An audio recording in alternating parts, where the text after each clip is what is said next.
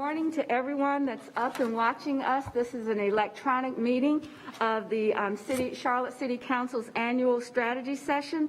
We've done all the appropriate legal, am I good, Donata? I see Wendy up. Okay, we've done all of the appropriate legal requirements for this meeting, and if you're up and you're watching Facebook Live or the city's TV station or YouTube, welcome to the meeting. First, I'd like to begin with introductions of everyone, and we'll start with myself, and then we'll go in the order which we usually have for our regular business meetings for this strategy session. And following that, I'm going to follow up with the staff, and then we'll continue on the agenda. So I'm Vi Lyles, and I serve as mayor of the city of Charlotte. Good morning. Julie Eiselt, and I serve as Mayor Pro Tem and at large. Braxton Winston at large. Dimple Ajmera at large. James Mitchell at large. Happy Monday, Larkin Eggleston, District 1. Malcolm Graham, District 2. Good morning, Renee Johnson, District 4. District Tarek Bakari, District 6. Ed Drakes, District 7. Good morning. Good morning. I want to just note that this meeting, our virtual members in the meeting include our district representatives 7, 4, and I can't see the rest remainder. And we have Ms. Watlington is on her way. She represents District 3. We have our at-large members, Ms. Ajmera and Mr. Winston. So with that, before we begin with our idea about what we're going to do today, you know, I'd like to actually recognize Council Member James Mitchell. Mayor Lyles, thank you for this opportunity to share some news with my colleagues, city staff, and members of the Charlotte community this morning before we begin the retreat. I'd like to let you all know today will be my last day as council member for the city of Charlotte. After carefully consideration and prayer, I have decided to resign my position as council member at large effective today at 5 p.m. So I'm going to add a little twist, Mayor Council. The Family Justice Center presentation, I would like to share with council, and Donata, you're going to make sure they get a copy of it, correct? Mayor Lyles and the city manager have officially received my resignation. This was a tough decision to make because serving the citizens of Charlotte for 20 years has been my greatest honor. But given my new role as minority-owned and president of R.J. Leeper Construction Company, I have determined this is the best in the interest of me, the company, and the city that I step aside from my position today. I am confident I will continue to have a positive impact leading the largest minority construction company in the region with providing jobs and critical resources that make up a vital part of the city economy. As a third-generation native Charlottean, you know I'm so proud and passionate about moving our city forward. I love Charlotte. I will continue to be a cheerleader for our city. I'm grateful for the city staff, for city employees who we have worked together to make Charlotte a better place to live and play. I am sad to say goodbye, but I leave today with joy and satisfaction knowing how much we accomplished together on this journey.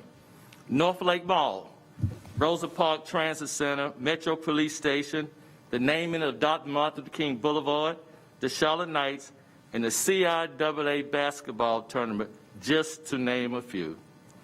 I look forward to helping and continue to contribute to this great city of ours as a private citizen in many positive ways. Mayor, thank you for this opportunity. Thank you, City Manager. Thank you, colleagues. And more importantly, thank you for the citizens of Charlotte for allowing me to represent you. Thank you, Mayor.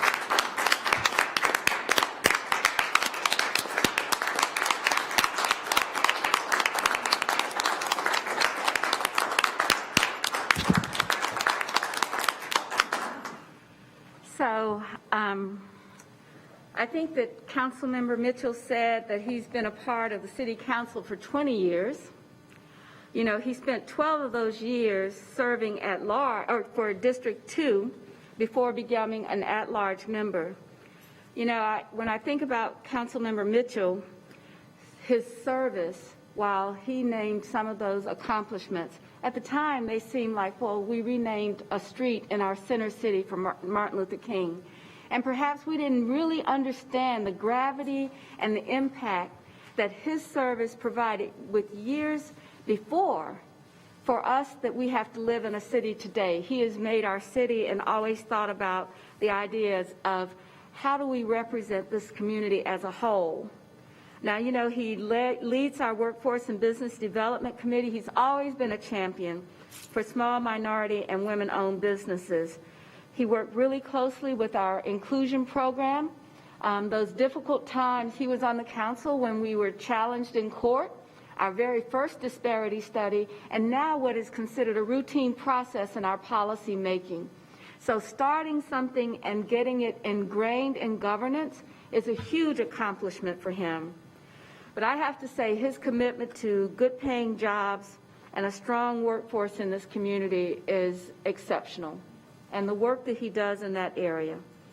Now, you know, when we had the CARES money come in and COVID, immediately the Small Business Task Force, and we're going to hear more about that later, but look at the amount of money. I think that we rival any municipality in this country in terms of success. And I think that's in part to due to James' relationship across this country. He was our National League of Cities president, only the second one from North Carolina. But more importantly, if you actually wanted to talk to anyone in this country and you had a city in that place, you could get them through James Mitchell. So he mentioned many of the small things, but the CIAA, North Lake Mall, all of these efforts made a difference for us, and it was done prior to perhaps all of our growth and success. But I want to say this, that if you're ever out with James Mitchell, you can see people that love him for his love for West Charlotte High School. Dub C. You can see the joy in his life from his family. So to the Queen, Joni, I want to say thank you for going on this journey with us. To his two blessings, thank you for going on your journey with his journey with us, because we know the many hours that he could have been at home watching Monday Night Football. He spent with us on Monday nights.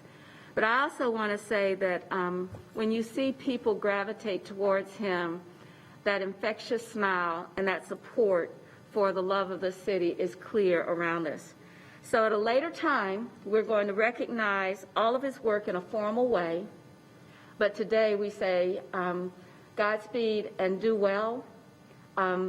What your work going forward will mean for this community is building a minority business that can be not just in Charlotte, but let's say regional. And let's say this is something that we can be recognized for nationally. So taking this, we know it's a hard decision. But this decision is one that doesn't mean anything more than keep going and keep influencing what this community can be. So with that, I just want to say that Mr. Mitchell, on tomorrow, we were going to talk about infrastructure and some of our projects. And Mr. Mitchell has left us a project that he feels passionate about. Now, usually he does this on the last day of our budget deliberations. You know, that's when he usually does it. But because of his retirement from council, he is going to leave us with a presentation and talk about the passion that he has for dealing with domestic violence and the Family Justice Center. So we'll talk about that tomorrow. So with that, Mr. Mitchell, you know, I was teasing Mr. Mitchell a couple of weeks ago at our council meeting. I don't know, you probably get it. You don't have to just doze off, you can just move on, you know. So for your service, it's really appreciated. And thank you very much for giving us part of you. And it will be forever. Thank you very much, Mr. Mitchell. Any other comments right now? We will have a formal public ceremony recognizing Mr. Mitchell, and hopefully we'll have a rather private ceremony that we'll recognize, I should say roast Mr. Mitchell. That's the plan. That's the plan. So, thank you very much, Mr. Mitchell. Have a great day, and we appreciate you. All right. So with that, I'm going to turn it over to the city manager. I didn't do the annual strategy session, but I did want to say two things about this time. This is an important meeting. It defines us for the next year. It gives us direction. It gives us ways to evaluate what we're doing. Is it being strategic? Is it meeting our priorities? Is it contributing to the kind of city that we want to have? And so when we're doing this discussion today, I encourage everyone to be open-minded, to be flexible, to hear what everyone's ideas are, to be able to say to our staff and to our guests, not just the questions, but both the easy questions and the hard questions. Because once we walk out of this room tomorrow, the goal is to have something that really is embedded in us for our strategy for building or continuing to build this great city. So with that, I'm going to turn it over to the city manager. So thank you, Mayor, and members of council, and Mr. Mitchell. What a way to kick off a annual strategy meeting. I will personally, truly miss not having you on council. Thank you for all the guidance you've given me. So as the mayor said, what we use the annual strategy meeting for is to really put out a roadmap for the next year, and hopefully we get to a point where it's multi-years. But what we also do today, it gives us an opportunity to show the council the progress that we've made towards some of your priorities, and that's progress from an administrative standpoint, the staff, but also the council and the committees.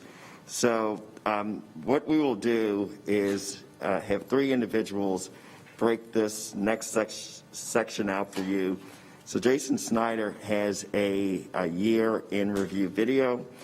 Julia Martin will talk a bit about what progress we made over the course of the last year. And then lastly, Brent Cagle will go back to the January 4th items that you brought up for beginning our conversation for what would be added potentially to our agenda for the next year. So before I turn it over to Jason, I hope that everyone got the pre-reads. The pre-reads pretty much summarize many of the presentations that you're here today.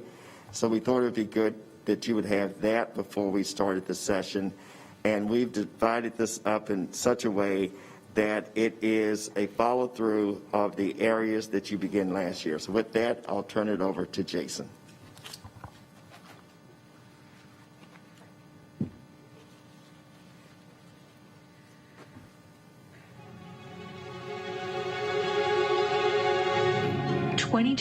Such a challenging year in so many ways. It's never been truer that it is your reaction to adversity, not the adversity itself, that determines your story. This is our story of how we responded to the challenges of 2020. A look back at the hardships and successes of the year, and a look forward to a brighter future.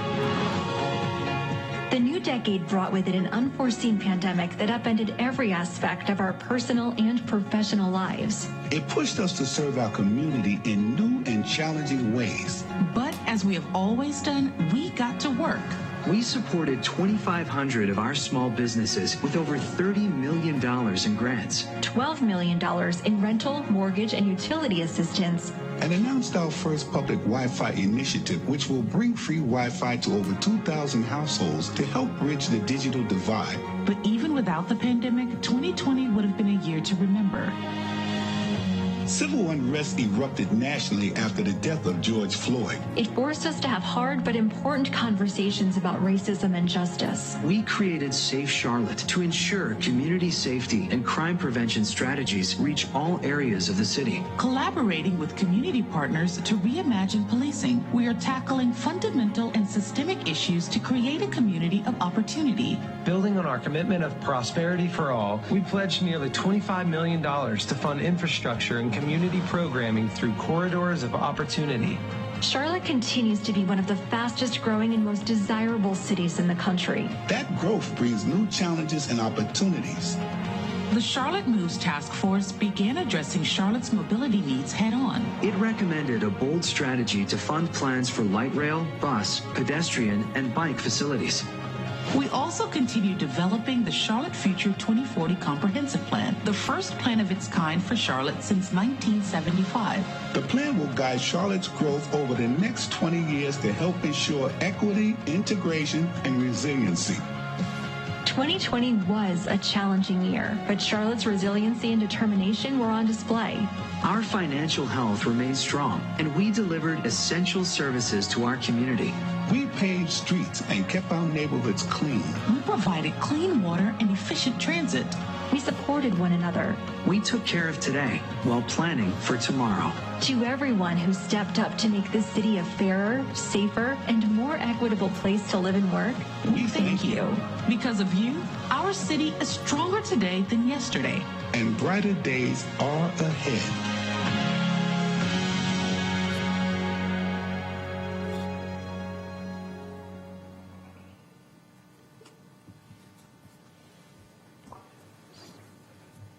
So Mayor and members of the council, we look at that as an opportunity for information to go into the community in terms of what occurred over the past year.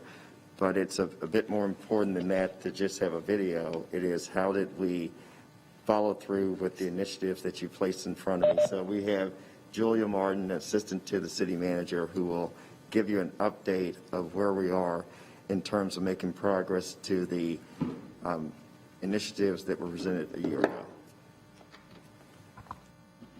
All right, let me get myself. All right, good morning, Mayor and Council. I'm excited to be in front of you this morning to kick off your 2021 annual strategy meeting. What I'll talk about today is some of the work that we have done over the course of the year, specifically items that were discussed at last year's retreat.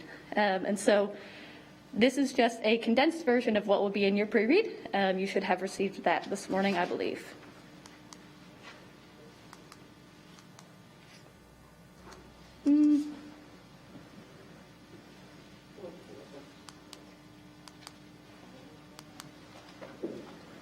Maybe I could do it this way. Nope. You know, Julia, when I think about how to have to point and click and figuring out exactly where it is, I'm glad you're standing there. You're more composed than I would be. I'd be like, oh, so thank you. I'd say the interesting thing is in the city manager's office, I am the technology person, and so that just shows you how sophisticated of an operation that we run. Okay. So just as a reminder, last year over the course of 2.5 days, council discussed a number of items and initiatives, and then what we did was staff took those, the manager returned to council in February with a list of 57 items for future consideration. In March, the manager provided the 2020 action briefing, which was 30 white papers laying out a pathway forward for each of these items. In October, the manager and assistant city managers provided an update on each item. And finally, I am here today to provide a kind of one-year progress report. So how the items were initially categorized were as follows. There were 6 items whose initial action was committee referral, 10 items that were slated for potential for future council action, 9 items for city manager implementation, and then 5 items that at the time we deemed no further action was required. And so this is kind of our report card, for lack of a better word, and you can see 16 of the 30 items are complete or significant progress has been made. And then we've broken up the in-progress items into to be completed 2021, and then some items that are longer-term, multi-year projects. So looking at the committee referrals, you have 4 items in there that were under Great Neighborhoods. At last week's council meeting, Pam gave an incredibly comprehensive report of the work of the Great Neighborhoods Committee and the Housing Task Force, and that includes updates on gentrification, the use of the $50 million housing bond, homeownership pathways, and then the land trust.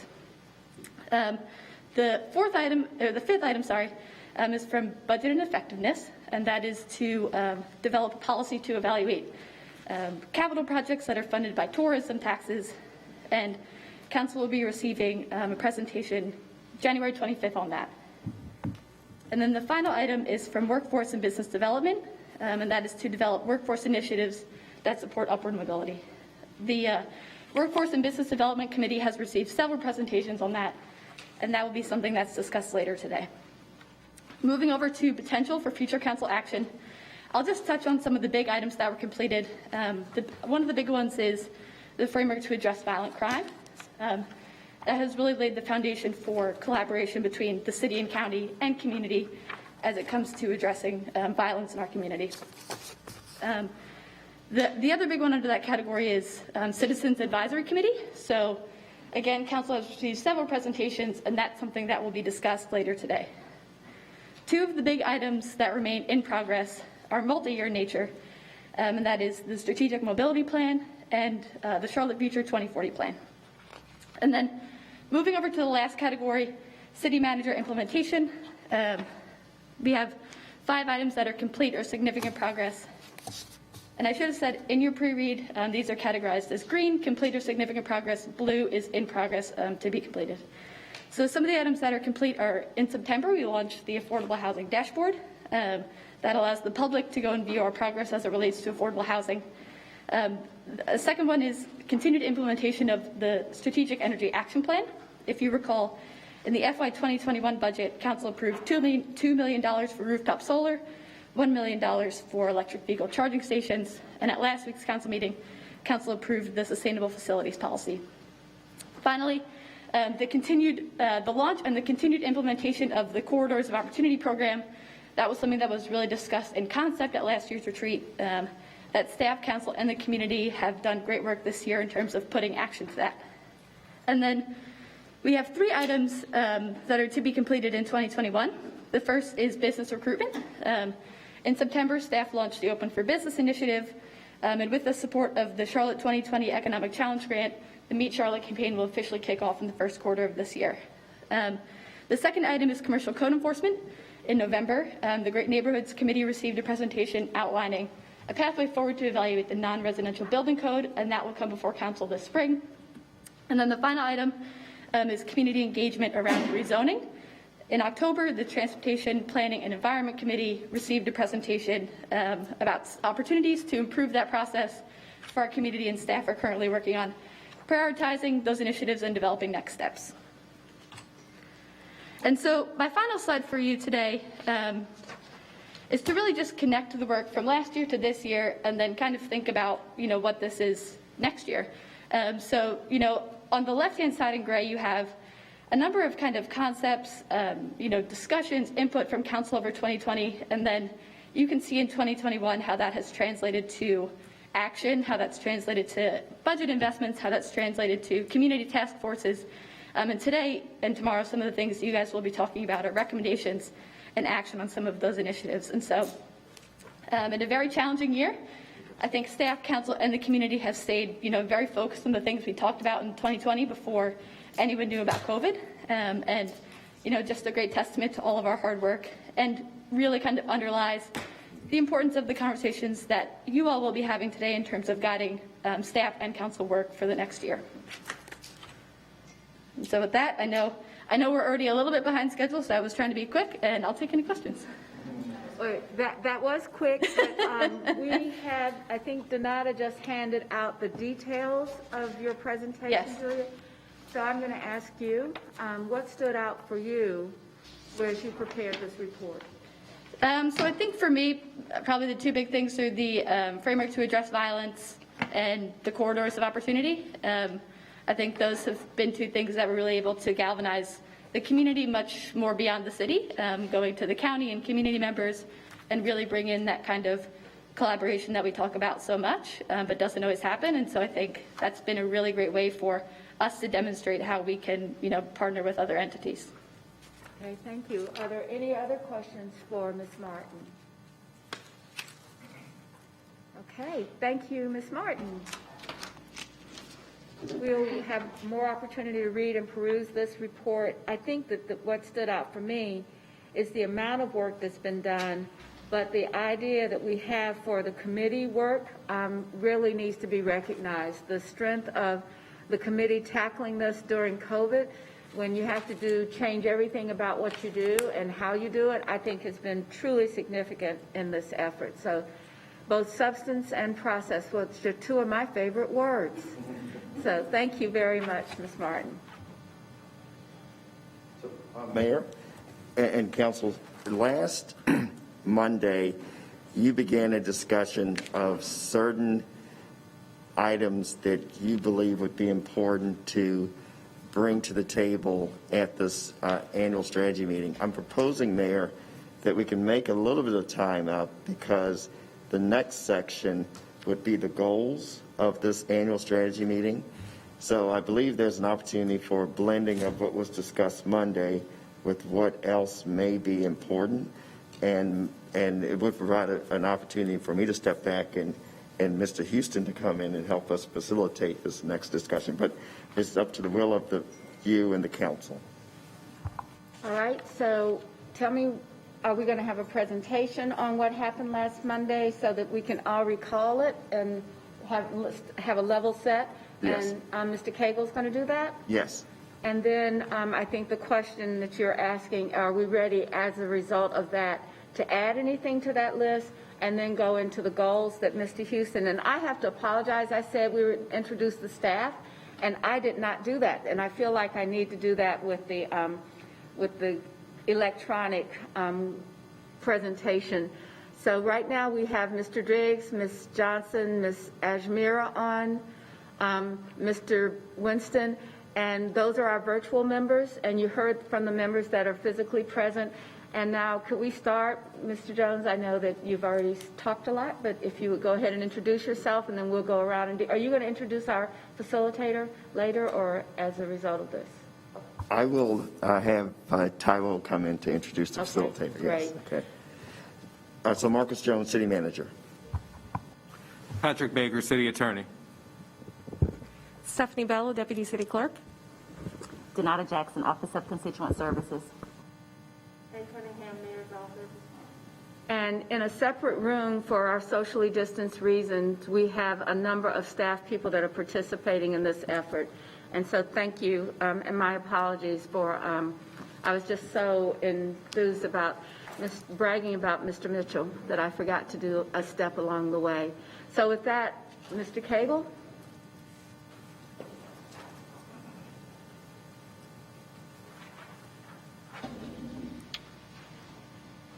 Can we pull that up to a full view?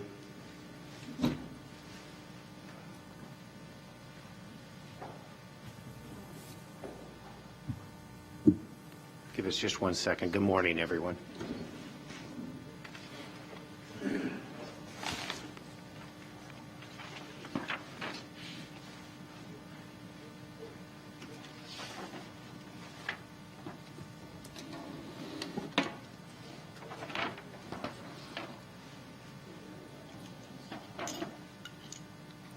So while the screen is being adjusted, let me go ahead and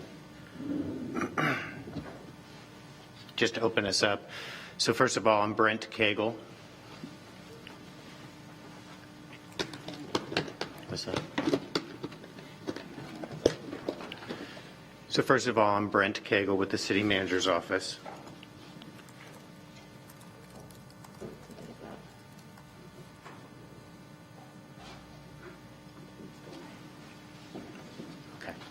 As I said, I'm Brent Cagle with the City Manager's Office. Another time. And I am not in charge of technology on the 15th floor, which is a really good thing. So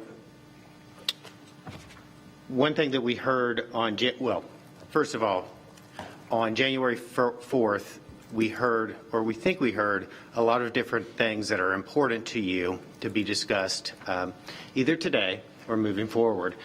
And we have a list of 13 items that we think we heard. If there's something on here that we missed, please, we'd like to understand what those are. But for these 13 items, we have provided some notes where we're at on those projects.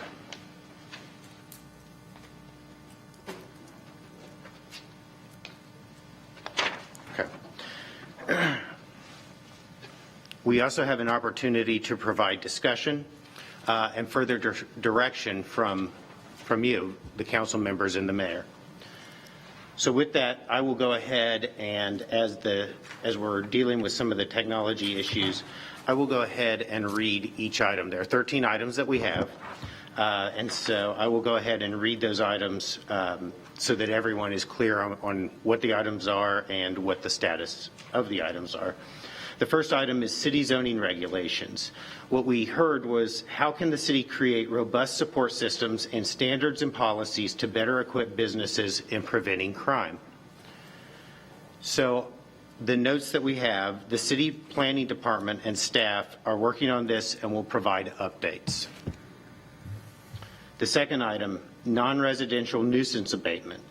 Partner with state and local law enforcement agencies to better regulate businesses with alcohol permits, with a focus on how the role that those businesses play in enabling behavior. The response is the city attorney's office is working with CMPD to identify and address issues related to businesses with alcohol permits and how those businesses affect enabling behavior. Third item, what tools can the city use to address drag racing or street racing and its relationship to violent crime and gun violence? Again, CMPD routinely monitors drag racing and street racing complaints and actively issues tickets or arrests participants in those activities. Fourth item, the city should collaborate with the county on strategies for addressing mental health and substance abuse issues in the community. This is actually recommendation number 4 of the Safe Charlotte Plan. Residential nuisance abatement. The city should conduct a review of residential nuisance abatement and ask CMPD to collaborate with Great Neighborhoods Committee. City staff from Housing, Code Enforcement, and CMPD are currently working to address these issues. How does the city create an impact from a public health perspective for domestic violence? Part of the Safe Charlotte Plan was to implement the Community Violence Data Dashboard and Hospital Intervention Project. Analyze police officer hiring when we are losing applicants in the hiring process. Identify where the city is losing minority applicants. Look at current and additional hiring incentives such as testing, data, and other things. This is recommendation number 6 of the Safe Charlotte Plan. Staff will also follow up with CMPD on minority hiring strategies and issues. How can the city address a new job strategy or workforce development plan that will expand employment opportunities for residents? The strategic employment plan is underway, and staff are completing research on the Charlotte market, on peer cities, and conducting interviews with workforce partners and stakeholders. The purpose of the strategic employment plan is to identify new methods of expanding employment opportunities for everyone. Tax increment grant policy. During review of the policy, identify how the community will be impacted. Also review current mayor and city council adopted priorities and determine if or why economic incentives are important. City staff have provided recommendations related to the TIG policy to the Workforce and Business Development Committee in December. Staff will address the committee's questions and request for additional information in the first quarter of calendar year 2021. The UDO. The question is, will the adoption process be in the fall of 2021? the UDO adoption is on schedule. Comprehensive plan. Will the plan be adopted in April 2021? Again, comprehensive plan adoption is on schedule. Charlotte Moves, how will money be spent, in what order, and what are the timeline and the benefits? City staff will continue to present detailed information related to the Charlotte Moves plan. And lastly, consider reviewing TAP items similar to Safe Charlotte, comprehensive review that analyzes policy funding programs from all committee perspectives. And on this one, staff is requesting additional information behind the intent of this concern or issue. Okay, questions for Mr. Cagle on the listed items so far? Comments? Madam Mayor? Yes, sir. Mr. Graham? Thank you, Madam Mayor. I just have a point of emphasis, and again, I want to emphasize on point number 2, non-residential nuisance abatement, and the directives that we have identified for the city manager to identify and address issues related to business alcohol permits. What we're asking for also is strong enforcement. I think we kind of know what some of the issues are. Some of these businesses have over 100 complaints from the residents. And so what I think, well, at least I'm asking for, is enforcement. We got tools in our tool chest that I think we need to sharpen and use. And if this is a 2-year process, as we talked about earlier, then that 2-year process starts with the first step. And so I would like to see enforcement more so than the identification of the issues. I think we know what the issues are. Yes, sir. Oh, and the second point is, which is point number 4, collaboration on substance and mental illness.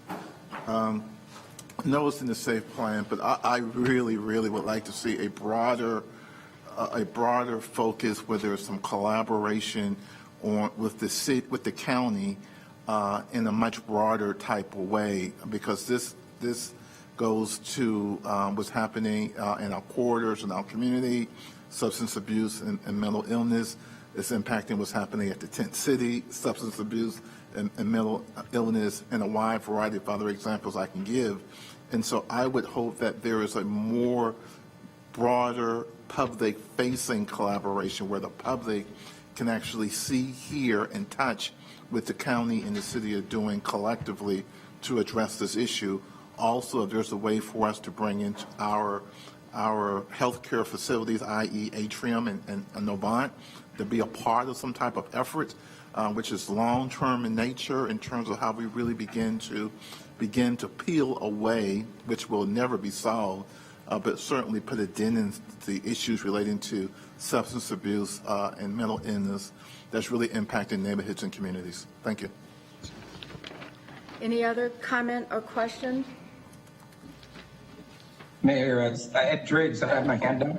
Okay, Mr. Driggs, I'm sorry, Donata stepped out, and we're working on me paying more attention to when she posts those hands up notices for me. So I'm going to recognize Mr. Driggs.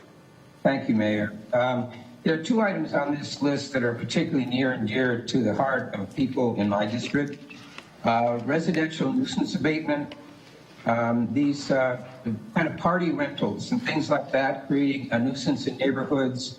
This issue has been around for quite a long time, and I'm wondering if there's anything specific we can say about what has been done and what success has been achieved. It's kind of disheartening to me working with CMPD at this point, because this has been on the radar for 6 months at least. So is there anything we can share about any actions that have been taken or results that have been achieved on that one?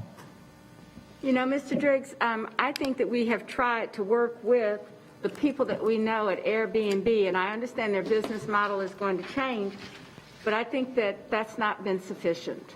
And so I think what I would suggest is that it's already in the committee. I can't remember if it's Great Neighborhoods or TAP, so tell me which, do you recall on Airbnb and regulations around that? Was it considered neighborhoods?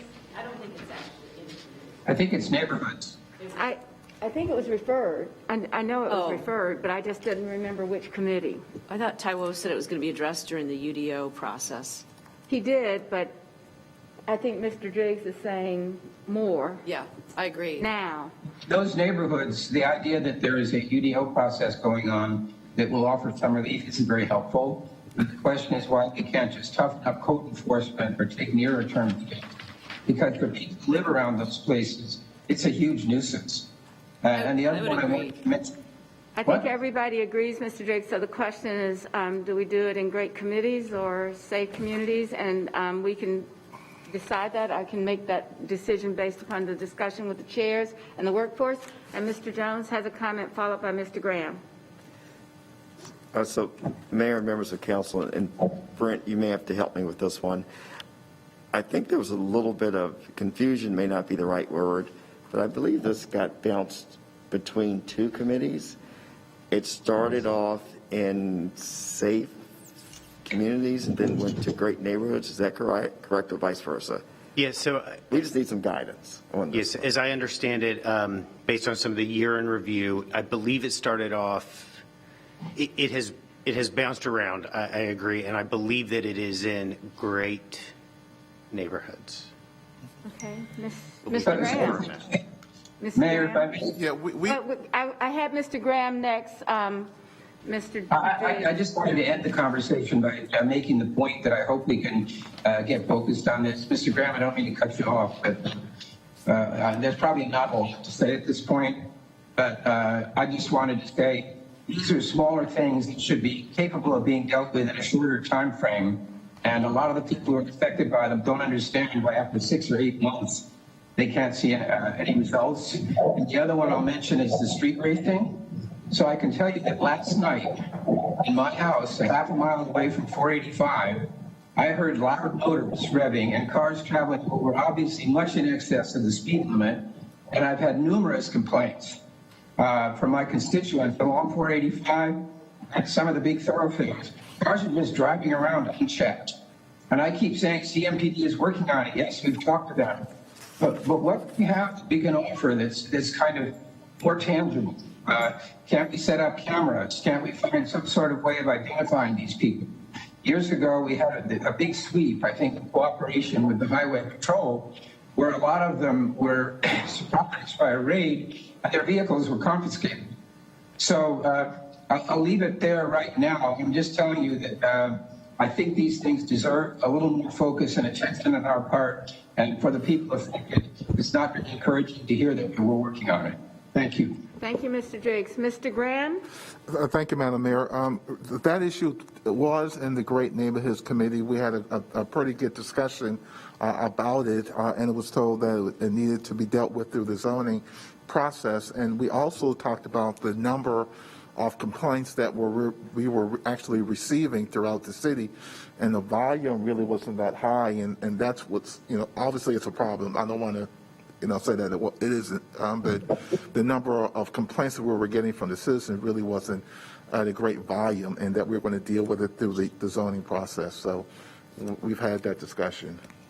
So I think that Mr. Driggs is asking you to have a discussion and either get some information out to the public or deal with it in a different way. So I think that's the request of Mr. Driggs. So I want to just, as we think through this conversation, do you want to stay in great neighborhoods? And we can come back and make sure that we have direction for the staff on that, which the next person that I have is Ms. Johnson. Thank you. First of all, I want to thank Councilmember Mitchell for his work. He's been personally, he's helped me so much in mentoring. And on a personal note, when you said he has connections nationwide, I had a personal issue with my father when he was in Detroit, Michigan last year. And Councilmember Mitchell was able to connect me with someone in Detroit. So he's done a great job serving this community, and he will be missed. But I will still be reaching out to you in District 4, Councilmember Mitchell. But I wanted to ask some questions about the table that we have. I'd also So like to. right now, Ms. Johnson, are the questions, we're trying to address the two issues raised by Mr. Driggs, and I know that both of these are interest, or I know one is specifically an interest, so it's the Airbnb that's not the right name, that's a corporate name, vacation rentals, and then the street racing. So if we can get those comments on those two, and then we can come back and add additional topics as we need to. Well, yeah, that's why I raised my hand right now. Okay. So I do also want to piggyback off what Councilmember Driggs said. I've had a town hall meeting regarding the drag race. It's a huge issue throughout the city. And if we could be more intentional about that, such as a sting or like Councilmember Driggs said, definitely support this in the in District 4. We've got a lot. We hear about this every weekend at 485, and there are social media sites. There are videos. It seems like there could be more intentionality in looking at the license plates and really crack it, because it has been a problem for far too long. Great points. That I think that Mr. Eggleston is paying a lot of attention to some of the ideas, as well as our CMPD folks that are watching this as well. So, Mayor Pro Tem? Thank you, Madam Mayor. I think both of these issues are very pandemic related. The party houses, this really started once the pandemic and the shutdown started, and the drag racing, because the streets are empty and are a lot more clear. And so I do think they have a sense of urgency to getting something done and not waiting at least through the vacation rentals to get through the UDO process. With regards to the drag racing, I had 3 phone calls from neighbors last night at 10:30 about it. And CMPD has said call 911. People don't like to call 911 because they feel like this is an emergency. They're just uncomfortable with that. And I wonder if CMPD would be willing to set up an 800 hotline for drag racing, because we see this throughout the whole city. And what I've been told is call 911 so we know where it's happening and we can go. But again, if you had a dedicated hotline that could be responded to immediately, they know where these cars are and they know where they're headed based on the phone calls that come in. So just be one suggestion to try to help the police department right now deal with this problem. Okay. Mr. Newton? Yeah, so my comments do not pertain to the drag racing issue. So assuming we're moving on from that issue. Well, now I think I've got some more people to do drag racing and Airbnb. Is yours about Airbnb? I can hang back until that conversation is complete. It's not. No. I've got Mr. Winston. I'll come back to you and we'll do that. I want to summarize and make sure that we give the staff direction on both of these items. That's what I want to wrap that up first. All right, so Mr. Winston? Yeah, I'd like to get this wrapped up too. I have another comment for something else, but I will just say I would like to. Can you speak up, Mr. Winston? We can barely hear you in the room. Can you hear me now? Can you hear me now? A little bit. Give me a bit more volume, please. Check, check. Mic Check, check. check. I love it. Yay. Thank you. I will just say that I hear that we have an issue here, but I think this is another example that this is a cultural issue. You're not going to change this by arresting people or confiscating people's vehicles. We are literally in Charlotte, North Carolina, the home of NASCAR. So it's our workforce development program, Mr. Winston? Is that what you're suggesting? I mean, this is not just a pandemic thing. I mean, so if we kind of work towards getting away from a car culture, perhaps, that's going to stop drag racing at some point in the future.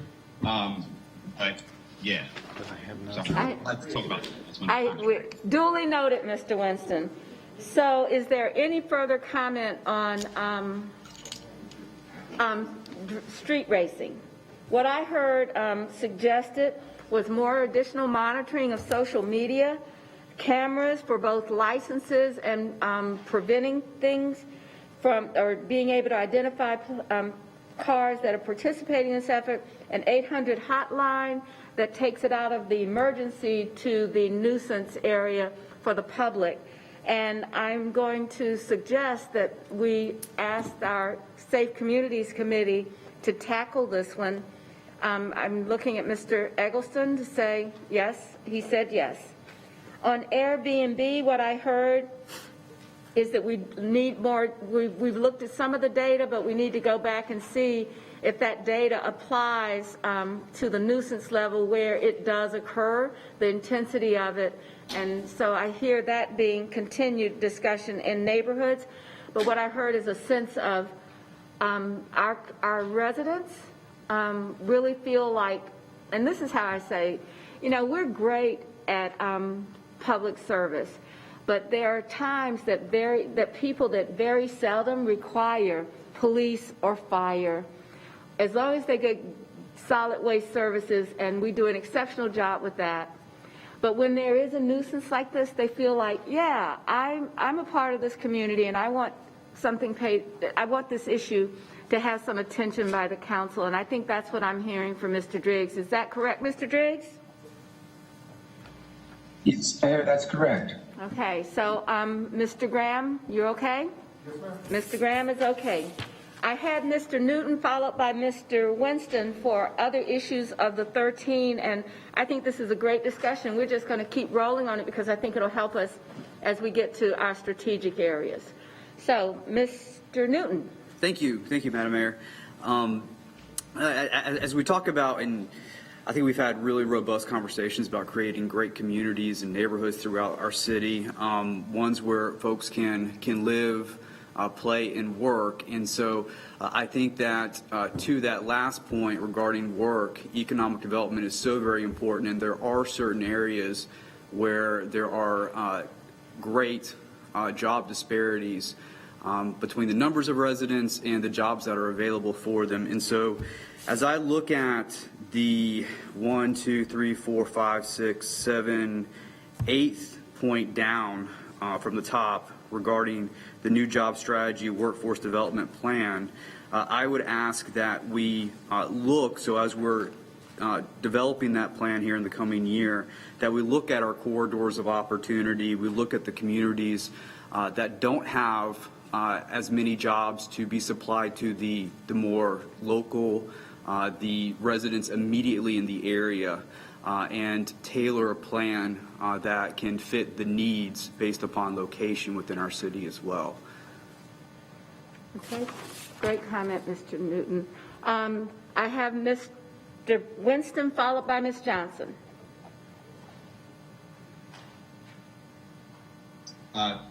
Thank you. Wanted to, I'd say the note from the manager about creating. Mr. Winston, come on, lean in on your mic a little bit, please. I don't know what's going on that's any different than okay, the past. Sorry. Hello, can you hear me better now? Yes. All right. The manager's note on number 7 was part of this. Part of the issue might be that there's getting feedback, so you guys need to mute your mic when other people are talking in room 267 because there's feedback when people are talking. Okay. Number 7 is police officer hiring. When we're losing applicants in the hiring process, identify why we're losing minority applicants. Look at current and additional incentives, testing and data, right? Well, that's number 8 on the file that was sent to me. So I'm talking about the one about maybe public I health missed it. 1, 2, 3, 4, 5, 6, 7. You're right. 8. I stopped at 7. Go ahead, Mr. Winston. So the note says part of the Safe Charlotte plan was to implement the community violence data dashboard and hospital intervention program. I'm not sure how that relates to my request. Domestic violence, intimate partner violence. I would say a good number of those events, a majority, don't make it to the hospital. For example, We in the city of Charlotte a couple years ago led a conversation with employers at the Foundation for Carolina that employers are an important resource for people experiencing intimate partner violence because they don't have another place to go. That is their safe place. So that's just an example of I don't know how this addresses my request. So if I get some feedback to. So Mr. Winston has asked for some feedback. Mr. Jones? Yeah, so I totally agree with you, Mr. Winston. These were just notes from staff to me, and it just suggested part of the Safe Charlotte plan addresses a piece of this, but what you have asked is something that's very different, which is a strategy, and it's similar to what I believe Mr. Mitchell talked about, and that's how do you deal with intimate partner violence, period. So yes, I will, we'll come back to that and have it under our safe communities, because I think that it's clear the data can show where people are killing each other or harming each other, and maybe that data really requires a work stream for each of those areas that have been identified, and domestic violence certainly is one of them, and how we deal with that as a strategy. So I have Ms. Johnson next. If you're done, Mr. Winston, did you have any other comments? Well, yes, I just, item 14, it says city staff requests additional information regarding this item. Just when the appropriate time is, I can go deeper into that. If not, now is not the time, just let me know. Okay, well, we'll come back to you when it's that time. So the next person, council member, is Ms. Johnson. Thank you, Mayor. I wanted to address the lack of minority hiring in CMPD. Okay. We know that overall the percentage of applicants that are actually hired is very low, and it's really low for minorities. The report I have a comprehensive report from Chief Jennings. It's like 2%. So we know that we need more CMPD officers for the drag racing issue, the homicide, the crime in the area, and we all recognize that. And it seems though, we kind of just say, well, that's the way it is. There's a low percentage that are hired. We've got to make changes. And if it's looking at the test and analyzing the test, I'd also like to see an intentional outreach. There's a basic law enforcement test. The CMPD now will take the results from outside entities. That's a change that Chief Jennings made. So if there's an opportunity to reach out to Johnson C. Smith and A&T and Livingstone College, and really make an intentional approach in reaching out to the HBCUs in the area and different urban league, different outreach opportunities to really start recruiting minorities in CMPD. We can't just begin next year. Well, the amount that are hired is very low. There's something that we can do differently to expect different results. Excellent point. So let's ask CMPD to talk about what they do specifically around minority recruitment and see where our gaps are. And if we've got the efforts that the council recommends or suggests to be assessed. Thank you, Ms. Johnson. All right, I have Mr. Newton. Yes, thank you, Madam Mayor. I'm going to be a broken record on this and just bring up one more time the lack of infrastructure and transportation options in some areas, particularly on the peripheral of the city. My side of town, it's out towards 485. I think even the university area out towards Still Creek, there are a lack of quality sidewalk options, a lack of even street lighting, and that's on major thoroughfares, as well as a lack of public transportation options as well.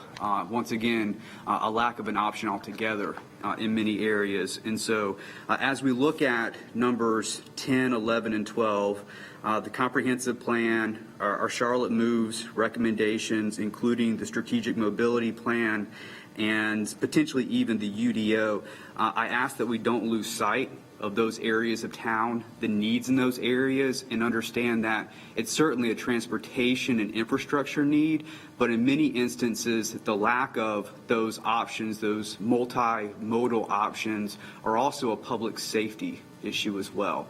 There have been people that have lost their lives because those options didn't exist. So just wanted to bring that up and hope that we incorporate that within numbers 10, 11, and 12. So those areas on the outer portions of our city, beyond the last or final mile, that lack that infrastructure and transportation. Thank you, Mr. Newton. Something well documented. And thanks for speaking up for it. Okay, are there any other comments about the 13? I think Mr. Cagle probably has enough, but... Mayor? Yes, Mr. Mayor? Driggs? My hand is up. I don't know what I need to do to get noticed here, but... That's okay. No, you're okay. It's just that technology tonight is having to go back and forth. We'll get there, but don't... go ahead. I wanted to follow up with Ms. Johnson's comments, with which I agree, but I would like to point out the general environment we're in. So since Ferguson and Keith Lamont Scott, recruiting has become really difficult for police departments. And we've had people retire because they're disenchanted with the job and the way they're perceived by the community. I don't think it's surprising that applications are down as much as they are. They were down a number of years ago. I remember Chief Putney talking at Rotary about how applications to the department had dropped to a third of earlier levels. So I think her point is absolutely valid. We should actively recruit, but we should not let the impression be created that TMPD is not sensitive to this issue or doesn't care. Our last 3 chiefs have been people of color, and I think we need to understand the context in which this is going on. And the other thing is we can't relax the standards that we apply to vetting applicants and to whom we let in. So we had an excellent presentation on the whole recruitment process, the testing and the other things that are applied that result in the acceptance rate being low. And I don't think we should relax those. I think we should mainly engage in an active outreach program to recruit qualified candidates from the minority community. Thank you. All right, Mr. Driggs, Mr. Jones? Thank you, Mayor, members of council. In terms of police recruitment, I would like to do 2 things. One is that as a part of the Safe Charlotte plan, we have an RFP that's going out, I believe, this week that is looking at our recruitment in general, every stage and step of it. I believe Chief Jennings will be here later today. I will tell you that as we talked about the last recruit class, it's one of the biggest that we've had. It's one of the most diverse. So I would say that work has been done. We can always do better, but it has been top of mind. And later on, maybe in the Safe Communities Committee, we can have Chief Jennings talk just a little bit about what's been happening the last 6 months. Right. I also think that we're not talking about reducing standards, but we are, I think, really being challenged to say, were those standards created in a way that created disparity in results? And was that done in a way that is different? So I think we have to figure out some of these things about testing and weighting, and some of those issues are important because some of these rules have been in place, and it's not just in police, it's actually in police and fire, where the rules may have been, nationally created in a way that eliminates certain opportunities for various groups. And so I think the idea of looking at it through a lens of equity is very, very important. So it's not about the reduction of standards, and it's not really about so much the thinking today or when those standards were created, to look at them through the lens that we have today that requires us to have a diverse workforce and to create that diverse workforce in a way that impacts and has change in the way that we do our business. So with that, I think that is the last person that I had to speak on the top 13 items. So Mr. Jones, what's next? Madam Mayor. Mr. Williams. I'm sorry, Ms. Johnson. No, this is Dimple. Oh, I'm sorry. I have Johnson on my screen and Ms. Asmira following Ms. Johnson. Ms. Johnson, did we get you? Your comments? Ms. Ajmira, let me make sure. Ms. Johnson, did you have your comments? Ms. Ajmira? I did have my hand raised. Okay, let's do Ms. Ajmira because we'll be circling back to you. So we'll start with Ms. Ajmira, and then we'll go to Ms. Johnson. Yes, thank you, Madam Mayor. Can we scroll down here on this page, on this slide? I want to see if corridors of opportunity funding is included. That's something we had covered it at our committee meeting, especially looking at the allocation, funding allocation. We are looking at our next year's budget. Is that part of the list? I did not see it on here.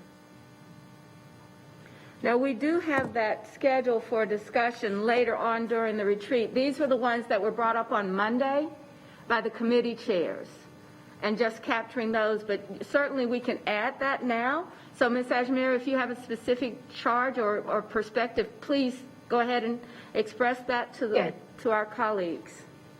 Yes, the charge will be to review the funding for review the funding for corridors of opportunity, and that will include all corridors of opportunity throughout the city, and especially for our next year's budget and budget moving forward.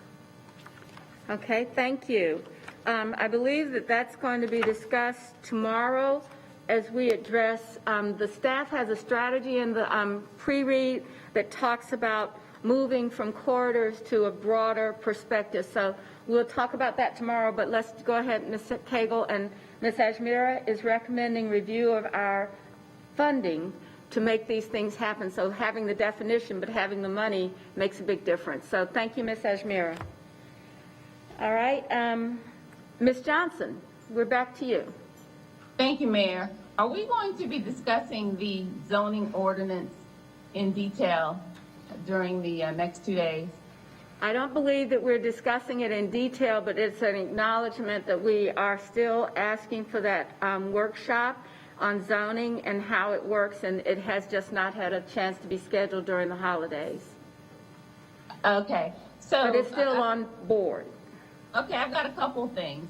The zoning workshop is great, and you've mentioned a training and how it works. I'd like to actually take a look at the ordinance, if possible. Well, no, it's possible. I'd like to take a look at the ordinance because currently the way that it's working is another thing that we're just saying, well, that's kind of just the way it is. We know that there is an imbalance in our zoning. We know that we're growing faster than the infrastructure can handle. I was taking a look at the current zoning that speaks to the 2,500 trips before a traffic study is required. But that's one project with 2,500 trips.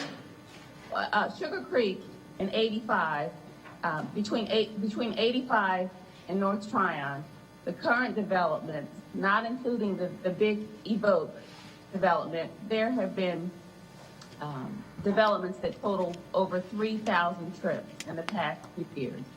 And because no one development is 2,500 trips, a traffic that's not required. So what we're saying to the residents, well, it's not required. The developers can say, it's not my problem, but yet we're being gridlocked in that area. We've got to take a look at the zoning ordinance. This is happening in my area, all throughout the city. Still Creek, Providence Road, District 5, but yet we keep saying that's the way it is. We've got to take a look at as a council at the zoning ordinance and we can't wait for the UDO. We can't wait for the mobility plan. If we have to lower the number of trips, that's something that I think we should take a look at to answer to our constituents. Secondly, I want Can I, before we go to let's talk, I'm going to ask Mayor Pro Tem, because I think you're right. We have the ordinance and there's the specific do what we have to do for the petitions that have already been filed. If there are interim changes before the UDO, but the UDO is an answer, if that's not fast enough, moving, So I'm going to ask, I know that this has been in tape for a while, so Mayor Pro Tem, comments and suggestions?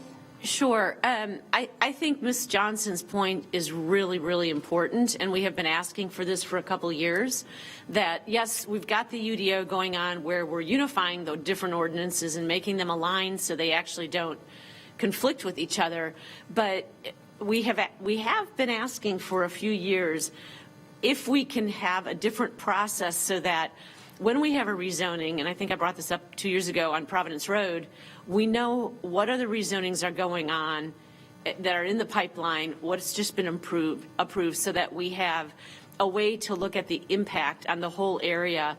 I don't know what we can or cannot do under state law if we can refuse a rezoning.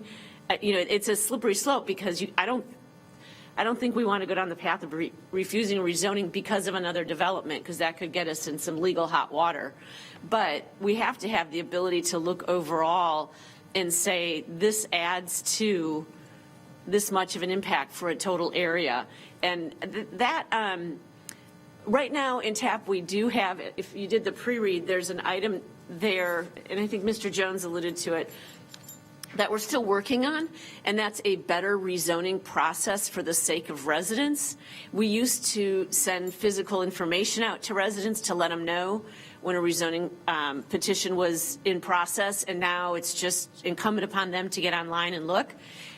We've talked about changing signage so that if a rezoning goes up, it has a picture of what the proposed development would look like and get people's attention. A way to engage more people, not just in the small geographic area, but more people in the process and give them more tools to get involved in a rezoning and understand what it's going to do to their area. So we could include that in that discussion, Ms. Johnson, because that's already in TAP. But I completely agree with you. We've got to understand what one rezoning does to an entire area in the context of what we really want to achieve in our comprehensive vision plan. So I'm going to, before Ms. Johnson goes to her second item, I wanted to, I have Mr. Driggs and Mr. Newton. Are these both on our discussion around the first item brought up, which is how do we adjust? So I know Mr. Newton. Mr. Driggs, comment on Ms. Johnson's? Yes, it's about her comments. Mm-hmm. You're recognized. So I just want to echo the Mayor Pro Tem's observations. We have talked about this for quite a while. The Providence Road Corridor is of particular interest to me, but there are others in Steel Creek and elsewhere. And I proposed, and I think we all agreed, that maybe we could develop an interim congestion overlay or something less ambitious than the entire plan that could be effective sooner, so that we have more useful metrics when it comes to approving rezonings in very sensitive areas where you've already got traffic backed up 5 light cycles and things like that. But the other thing I want to point out is I don't see anything in the drafts we've seen of the comprehensive plan that, to me, directly addresses this issue. So I see all kinds of vision, and we're going to try and reduce our reliance on cars and so on. But as I read the plan, and not sure about the UDO yet, I'm just curious to know what's in there that people can look forward to and expect to get relief on this particular issue. Okay, thank you. Thank you, Mr. Driggs. Mr. Newton? Yes, thank you, Madam Mayor, and I would agree with all the comments as well. And just to build upon the Mayor Pro Tem's comments, I think I would even take it a step further and ask that we have something that is broader in scope to include not just potential rezonings that maybe have occurred or in the pipeline, but also by right development. There are areas where development is exploding, and it's really hard for us to wrap our arms around it as we have to make decisions on individual developments within the areas.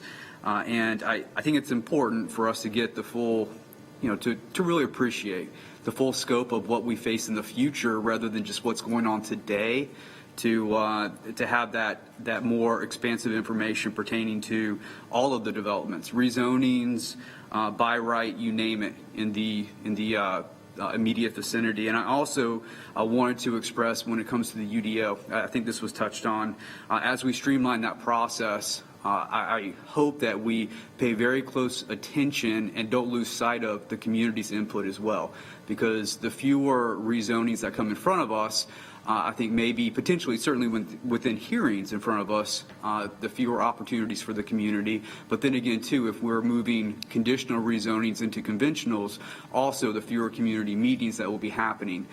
So I don't want us to lose sight of community input as we start to streamline through the UDO.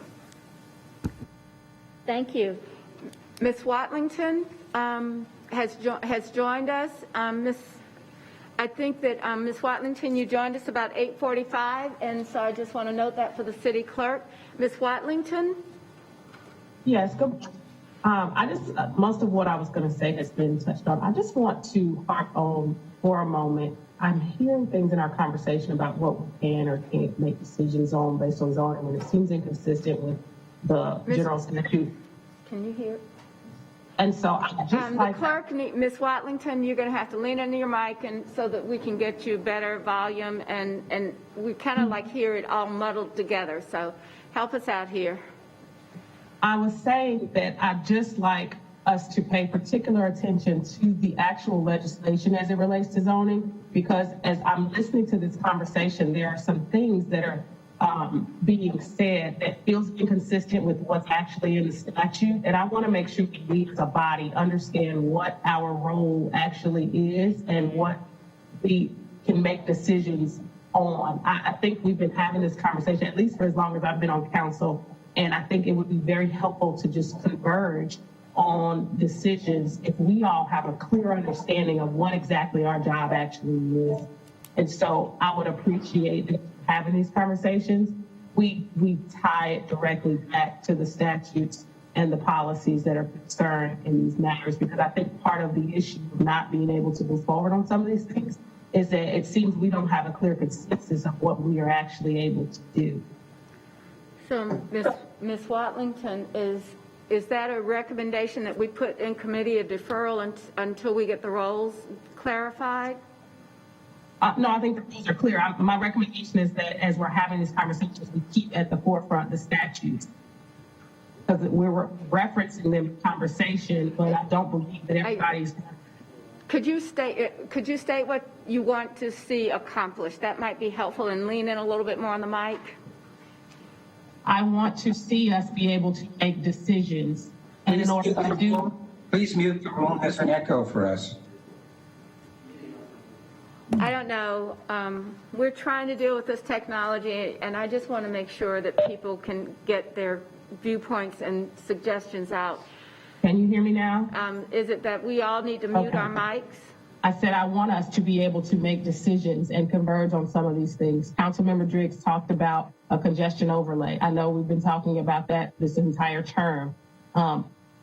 It seems to me that there's hesitation to converge on an actual decision, and I think part of that is people not being clear about what the factors are, including the legislation that enables us to make those decisions. So what I'm suggesting is that in these conversations, we present very clearly what that legislation is so that everybody is operating from the same place. Because with that, then I think it is a lot easier to just go ahead and pull the trigger on one way or the other so that we can provide some relief to our citizens rather than having these conversations continually. I'm going to see if I can say this back to you and see if this is accurate, that you would like for the committee to have a presentation on existing legislation that defines our existing roles for decision making, and then be able to go from that point. Did I say that close enough? Madam Mayor, you'll have to repeat that because we had to mute the room. Ms. Watlington, can you hear me? Okay. What I want to make sure that I capture what you were saying, so I want to make sure that you're suggesting that the committee have a presentation on the existing zoning legislation defining existing roles and how we make decisions, and then go take the next step after that presentation? Correct. Okay, got it. Okay, so that would be in the Transportation Planning and Environment Committee. I think it might be useful for, that may be one of those that we meet to have everybody kind of participate in virtually or in presence, because I think we can all use that. All right. Is there anyone else, Ms. Jackson? All right, Mr. Cagle, I hope this is... Ms. Johnson. Oh, Ms. Johnson, we need to come back to you. You had another idea for the council to consider. Yeah, I would have, yeah, it was just, I wanted to respond to a couple of things. We actually have the zoning policy, it's the city policy, and it was very helpful for me. And if Taiwo or someone from the city staff can send that to the rest of the council, I think it will be very helpful, because it's the city policy that identifies the 2,500 trips.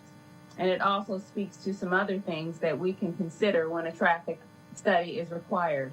And again, I'll go back to Sugar Creek and 85 and Tryon. We know that we have developments with over 3,000 trips, but yet developers can sit in a meeting and say, well, the additional traffic is not really my problem. So I just want to reiterate, we have to be able to take a look at this and just stop talking about it and make some changes. Lastly, I just wanted to respond, and you did a great job, thank you, Mayor, to Mr. Drigg. First of all, I didn't say that CMPD doesn't care about the staffing. I've worked very closely with Chief Jennings, and they're doing a great job. I've gotten the report from Chief Jennings. But we know that there are implicit biases in tests. We know that we're losing many of the minority during these psychological testing.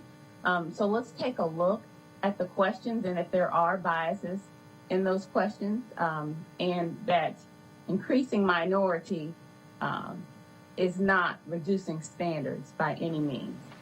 That's all. Thank you. All right, thank you very much. I'm just going to do a time check because next on our agenda, we had at 9:30 a summary about working together, and it's going to be facilitated by Mr. Houston, but I believe we're going to have, if you recall several weeks ago, we all agreed that we would think about ourselves as a highly functional team, and that we were working with EY to accomplish that. So I just wanted to do that as a lead-in, that when we talked about this, everyone agreed that this was something that would benefit us as we begin to tackle some of the tough issues that you've just presented to the council. So with that, I'm going to turn it over, it says, to Mr. Houston, who needs, is that correct? Ty's going to introduce. Okay. Mr. Cagle, thank you. I think we just added 10 pounds. Okay? All right. Mr. Jayawobi. Good morning, Mayor and Good Council morning. members. My name is Taiwo Jayawobi, your Assistant City Manager, and I have the pleasure this morning of introducing your facilitator to you, Mr. Dan Houston. His bio is actually in the back of your binder, so I will not read everything, but just identify a few things. He's been a friend for a few years now, so I'm happy to actually have him come do this facilitation with Council this morning at this retreat. Mr. Dan Houston is the President and CEO of the 1750 Group and Daniel Houston and Associates. He has facilitated multiple management and staff diversity, training and organizational development all over the world. He's an executive director and certified leadership coach with the John Maxwell team. And he has also provided this type of training as well as services and facilitation to more than 22,000 personnel across the United States. He's the author of several blogs and executive briefs on diversity, leadership, and workplace issues. He has co-authored a book, A Better World, a Framework for Culture, Diversity, and Engagement. So previously, Mr. Houston served as a member of Diversity and Inclusion Committee for the United Way of Central Ohio. He is the chairperson, Diversity Council chairperson for Lake Norman, Chamber of Commerce, and the Lake Norman Huntersville Rotary Club. Again, his bio is in the back of your binder, and he will be here to facilitate the rest of the session for today and tomorrow. Thank you. Please welcome Mr. Houston. Thanks so much.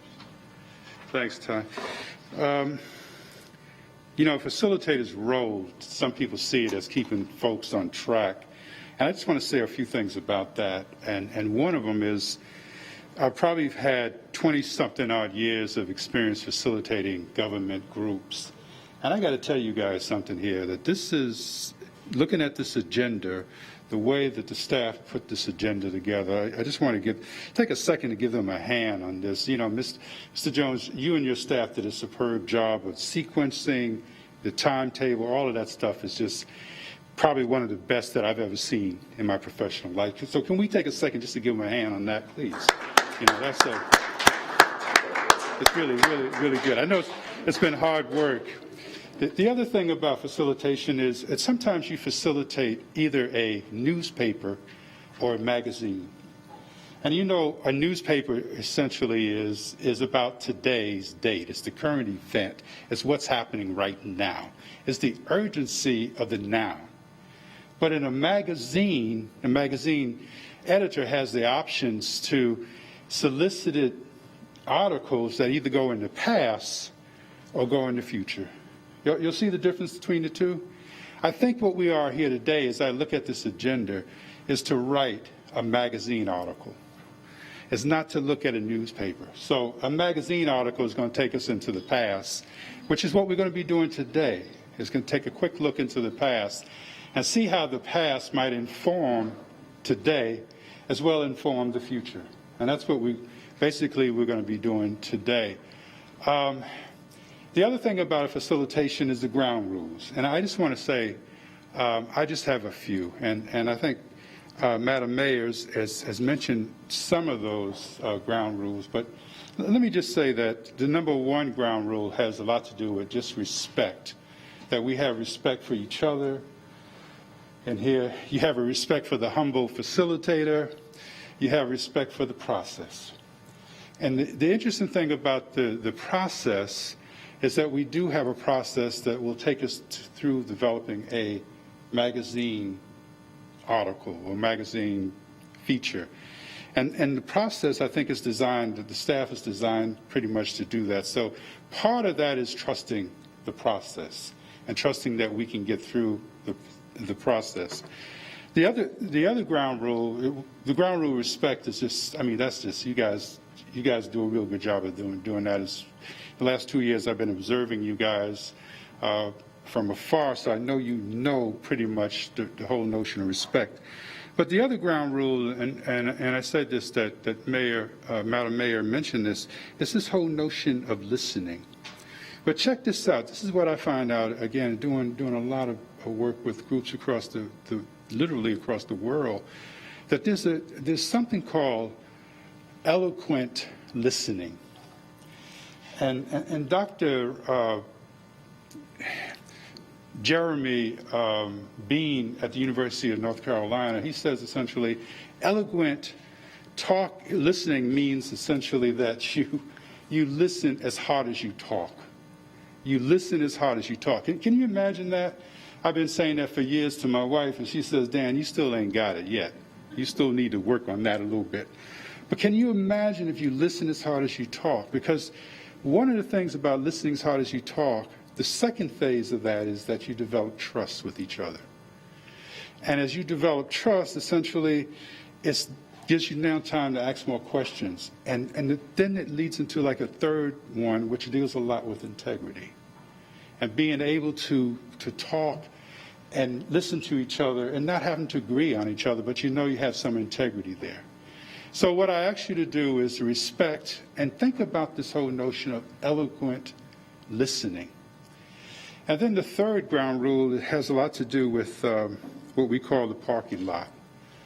And again, if we're going to write a magazine article, I think it's extremely important that we have a parking lot. There's some things, believe me, in the newspaper segment that are really urgent. You guys talked about some of those 13 points. They're all urgent.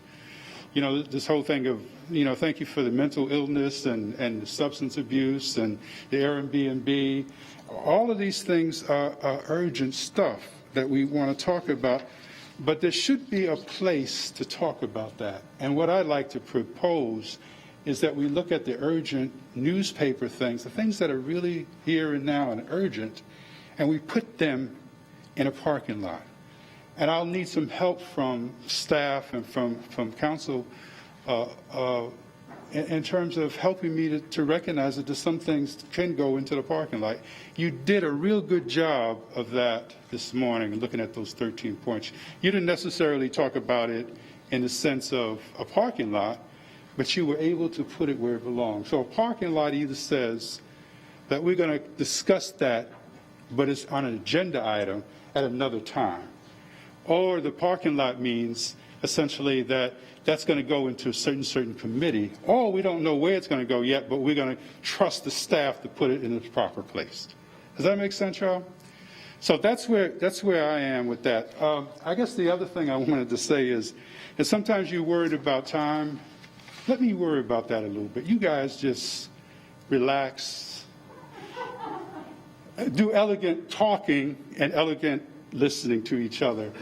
I will say that of all the talk we did today, you guys came right under the wire in terms of the time. So you're good. Okay, so we're about to take a break, I believe at 10 o'clock. And let me just say one other thing, and then I'll turn it back over to you, City Manager Jones. What I like about this agenda, and this I don't see often, is there's a goal for each agenda item. And what I like to think about is, can I help you achieve those goals as a facilitator? So pay attention to not only the content of what people are talking about, but pay attention to some of what the goal is of that particular item. Does that make sense? And I'll try to help you do that, okay? So we have 10 minutes before we take our break. So let's see if we wanted to, oh, I'm sorry.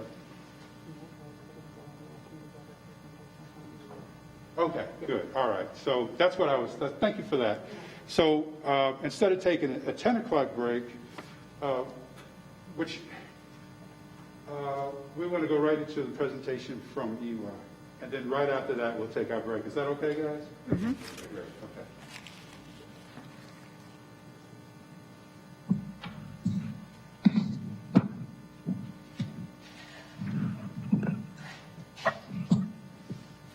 Hey there, this is Erica Ford. Would you like me to go ahead and get started? Can we get her on? Yes, Erica, we can hear you. Okay, so I can go ahead and get started. Awesome. Why don't we go back to the first slide for just a second? Hey, just jumping right in and really appreciating everybody's time today, and hopefully you can see me okay. Thank you definitely for inviting me to speak with you guys at the strategic retreat this year. I've been able to meet most of you over the past few weeks as we've begun to engage in our high-performing council collaboration. If for some reason I haven't had a chance to talk with you and I haven't personally met with you, just to introduce myself, my name is Erica Ford. I work with EY and I lead our human capital group within the government practice. And one of the areas that I personally specialize in is in high-performing teaming and executive support. So before getting into kind of the presentation, I just wanted to thank you all the council members for your support during the project. You all have been truly, truly lovely to speak with and super generous with your time and your insights. And just really appreciate that. That's really been incredible for the conversation and thoughtfulness during the conversation. And it's really been awesome just to see how active you all have been and how present you've been during those conversations. You know, as you make your way from a high-performing, along your journey as a high-performing council and continuing to grow as a high-performing council, today is just kind of a point in time on that continued growth path as you become to even more effective than you already are today. There's always more to aspire to, and, you know, the journey's never finished. And once you reach a certain milestone, more worthwhile goals will certainly emerge. So continuing to lean into that is definitely a sign that you're continuing to grow with the needs of the City Council. Already, we've conducted some work together to reflect on your motivations for originally becoming a council member, your personal passions for doing well in your role, and the vision you have for striving to continue to grow as a top-performing council. As I talk through the slides that we have today, today's presentation is really just another step along that journey. The presentation is broad, and you'll notice that it won't reference any specific findings from our discussions thus far. What we are going to do is discuss the framework that we're using as we look at those results from about high-performing councils in general to set the groundwork for your continued growth. In future conversations, you'll be able to discuss together what this framework means to you and how you might adopt some of these ideas. But for today, though, the focus is really on the informative content regarding the framework itself. So why don't we go to the next slide? Thank you so much.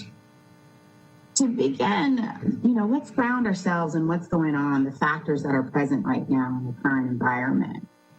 This is an unprecedented time in the nation and the world, as we all know, that is triggering a lot of introspection about what does it mean for how we go as a team, optimize teamwork, and meet the needs of the community, customers everywhere. This is happening across the world and across the clients that I work with right now. And as you can see, this graphic is really focused on talking about some of those influences, that teams are working in right now. So from an inclusion and diversity piece, that's clearly at the forefront of our minds right now and has been for some time, and really deservedly so. So when you talk about diversity, obviously that means, it's referring to the traits and the characteristics that make people unique, while inclusion refers to those behaviors and social norms that ensure people feel welcome. Diversity includes many aspects like race and gender and generation and political perspectives and all of that good stuff, right? And how those lenses are applied as you make policy decisions for Charlotteans is something to think about. The other thing as a team, that councils are working in and teams everywhere are really working in is just the extreme complexity. I've personally never seen anything like this. And it's making it more complicated to make strategic long-term decisions. That complexity shows up in terms of our individual circumstances as we continue to maintain our responsibilities as individuals. And that just doesn't include work, that includes the home stuff, that includes all of that stuff. And at the micro level, as you think about how people collaborate and the policies that impact the people, it's balancing that micro, that personal level, and the macro level with the professional level and the group impact and how business operates. So those complexities of things like funding considerations and stakeholder opinions, just add to that complexity. The other thing, is rapid modernization, as we're all using technology to chat with each other and the impacts that's having on social and economic and political systems. I know we're all working within that.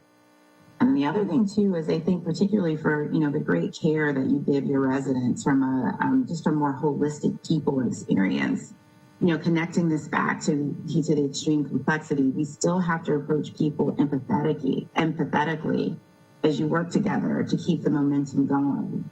And at the same time, providing an experience that people can see themselves in, which is incredibly important as you support your residents.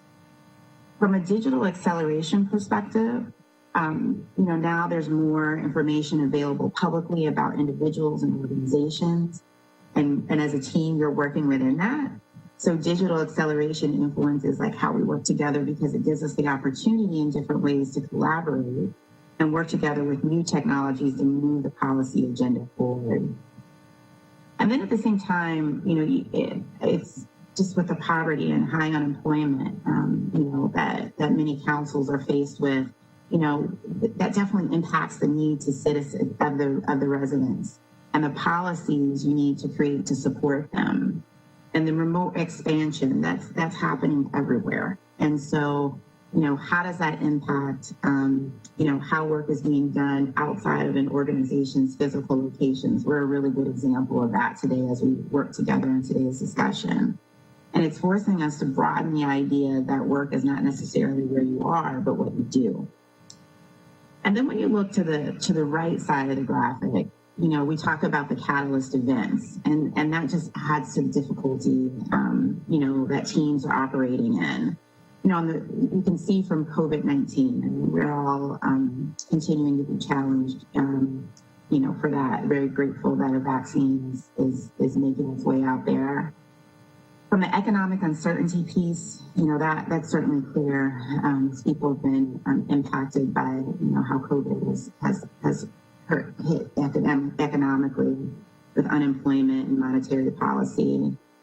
And then, as council members too, and councils everywhere, as you're continuing to get the work done, continuing to work for the residents, you also have regular election cycles, and for Charlotte, that's happening on a 2-year basis, with another election coming up in November 2021. That's a lot of stuff going on. And then you think about the stay-at-home orders, the social unrest, those tensions, that are certainly, very at the forefront right now. As a team, experiencing those different things from different perspectives, some of the things that were really continue to be common, even as council members, and not specifically to Charlotte, but just in broad sense, city councils still have that focus on, operating in such a way that fosters productivity, increased agility, strong personal connections, strategic action with long-term value. That continues to be so important as a high-performing team. And even with all those things swirling around, those are the common factors that teams still want to really focus on. As those challenges emerge, it really helps there be a solid foundation as you work through those things. So why don't we go to the next slide? So for the next slide, what we're doing is we're talking about the highest performing councils, and just what are those 3 distinct differences, and that's on that the next slide. For high performing teams, in those 3 distinct characteristics, high-performing councils are diverse groups of committed and passionate people brought together in a shared vision and deeply invested in each other's success. As individuals, they bring their own unique aspirations, experiences, skills, perspectives, all of that good stuff. Together, they form the right mix of talent to excel in what continues to be kind of a changing environment, a changing society, to solve those most complex challenges and deliver quality results that really make impact for your residents. So, as we pivot into this next piece, and again, this is for the slide that follows the current one on here, we're really talking very broadly, and this isn't really specific to any findings from what we've done. It's really talking very broadly about those 3 distinct characteristics of councils. So one is around a shared vision. Shared vision is really where a diverse group of individuals who bring unique skills, experiences, and backgrounds and perspectives, they all come together, as I mentioned before. So for any council member anywhere, there's some key questions that you might think about, whether or not you have a vision that really engages and inspires the collective team, right? So you might ask yourself, why does the council exist? What does this set of council members together uniquely bring to the table? What do you as a group ultimately want to know? What want to be known for? So those are some of the things that you want to think about. We found that really high performing councils think through. The other thing is also the right mix of talent to solve most complex problems. And the wonderful thing about, I think, the Charlotte group is that you're incredibly diverse with an incredible mix of talents. And you can't say that about every single council in the world, right? And so you guys really have a diverse mix of talent. And so thinking about, how can you play to each other's strengths and create exceptional outcomes? That's another big thing for, high-performing councils to think about as their journey to increase their impact. So you might ask yourself things like, what are your and your council members' most valued contributions? Opportunities, what are some of your and your fellow council members' opportunities to make greater impacts? What's the level of engagement? What are, some of the needs and aspirations? Those are some of the things you want to think about when you're thinking about how to really take advantage of that right mix of talent as, you continue to grow continue to grow and enhance as, and do even more than what you already do. And the other piece is from a quality perspective, delivering quality results that really surpass expectations every time, for the group and for your residents. So, do you set highest standards and empower each other to deliver quality results?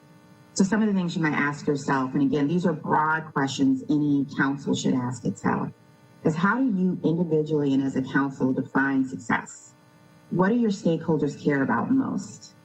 What are you what are your leading and lagging indicators that signal if you're on track towards those goals? Just some things to think about. So why don't we go to the next slide, slide 4, where we talk about the 5 winning behaviors. And so on slide 4, what you see is that there is we talk about those 5 winning behaviors, and I appreciated the intro into this discussion where we talk about, the importance of trust. And again, this is for that next slide that's coming up. So the importance of trust. So building on strong foundation of trust, Erica, we're waiting on the next slide. Okay. There we go. Thank you. Awesome. Thank you so much. I appreciate it. So, I know. So Mr. Bakari is amazed at the expertise we have in technology. You know what? All of you guys are doing just great. So I appreciate you. So getting back to the graphic, you see the bottom is the building trust. So, building on a strong foundation of trust, councils challenge themselves to ask better questions that enable ways of thinking and generate solutions to the most complex problems. So the most highest performing councils, they're thinking about, their courage to lead, engage in healthy conflict, commit to decisions, and accept accountability for the outcomes means they get to the better results faster. So just deep diving into trust just a little bit more. So trust is the foundation of any high-performing, cohesive council. Without it, teamwork is almost impossible. Trust is the confidence among council members that their peers' actions are well-intentioned and that there is no reason to be protective or careful around the group. When you think about this, simply put, it just means that, when trust exists, team members support each other. It is important to note that in the context of this model, though, when we talk about trust, we mean vulnerability-based trust. This simply means that team members who trust one another are willing to be open about their mistakes and their weaknesses, their growth areas, and are willing to admit when they are wrong and when they need help. From that in mind, that feels a little different, right? When you get to that point of trust. It's important that any team establishes just kinds of trust quickly, though, so that they can work together most effectively. So when you're thinking about, what a team looks like when, that really is built on that trust, right? So we talked about, admitting, where you have growth areas, where you might have made a mistake. It might need some insight. Asking for help without hesitation. So that's a huge one there, I think, for any high-performing council and overachievers, asking for that help without hesitation. The other piece is really feeling open and genuine with one another. And in that, the extra step too is like really appreciating each other's time and using one another's skills and experiences. When you think about a team that, where the trust is absent, it's hiding growth areas from each other. thinking of them as a weakness and hiding them from each other, being hesitant to ask for that feedback, that constructive feedback, and failing to recognize, one another's skills and strengths, and really being open and proactive in bringing those skills and experiences to bear. And a lot of that, when you don't have it, it just shows up as a resentment and things that fester and differences that are never really resolved and just kind of hang in there. So, in kind of conclusion in that, I think, when you have that trust and you feel safe and supported, and so that you can engage in healthy conflict, that's where it really reflects to that next winning behavior, which is embracing of that healthy conflict. All great relationships, the ones that last over time, require productive conflict in order to grow. Healthy conflict is limited to concepts and ideas and avoids personal attacks. Teams that engage in productive conflict know that the only purpose is to produce the best possible solution in the shortest period of time. They discuss and resolve issues more quickly and completely than others, and they emerge from challenging discussions without damaging relationships. When we refer to healthy conflict, that means that we don't argue, we don't fight, we don't get angry. Instead, we think of it as healthy, we think of healthy conflict as tension, creative tension maybe. Healthy conflict is a time when you should be learning from others, asking questions, asking for the why behind the what, pushing back respectfully. And it's a chance for you to be heard in order for you to be able to commit. People have to work through this phase before they can truly commit. And as we mentioned before, you cannot do this without trust. So what a team looks like when there's healthy trust is that healthy conflict and healthy trust is that they are energetic and their meetings are really interesting. They extract and they explore the ideas of all team members. They solve real problems quickly. They minimize politics from the internal team workings. And they put the most important topics on the agenda for discussion. They don't let them linger. But teams that avoid conflict, they have boring meetings. And I think we've all been in those, right? The boring meetings where you can kind of feel like something's under the surface. They create environments where secret decision-making and personal conflicts are permitted. They ignore controversial topics that are critical to team success, quickly moving on to the next topic when conflict arrives. They fail to include all the opinions and perspectives of team members, and they waste time and energy trying to protect self-interest.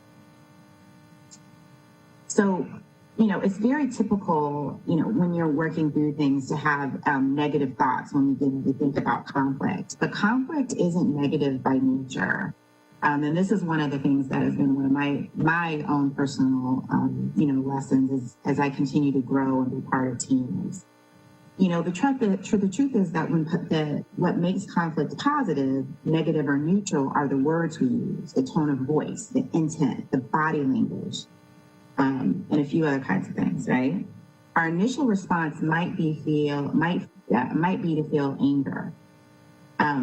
But it's taking that breath, taking that beat, because conflict is not arguing with being angry, but we can think of it today as the ability to engage in debate. And that doesn't mean that you don't have that initial rush, but it's taking that pause, taking that breath, and then really applying some of the things that we're talking about today.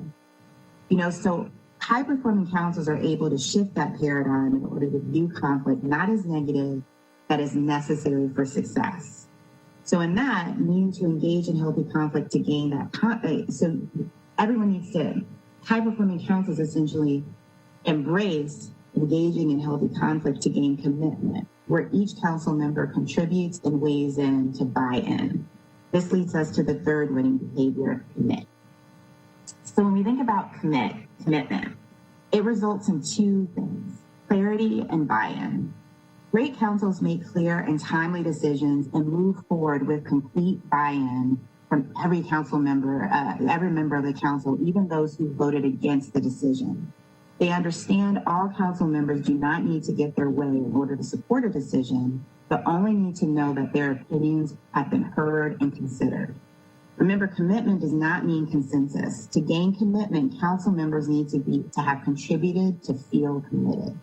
So teams that commit, they create clarity about direction and priorities. They develop an ability to learn from mistakes. They take advantage of opportunities before the chance passes by, and they move forward without hesitation. But teams that fail to commit, they leave discussions unclear about the team's direction and priorities. They watch opportunities disappear due to inability to make a decision. They discourage risk-taking, and they compromise to achieve artificial harmony. So you need everyone's commitment to create the positive and affirming support to hold each other accountable. This leads us to the second winning behavior of accept accountability. Accepting accountability in the context of teamwork focuses on the right kind of positive and affirming behavior that is naturally created in the higher performing council environments to deliver on one's promises. It refers specifically to the willingness of council members to question their peers on performance or behaviors that might hurt the overall team. When there is a shared understanding that everyone is committed to the same goal, it is easy to have accountability. In successful teams, the leader alone doesn't hold the team accountable. Each team feels responsible to the other members for delivering on their shared commitment. There's no such thing as holding people accountable. That is control. People hold themselves accountable to each other through their commitment to the larger good. People set high standards and they believe in each other. Standards for accountability are usually defined during the norming stage when teams often publish goals, define roles and responsibilities, develop a process for simple and regular progress updates, and agree on a method for rewarding team accomplishments. So when you think about teams that are accountable, they ensure that poor performers feel pressure to improve. They identify potential problems quickly by questioning one another's approaches without hesitation. They increase respect among council members who are held to the same standards. They avoid bureaucracy around addressing performance issues when team members fail to deliver on their promises. On the flip side, teams that are avoiding accountability, they encourage mediocrity and accept ordinary or inferior performance. They cause frustration and create resentment among high-performing team members. They miss deadlines for key deliverables. And they place an unfair burden on the team leader to be the only person responsible for holding team members accountable to deliver on their promises. So lastly, you need accountability to achieve outstanding results. And that really comes into this last piece of focusing on results. A rigorous focus on specific objectives and clearly defined outcomes is a requirement for any team that judges itself on performance. There are common distractions that impact a team's ability to focus on results. They include things like ego, which we all fight, right? Career, and just things about my department, my piece. When you think about ego, how does ego distract team members from achieving their collective results? As much as you want our teams to win, at a basic level, we want to win as individuals first. But on strong teams, no one is happy unless everyone is succeeding. Of course, that implies individual egos are less important than team achievements. Another distraction is career development. How does this get in a team's way of achieving results? Even the most altruistic team members will at times have to focus on their own career advancement and personal needs. A great team understands those needs, but does not let them distract the team from achieving results. The key to doing that is being open about what people need and not making others feel guilty or selfish for acknowledging those needs. Another question is, what fundamental aspect needs to be there for people to be open about their needs? So that goes back to the trust piece. Admitting that you're uncomfortable when your career advancement or anything else that is personal is nothing if not a statement of vulnerability. Everyone should be glad when a team member puts that kind of the issue on the table, because otherwise it will eventually create problems that impact the team performance. Anything that stands in the way of performance must be addressed openly and directly, even if something that is sensitive to one or more team members. Another distraction is perhaps the most subtle and dangerous of all, because well-intentioned team members actually wear it as a badge of honor. The tendency of team members to place a higher priority on teams they lead than on teams they belong to. In this case, it could be the tendency for council members, and again, we're talking about broad council high-performing team attributes, not specific to Charlotte. But it's the tendency for council members to give higher priority to a certain district than as a leader of the council that they're on or the broader city. As understandable as this is, it is a recipe for disaster, frankly. Rather than coming together to make the best possible decision for the entire city that a council is supporting, people become lobbyers for their own residents, for their own folks that they feel they represent. In essence, they compete with their fellow council members rather than collaborate with them. So, a team that's focused on results, they retain achievement-oriented council members. They place collective goals over individual achievement. They enjoy success and suffers failure both personally and as a council, as a team. They make individual sacrifices for the good of the council and city, and they avoid distractions. On the flip side of that, teams that are not focused on results, they're stagnant or they fail to grow. They rarely succeed in creating necessary transformational change. They lose achievement-oriented council members, and they encourage council members to focus on their own careers and individual goals. And this creates an environment where folks are just easily distracted. So, in closing, I know we've laid out a lot today. Just want to, end with just a couple of thoughts. To continue to be a high-performing council and continue to position yourself for growth, more is required than just a collection of naturally talented individuals. It really takes a deliberate focus and a commitment on the part of the council to bring about that result, especially as a virtual and physically dispersed team during this pandemic and beyond. After reviewing the 3 characteristics of high-performing councils and the 5 behaviors of high-performing teams, one recommendation I would have for you is that you personally reflect on how you might contribute to the continued advancement of your council with these considerations in mind.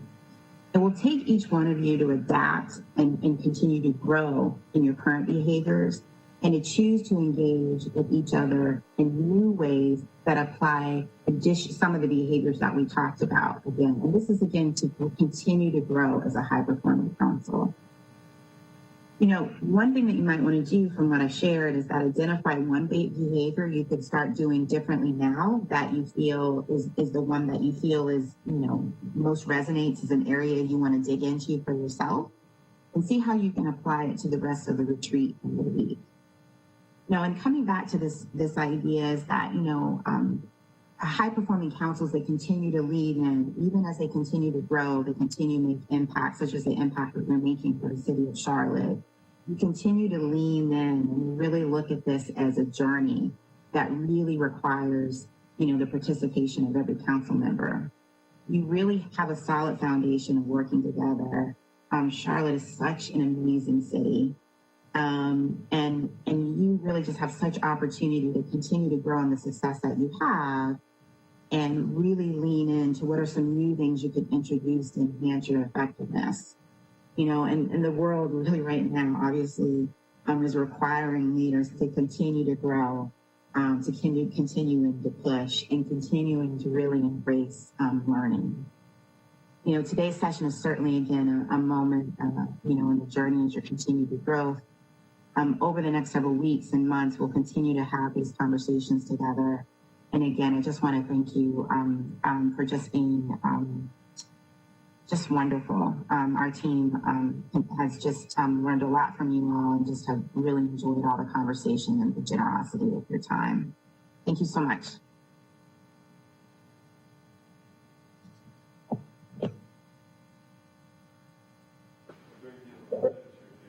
Questions for Erica before we take our break this morning? So the question I might have is the next step. We've got this framework now, so what's the next step for me? Good point. And that question's for me? Well, I think it probably isn't just for you, Erica. You're facilitating and help us with the next step. I think that the council, it's a question for the council as we begin to think. You've given us the framework and we'll get some additional information, I'm assuming. But what I wanted to say is there will be a next step and we'll continue to work on this. So just think about what you would do with this kind of information. And you've seen the definitions of what works and what they're suggesting. So we'll continue, but it's Erica will continue to facilitate, but we will have next steps. Yeah, thank you. And Erica, I like what you said about the distractions. That's so key because people don't necessarily think about distractions that they might have. So thank you for putting that into the pie. Sure. There's a question from Mr. Driggs. Oh, Mr. Driggs, please. All right, so I'm going to leave this now to you, Mr. Houston. Go ahead. Mr. Driggs, I'm just interested to know, there's a lot of wisdom in what you told us. I'm trying to benchmark us as we are against the criteria that you spelled out. So will we be hearing more from you about, how well we actually do when it comes to buying into a shared vision and working together in those things? Tell us more about what you saw. Not necessarily right now. I understand the conversation will continue, but I would be looking for more of that and recommendations in the areas where we're not strong on the kinds of things we can do to make up for that. Because I absolutely agree with everything you said about what a high-functioning group looks like. I can't interpret from that, are we a high-functioning group? I think some of us feel at times that we're not, and quite bluntly. So if you can help us there and point out things that you saw that would actually kind of help us to improve in some of the areas where we're not everything we could be, that would be very useful. Thank you. That's a great comment. I think that should be part of our next step, and we can work together to get there and define what is the next thing to do. But Mr. Driggs, you've got this committee with not just budget but effectiveness. I think that's a great question for the committee or individually for you if you have the willingness to get that kind of thought through from all of the council members to see what we want to do and how we use that. So I'm happy to work. Good. Okay, All thank right. you. Okay. So Erica, you have any summary remarks?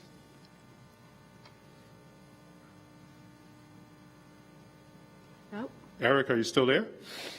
Yeah, yes, I'm still here. I'm sorry, I didn't realize that was directed at me. I think in the coming weeks and months, to your point, Mr. Driggs, certainly that will be the next steps. For the purposes of this conversation, we really wanted to set the stage with this broader piece. And to your point, I'm looking forward to supporting the group as we move to the next pivot. Thank you. Any other questions? Erica, thank you so much. And we will be breaking for, if I'm right on that, for exactly 15 minutes. And we'll come back. By that clock there, it says 10:25. So by 20 minutes to 11, we'll come back and we'll resume. Thank you. By that clock. I'm sorry. Mayor, members of council, I was corrected in terms of the agenda. There was a request from the Budget and Effectiveness Committee to make sure we have a COVID-19 update. So when we come back, if that's fine, we have the chiefs here that can give us an update on that too. Okay? Great. Okay, good. Thank you. Thank you. All right, guys, 15-minute break.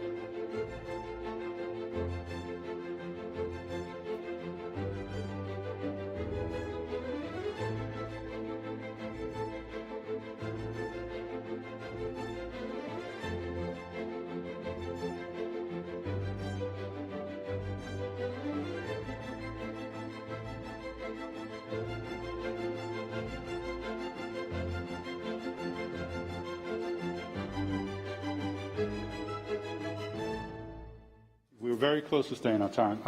I think right now we want to move right into presentation from the chief. Is that right? Do I have that right? Yes. And should someone tell them?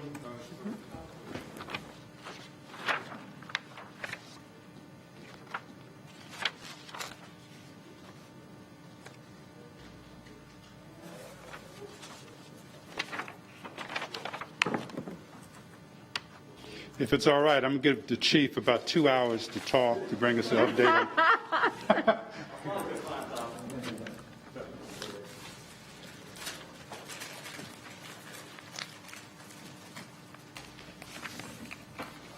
Good morning, Mayor and Council. Good morning.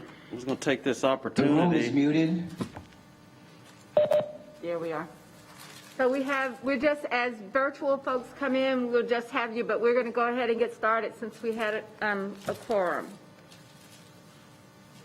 All right, go ahead, Chief. Okay, thank you. Reginald Johnson, Chief of the Fire Department. I'd like to start off on behalf of the men and women of the Charlotte Fire Department and just thank Council Member Mitchell for his service to the city. I'd also like to take this opportunity to introduce Deputy Chief Jerry Winkles.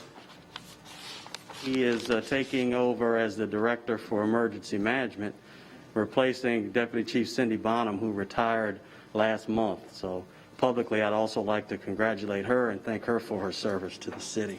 Welcome to Emergency Management. I expect this is new to you, though. I said I expect that this is not new to you. Okay. Thank you.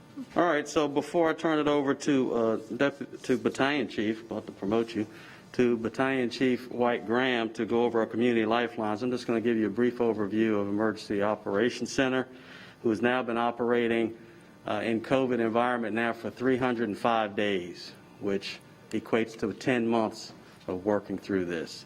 And the men and women of the Emergency Operations Center, which is comprised of members of Charlotte-Mecklenburg Emergency Management, you have CFD members, you have other city agencies or departments in there, as well as public health and other county departments in there, as well as the hospitals, and they all work together.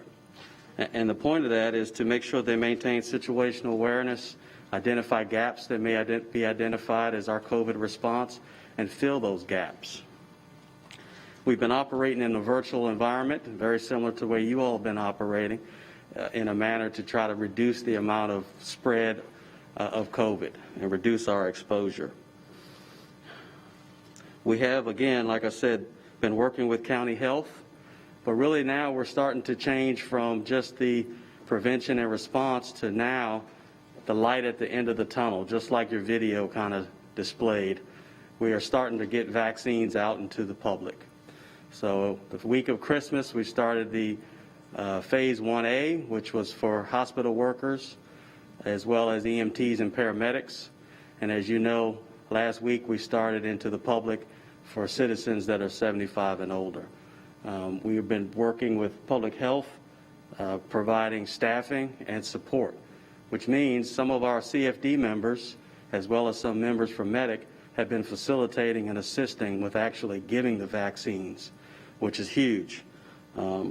So we are doing our part to try to get a little handle on COVID-19, and really, like I said, start to see a turn and a change, which we hope to see sometime in 2021. So at this point, I'll turn it over to Chief Graham to kind of go over our community lifelines, and then we'll take questions. Chief Graham. Morning, Madam Mayor and Council. Chief Graham, Deputy Director of Charlotte-Mecklenburg Emergency Management. We're excited to have Deputy Chief Winkles take on EM as one of his responsibilities.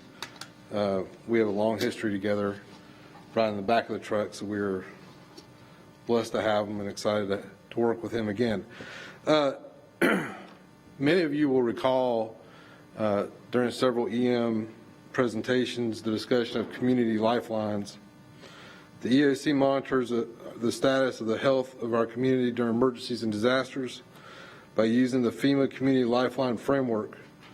The Community Lifeline lifelines include transportation, safety and security, food, water, shelter, health, medical, energy, communication, hazardous materials, and local economy.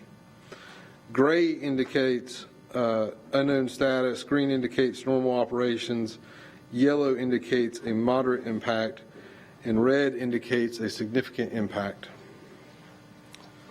So I'll go over the community lifelines with you very quickly. No, I'm not going to go over all of them, but the ones that pertain to the pandemic. Transportation, the EOC coordinates daily with CATS, Charlotte Douglas International Airport, and CDOT to maintain status updates. Transportation is in the green at this time. Safety and security, as Chief Johnson may have mentioned, unfortunately we lost one of our members, and it impacted all of us to a motor vehicle accident on January 4th.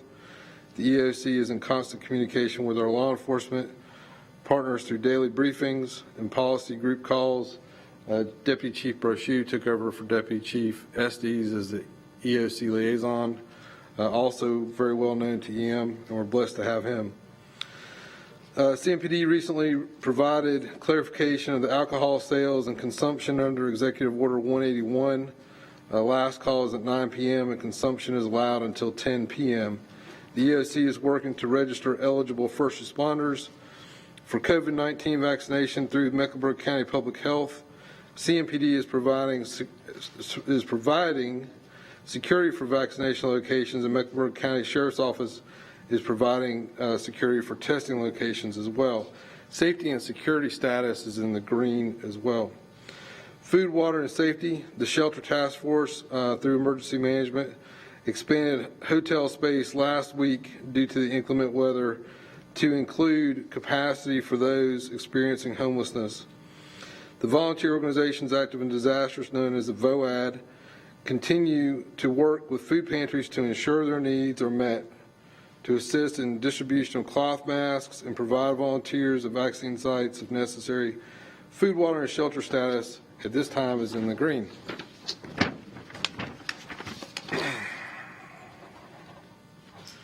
Health and medical, I'll be pretty clear on this. The hospitals are currently managing what they have, and that is what they're telling us on our calls and through our discussions with them.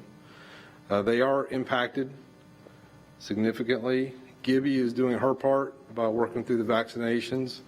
The EOC and Emergency Management is talking to our partners over there daily. We have a number of plans in place to assist them through logistics, but we're watching that carefully. So I want to make sure everybody is aware that, we're not throwing up we have a very, very serious problem here. We do have a problem, and everybody's aware of it, but we're monitoring that closely and working with our partners. That status for health and safety is currently in the red because there is a significant impact across all of North Carolina and the United States. But we are working with the folks that manage that. We can only report back what the hospitals actually tell us. Communication through our Joint Information System and Joint Information Center. One of the things I'm probably most proud of is our GIS, Joint Information System, and how all of our partners, including the city, the county, emergency management, the hospitals, all the PIOs work together. That is a very tough job, and we certainly appreciate what they have done there.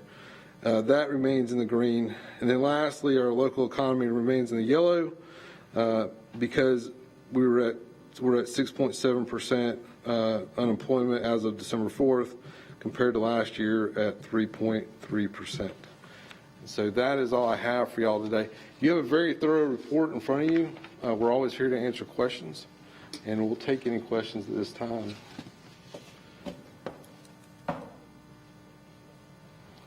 So, Mr. Houston, are you going to recognize folks for questions, or do I? Tell me. Okay. All right. Mayor Pro Tem and I know Ms. Jackson, followed by Ms. Johnson. Mayor Pro Tem? Thank you, Madam Mayor, and thank you, Chief, for the update. I just have a question about the winter, what we used to call winter shelter operations. We worked with Room in the Inn, and we had the Grady Cole Center open. What have you been able to do to replace the need for additional overflow shelter given the pandemic's Yes, ma'am. They conditions. added additional hotel rooms, and they work very closely with the men's and women's shelter in those areas. So we have good situational awareness. We work very closely with Derek Ramos over at the county, but also with the men's and women's shelters. At the last storm, nobody went without a room if they needed one. So that was my question, is how much additional capacity did that provide? And then I have one more question. I believe the answer to your question is it depends on the demand. And so they're able to, because of the vacancies in the hospitals, they're able to upstaff or get additional rooms as needed. And Right. And then as you all are operators of the joint emergency operations for the winter shelter operations, what do you recommend people do? Who's coordinating it when you get phone calls saying we want to donate clothing, we want to donate food? Where should they go? Who's the point person? If you recall, Charmec Responds, charmecresponds.org was first created by a number of our VOADs, including Rob Kelly and his group. And it's still there. That is a good way of doing that. So, in addition, the Second Harvest Food Bank is also, and then Loaves and Fishes. But there's a number of those out there. But Charmec Responds, specifically, they raised over $20 million for Mecklenburg County. And then what they did was they put those out there in grant. They did ran like a grant process. So you could put in for grants and then get money from them. But they have done phenomenal work and continue to do that. Also, the Salvation Army obviously is a huge partner. And the list is long, but the needs are many. So Charmec Responds is a great resource for that. So, but that's a website, so it's not someone who's going to respond. And I'm specifically addressing people that call us and say, I have a lot of clothing, I have firewood, I have food, I want to donate. And presumably you wouldn't want them to just go to the site and leave it, because there have been problems with excess food and rats and whatnot. So who do they contact? So there's a place on that site to ask a question and to get information back. The donations are always best if they're monetary, because they're easier for everybody to use. And so we've seen that every single disaster ever, when we deal with hurricanes or anything else, we always get a lot of folks want to give clothing, give all these things. It is very difficult, because once you do that, the logistics behind that, to take that and then turn it into something that's usable for people, is extremely difficult. And I will tell you that a lot of times, unfortunately, those donations, after they're managed, they end up having to be sold to turn into money for the VOADs. And so you'll see a lot of that. And so we always encourage people, monetary is best. Thank you. Yes, ma'am. All right, Ms. Johnson? Thank you, Mayor. Chief, can you confirm that there is a warm bed and space for anyone at Tent City who wishes to go inside? Good morning, Councilmember Johnson. Thank you for that.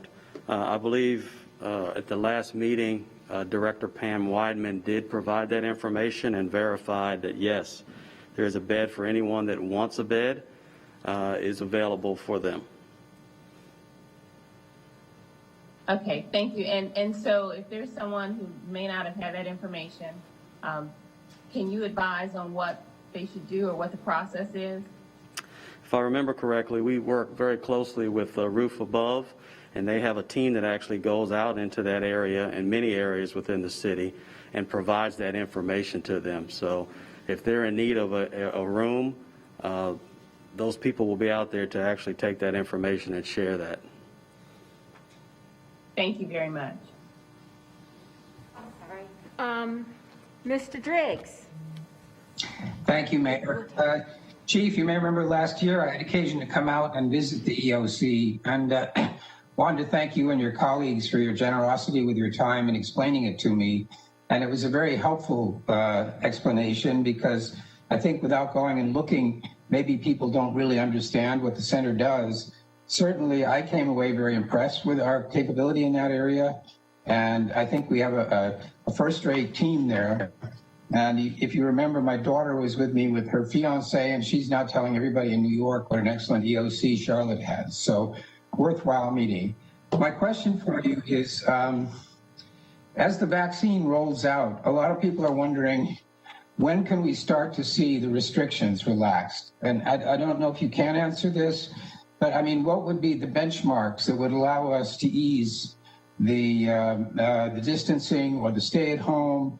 I mean, I think it'll take a lot of time to get everybody vaccinated, and there will be people who don't want to be vaccinated. So what is the process, and do we know what kind of time horizon that is?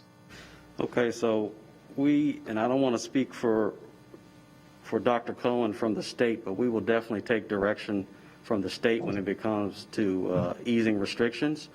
Right now, Public Health is providing vaccinations, and I believe HM and Novant Health are also providing vaccines. So as the vaccines become more readily available, and we're able to start vaccinating the general population, I honestly cannot give you an exact time frame as to when some of the restrictions will be eased. All right, I would like to emphasize that I'm sure a lot of people will be eager to hear whenever that information comes. So what do we can do to publicize any developments in that area to get a feel for what the time horizon is? Because we're hearing now that, we're still months away from not having to be careful about the virus, and not clear how many months. So again, appreciate the work you do, and thank you for that answer.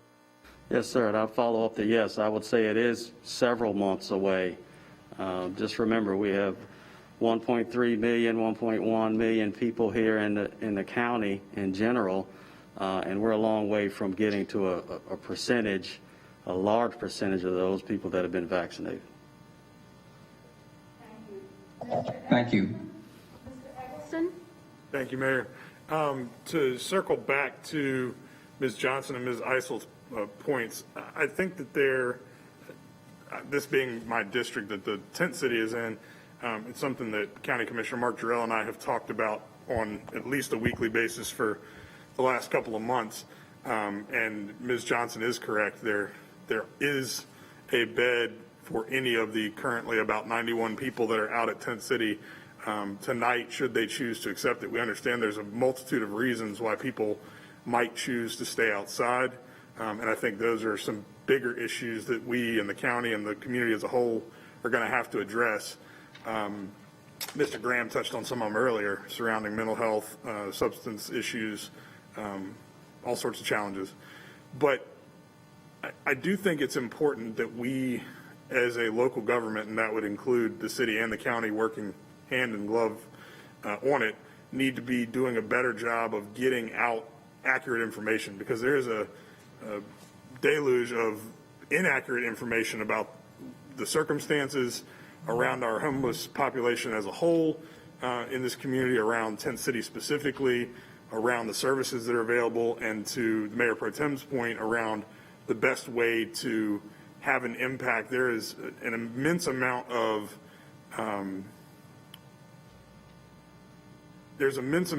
folks in this community who want to help and they don't know how, and so then they do exactly what the Mayor Pro Tem referenced. They post on Nextdoor that they want to collect, blankets and coats in their neighborhood, and they load them all up in their car, and then they take them down there and they drop them off. I drove through there yesterday, as I do several times a week, and saw multiple vehicles just unloading stuff.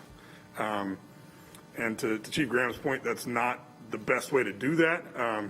Certainly clothes donations and things of the like are important and are very helpful, but coordinating those efforts with the organizations that have a process in place to maximize the impact of those donations and are on the ground there every day and know what's truly needed and what is most impactful. The monetary donations to those organizations are great, but they do need clothes, they do need blankets, they do need things like that, but just dropping them off at Tent City is not really the best way to go about that for a multitude of reasons. I think that there's a lot of good work that the city and the county have done with both money, time, and effort towards these issues, but I don't think we've talked enough about it, and I don't think we have told the community clearly enough how they can engage in that work and in those efforts. So I hope that we will do a better job with the communication piece of this, because it's maybe the single biggest thing I hear. And again, I might hear more than my colleagues because it's in my district, but I'm guessing all of you have gotten emails about it. I'm hearing more about this in the last 2 months than any other issue in the city. And it's largely from people who obviously now see what is a much more visible problem than it's been in the past. Not necessarily a larger problem than it's been in the past, but far more visible, and are saying, I want to help and I don't know what to do. And I don't think we're doing enough to tell them what they can do and what we are doing. So I think it's critically important that we not only address the issue, but make sure that there is shared information throughout the community and across city, county government lines, and that we're all on the same page in that regard. Yeah, one thing I want to make sure, so this comes up a lot. This is one of those problems that we deal with a lot, and it's hard for even myself and staff they try to divide the two.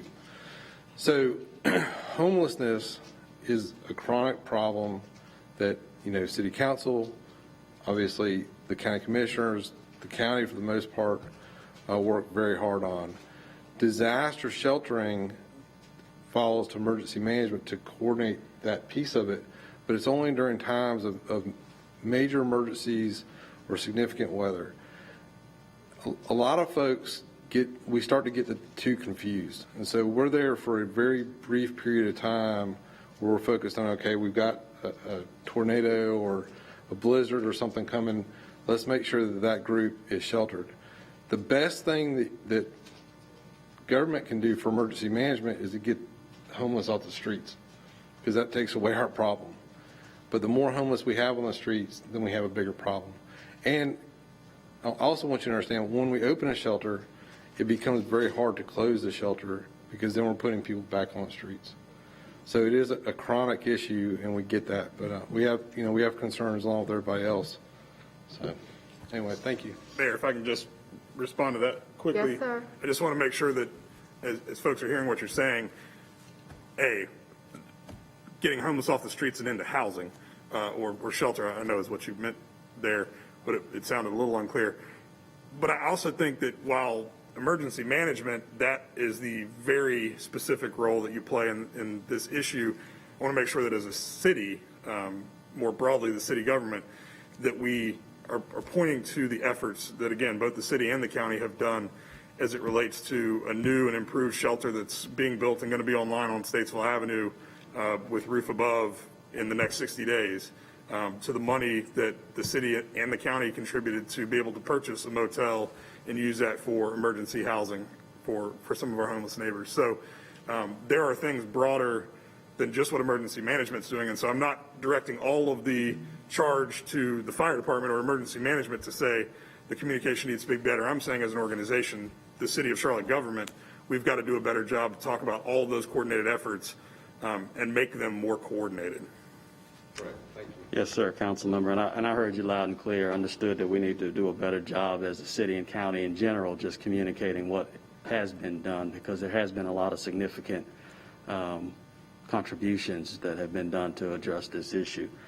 I'd also just like to say that even emergency management, just to piggyback on what Chief Graham has said, we still host Shelter Task Force. That's what we do. We are a coordination communication group, and that includes the county, city, Red Cross, a number of other NGOs, just to make sure that we're tackling that entire situation the best we can. All right, Mr. Graham. Thank you, Madam Mayor. I just want to echo the comments of my colleague in reference to the tent cities. I think he's absolutely correct that we've, as a community, city, county, private sector, nonprofit sector, have done a lot of good work. But the question is, where do we go from here? What's the strategy?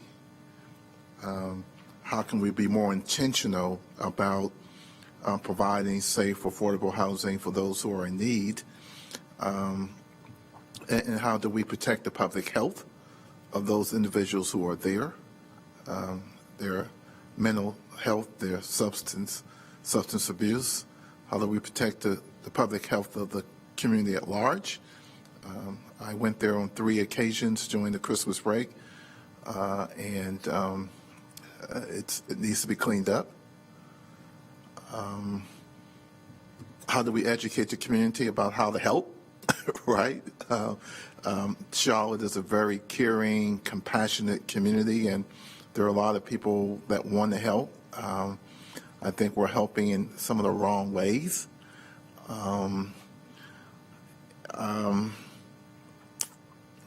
Acknowledging that the city has been sued and the county, and how do we deal with that? And so I acknowledge all the progress that we've made. And I only give you something to read. I kind of shared it with the manager and the mayor. And I think it's really high time that we have a more public conversation about this particular issue. It is one of my priority as a council member and chairman of your housing committee. And again, it's a community problem.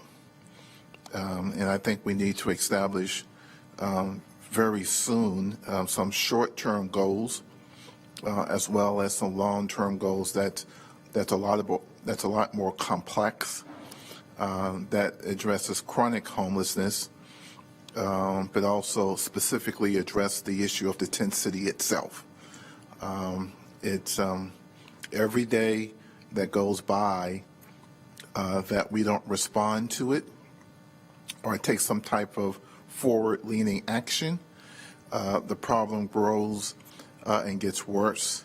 And at some point in time, whether it's today, next week, next month, there will be a reckoning that has to occur for the community in terms of how we solve the problem.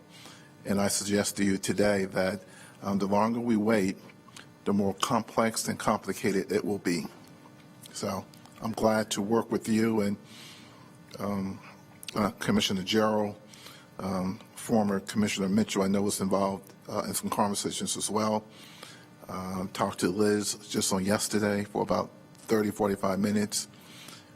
Michael Smith at Synergy Partners, had a conversation with him this past week as well. All those who have a stake in the game in terms of how we treat the least of those in our community, but more importantly, where do we go from here? What's the strategy? And how do we find a way to help those help themselves? And which is more complicated, how do we find a way to help people who don't want help, which is probably the 99 folks that remains to be there, because again, they do have some place to go. Thank you, Madam Mayor. Thank you. Mr. Graham's suggestion, I think, is one that has merit. It's what Mr. Eggleston has been doing informally with Mr. Gerald. I guess what we need to do is have a letter, and I'm glad to sign that letter to the chair of the commission with this suggestion, and with that suggestion, ask if there is an agreement on what this group could do to set those parameters. So that will be our action step, if that's acceptable to Mr. Eggleston and Mr. Graham. That's what I heard. Okay? So we'll forward a letter to the county chair and talk about this and talk about our deliberations and suggestions. Chiefs, all of you, thank you. I don't know if there are any additional questions. I'm sorry, did I have another hand up? Yes. Mr. Winston. Mr. Winston? Just on the note, the topic that we've been on, I think the bigger picture, if we really want to think high level, what is being suggested is that we need to further consolidate the functions of our government. This is another specific example where the inefficiencies of a separated city and county government are not producing the results that are necessary to fully satisfy the needs and wants of our community. But my question for the chiefs is on a different topic. One of the biggest ways that we keep our community safe is to reduce the community spread of the COVID-19 virus.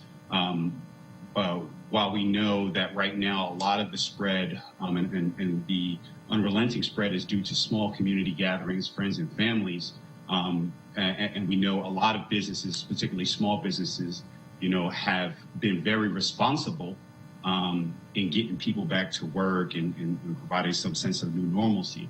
But we also know that there have been many businesses within our community that have been quite irresponsible, particularly eating and entertainment establishments. And these things go viral pretty quickly. But what I don't know that does happen very quickly is the response or any enforcement action on these irresponsible members of our community. If I'm talking about enforcement actions, it must be something quite extreme. So can you give us a response, a kind of overview or a quick response about what our response looks like when one of these videos goes viral of hundreds of maskless people in tight confinement, what that does? How do we... I believe Chief Graham mentioned Deputy Chief Brochu, who took over for Deputy Chief Estes, and is a big part of emergency management and the response to COVID. I'm not going to speak necessarily for CMPD, but I do know that they go out routinely and check into those type of businesses that you're referring to, and they definitely would be investigating any type of complaint and making sure that there's enforcement going on. So there has to be some accountability here, and we can't point fingers. This is emergency management function, but also I know from a fire department standpoint, if that this could be a function of the fire department.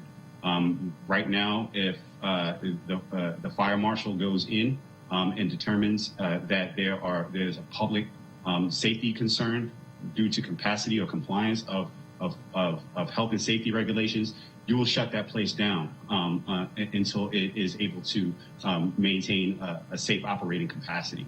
Why are we not doing that from a fire department perspective for businesses and operations that are contributing to the community spread, which has a far greater impact on potential negative impacts to community safety than, for instance, occupancy regulations? Yes, I believe the executive order makes it pretty clear that any type of violation that occurs will be investigated and enforced by CMPD.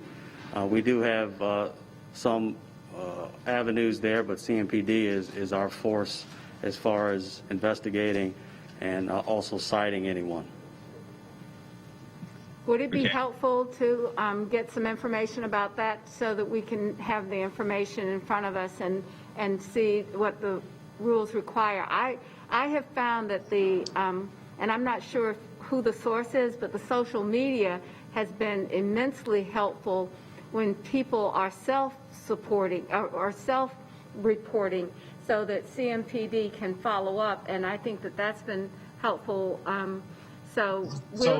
think we need to get some information, but I think that this is a great point, that we have to do this together and we need to enforce as much as possible because COVID hasn't ended yet. So, Mr. Winston, what would you suggest? What do you want specifically? I'll tell you what my line of question was. I wanted to get more information from how we respond to this, because I haven't gotten this response, this answer to my question, like in real time, like what happens? What is that investigation? Is that investigation 10 minutes and you go and shut that place down? You walk in and see and then shut that place down? Or are you going and asking questions 24 hours later and there is no chance of reducing the impact of community spread? So my assertion is that it is not happening, because from what I can see anecdotally, through, like you said, the internet, social media, and our response is that we are not having a sufficient response that increases the potential safety of our community. So I think this is something that we need to fix, and it is we're spreading the impact on businesses that are being responsible, and we have to do something differently. But I don't know if we're going to do something differently because nobody has told me what we are actually doing right now. Okay, so let's find that out and then be able to work from there, what's different. Mr. Jones and Chief, if you could help us move that, and I think it would be appropriate in the Safe Communities Committee to do a follow-up on, and we'll talk about how you want to follow up on a lot of these requests, information speed, all of those things. So if you'll start thinking about that. I have Ms. Ajmira next. Yes, thank you, Madam Mayor. Some of my questions were addressed earlier by my colleagues around tent cities.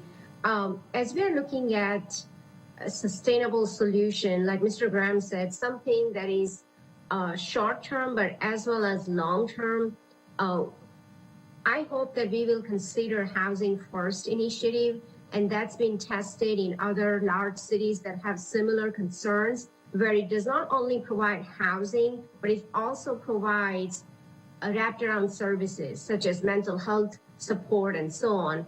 And I know that county is leading on this issue, but we need to collaborate with this county to and actually put funding towards addressing the tent city issue. And I hope that we can find a sustainable solution where we can get these people who are having mental health issues or chronic homelessness, we are able to get them into housing and having a mental health support team there. Thank you. Thank you very much, Ms. Ajmira. All right. Any other questions? Any other line of questions or referencing for the chiefs? With that, thank you for adding this update. I think it's very important. It's not, since March, we have not had one day, I think, that hasn't been a huge impact in this community. And so thanks to the folks that are on the front line for us. We really appreciate it. Thank you very much. Okay. Thanks again. Just a matter of looking at the agenda. The next agenda item deals with the financial state of the city. And we had allocated an hour and 15 minutes for that discussion, which was supposed to be concluded somewhere around 11:30, which is set 5 minutes from now. So I just need some guidance here in terms of time restructuring.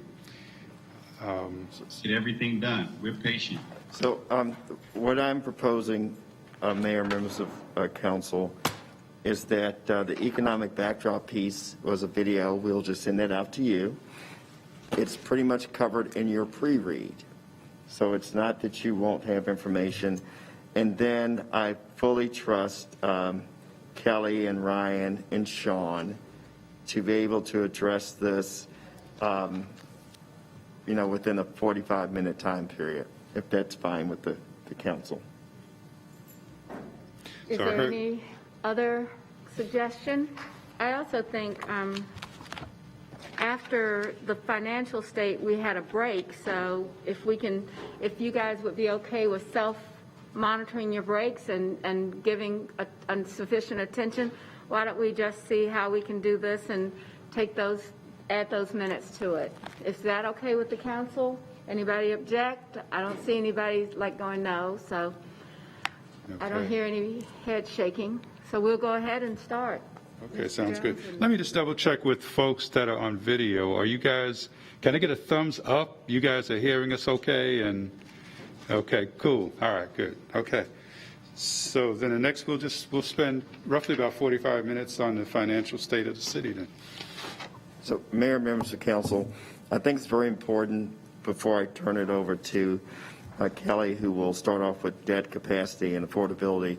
It's just my great appreciation for not just the council, but also, what we call Team Charlotte, our 8,000 employees.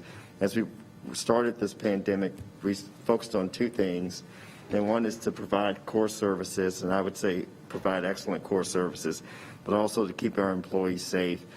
And I believe what you'll find today is that the financial state of the city is in excellent shape.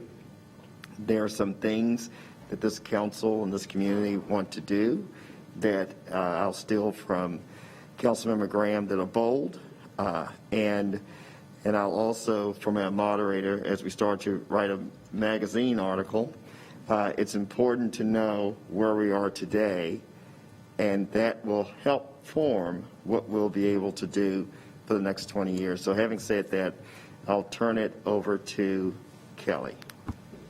Good morning, everyone. As the manager mentioned, the community depends on a fiscally healthy government, not just to provide services for the current, but to look forward and moving forward as the city grows. Today, I'll be presenting a long-term overview of the city's financial condition. Budget Director Bergman will tighten that lens a little bit and talk about the short-term projections, followed by Mr. Heath, who will provide an even more micro review of the city's utilization of pandemic-related funding. Yay.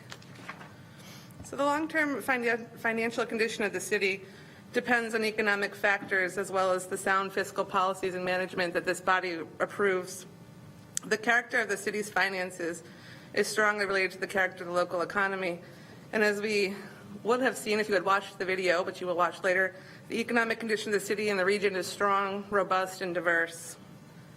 When we assess the financial condition of the city, we not only consider current revenues and spending, but we look back at the actual financial activities of the prior year. Last Thursday, maybe, the external auditors presented to the Budget and Effectiveness Committee the results of the city's FY20 Comprehensive Annual Financial Report of the CAFR. I'm happy to report the auditor provided an unmodified opinion and identified no material weaknesses or significant deficiencies, which is the highest review you can receive in your financials. Additionally, as you're well aware, the city adopts a comprehensive set of financial policies to ensure that financial resources are managed in a prudent manner, and that's to provide a foundation for financial sustainability. One of the most critical of those policies is the general fund balance requirement of a 16% reserve. This fund balance reserve policy establishes the minimum level of funds to ensure stable service delivery, meet future needs, and protect against financial instability. I'm going to spend the next few minutes providing an update on the city's general credit ratings. Financial performance and adherence to financial policies, including fund balance, not only drive our ratings, but these criteria determine the financial condition and provide ability to fund future projects. So bond rating agencies, as you know, assess the creditworthiness not just of the city, but of the city's debt. And they provide the useful information to markets that determine the cost at which we borrow or pay our interest costs. While each rating, so there's three major rating agencies, they all have different criteria, but this is kind of a best summary of those criteria and how we rank amongst them. And while some of those factors that determine our bond ratings are in our control, such as financial policies, the amount of debt we have outstanding, some aren't, like the economy. So it's important that we're prudent and responsible and adhere to those policies that are under our control. So under the very strong category, that first one, institutional framework score, is really just the cost of living in North Carolina. So North Carolina as a state is very financially stable. It has very secure financial structure. You're familiar with the Local Government Commission. That's an entity that is unique to the state. So just by being a product of a city in North Carolina, we are very strong in that category. We have very strong management. Whatever city Marcus Jones works for gets to be very strong management. I saw you looking dark. Remember that from my review, Mr. Jones. What that really means is that we have strong financial policies and practices, but it's not only the existence of these policies, but it's that they're embedded in that we have adhered to them for years.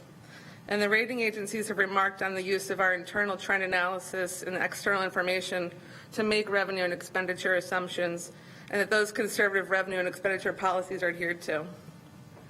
When we're talking about our very strong budgetary flexibility, that's the actual cash balance. So that 16% we talk about, it's the operating expenditures, it's municipal debt service policy of 50%. It's those policies that give us the budgetary flexibility. As it relates to liquidity, that's just the available cash as it relates to expenditures. That's just a formula. But also it is our access to external markets and capital and our stable investment portfolio. The city doesn't carry investments that are deemed aggressive. As it relates to strong, that's the economy. Again, that's one that's kind of out of our control, but the rating agencies do consider Charlotte's economy strong. They look at criteria such as per capita buying income, market value excess, diverse MSA, and unemployment levels. One of those criteria that we rate as adequate is budgetary performance, and that's just the operating results in the general fund, and that's a result of our conservative budgeting practices. One criteria where we have ability to get better is the debt and contingency liabilities, and that's the total funded debt service and the total fund operating and pension and OPEB. And while there's no immediate pension and OPEB pressure, it is a consideration that puts us in the weaker category.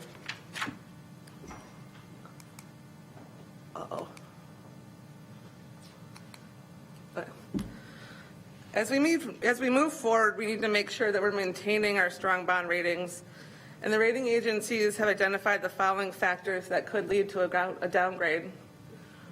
If we were to begin a trend of structurally imbalanced operations, we could be downgraded. So that means we cannot start relying on short-term fixes, such as using reserve funds to balance our budget.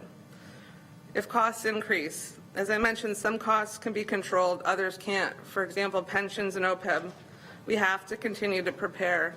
I think every time I bring to you a refunding bond for savings, we talk about how we're going to use that savings and apply it to our OPEB liability. That's how we're mitigating for future impacts. Another potential impact to the rating could be a significant increase in debt or capital. And then as we contemplate these future large-scale projects, we need to be mindful and pay careful consideration to the cost and the timing of those projects and the potential impact on the ratings. So how do we compare?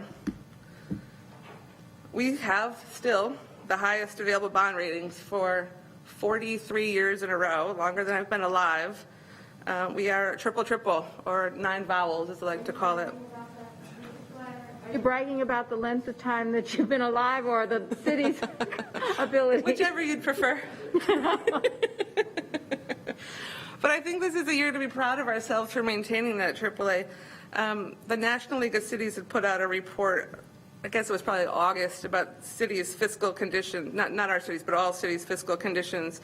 And nearly 90% of the cities that responded said they would be less able to meet the fiscal needs of their communities in 2021 than in 2020. And since the pandemic began, S&P has executed over 950 negative outlooks or downgrades on local governments.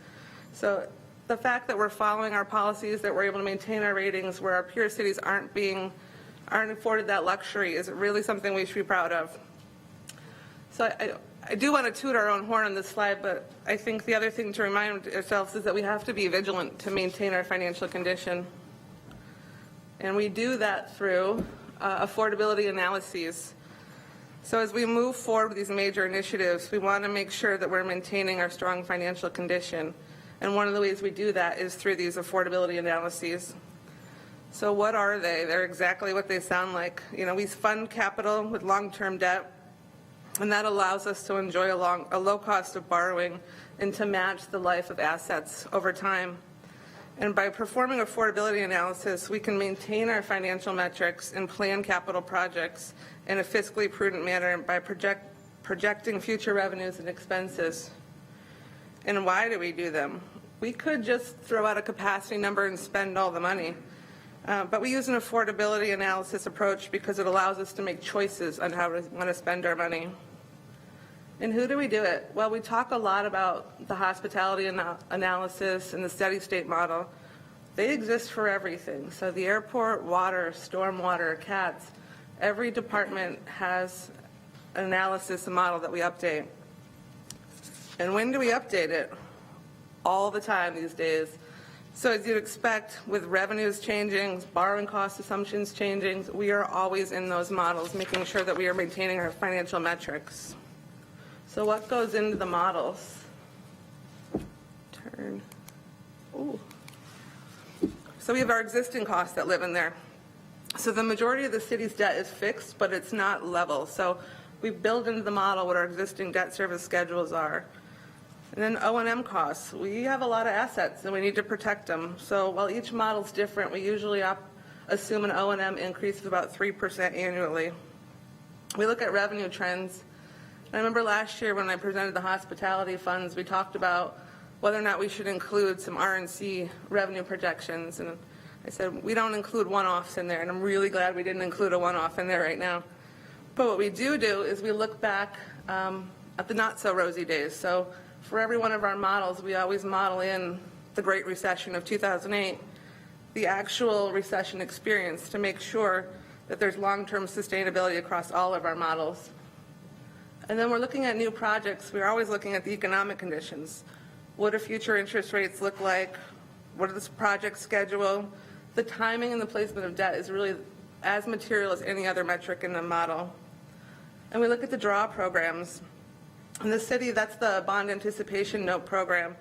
And it's kind of like a line of credit that lets us draw the funds as we need them. If you think about if you were constructing a house, you would take out a construction loan first, then you would take out that construction loan with a mortgage.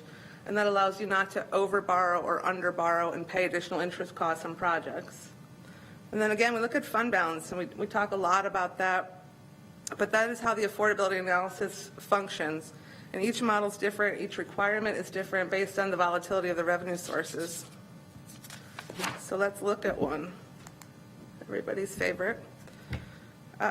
Hospitality funds. So a reminder, there are 3 hospitality funds: the Convention Center Fund, the Tourism Fund, the Hall of Fame Fund. And as I mentioned, revenues and expenses are critical components of modeling. And 2 of the major revenue sources that support the hospitality funds are the 3% occupancy tax and the 1% food and beverage tax. If you remember back in May when we were presenting the budget, we didn't really know what to expect on these revenues. So we took some industry intel, some rating agency analysis, and we developed low, moderate, and high revenue collection scenarios. And while the revenues are not in line with what we saw in 2019 and the early part of 2020, they are within budget projections. In fact, the food and beverage number is a little bit above budget projections, so we will be able to balance 2021. I also talked about the importance of adhering to financial policies when modeling.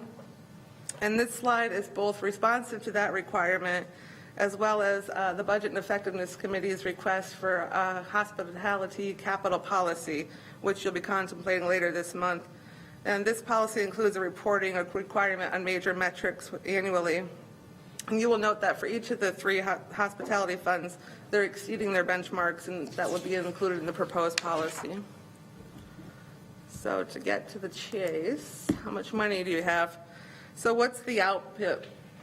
There's a few things I want you to take from this slide, and one is that each of the hospitality funds has the ability to fund future projects in a fiscally responsible manner. 2, that the city maintains a strong financial position in all the funds, and it does not rely on general city revenues to sustain these funds. And 3, that while there is a short-term impact from revenue declines, there is ability to fund projects in the future. A couple other things I want you to take away from this graph. When you look at the tourism... Kelly, this is the blue notebook that's on your tables, and I know that to the folks that the deck is in the blue notebook, and I think it's on page 9 right now. Oh no, I'm 8, 10. It's page inside 10. the financial state of the city, that tab. That tab on the financial state of the city. It's on page 10. That's where we are. So the one thing I would draw your attention to, if you look at the tourism fund, the capacity is the black line in the middle, and you'll see it sloping pretty hard up. And then when you compare that to the Convention Center Fund, the Hall of Fame Fund, you don't see that aggressive of an increase. And that's because the Convention Center Fund, the food and beverage tax is scheduled to sunset in 2034, so we obviously can't model in any additional revenue related to that, so your capacity isn't increasing at the same level. As well as the Hall of Fame Fund, that tax is scheduled to expire in 2038. So I just wanted to kind of show this graphically, the impact of those revenues sunsetting. And the other thing I wanted to share with you is just the impact of time on capacity. I know we talk about it a lot, but I think these graphics are helpful in showing that the longer you wait to fund a project, the more money you'll have in the long run.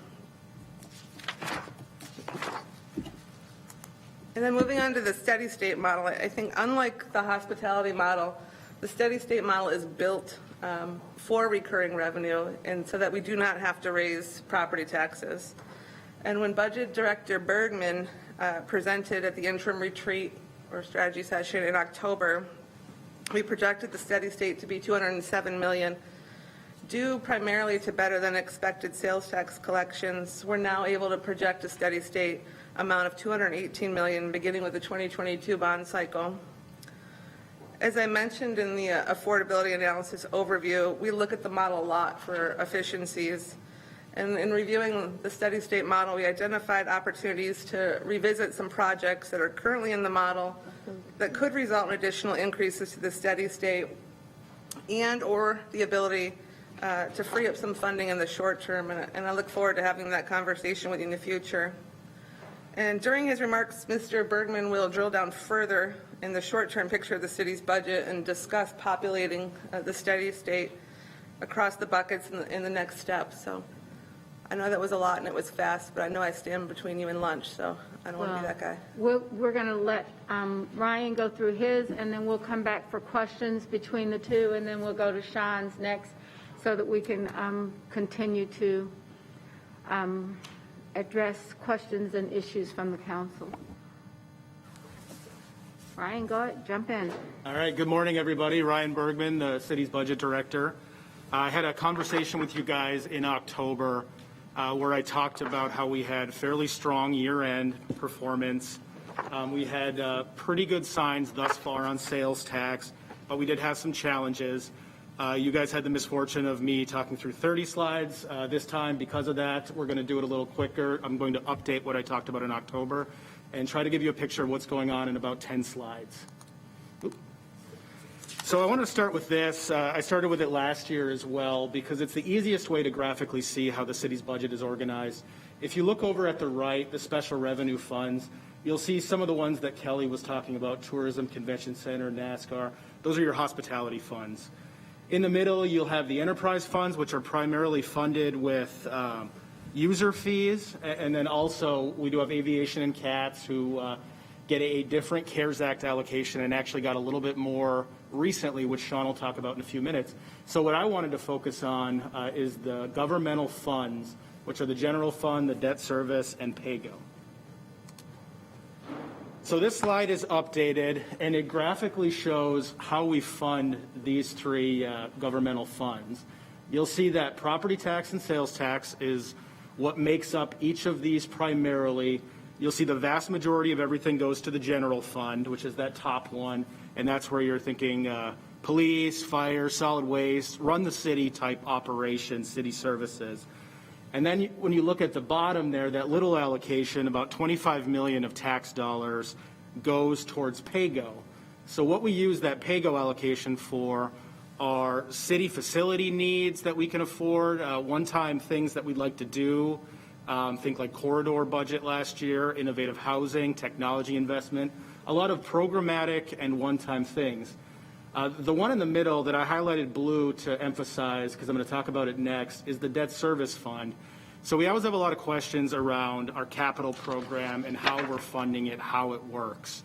So Kelly talked about the steady state a second ago. This is how we pay for the steady state. So each year, some of our property tax dollars, some of our sales tax dollars goes to the debt service fund, and then this is making debt payments on all of the capital things that we do as a city. So I'm going to start with capital because it connects with what Kelly talked about. So we are finally beyond the big ideas for the first time as a city in, 8 or so years. So next year does not have a bond. However, this upcoming budget is the time when this city council would come together and agree on a proposed 5-year CIP. So what we're going to be doing in the next few workshops, and we'll do other things as well, but the budget workshops will carry some information on what we would do and how we would populate those future bonds. So while our voters will not be approving a potential CIP bond next year, we would have it proposed. We'd have to have it ready. We have a lot of things in planning already. So this is how we plan and keep things moving. And so Kelly talked about 208. Oh, actually, let me say one more thing about this slide. Kelly talks about $218 million. And what that is that's $190 million plus 2 years of the facilities funding there. Like facility/equipment, which we sometimes call COPS. We do that each year. And so that's $28 million plus a regular bond capacity is what we get to with the affordability or steady state that Ms. Flannery talks about.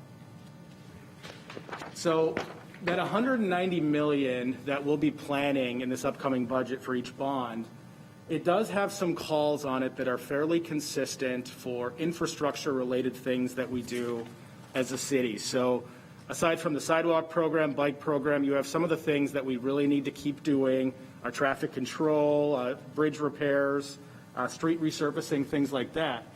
So dependent on how those programs are funded, because they do fluctuate a little bit, you end up with around $130 to $150 million in bond capacity to do many of the things that you want to do, that you want to prioritize as a city council. So this is where things like affordable housing, our road and intersection projects, corridors of opportunity funding would come from this, at least the capital portion. Economic development projects, an example recently was Ballantyne Reimagined. And then also, it's not really a bond, but it will potentially take some of our capacity. The city's been working with a consultant over the last year or two on Americans with Disabilities Act improvements to city facilities that particularly some of the ones that the public uses.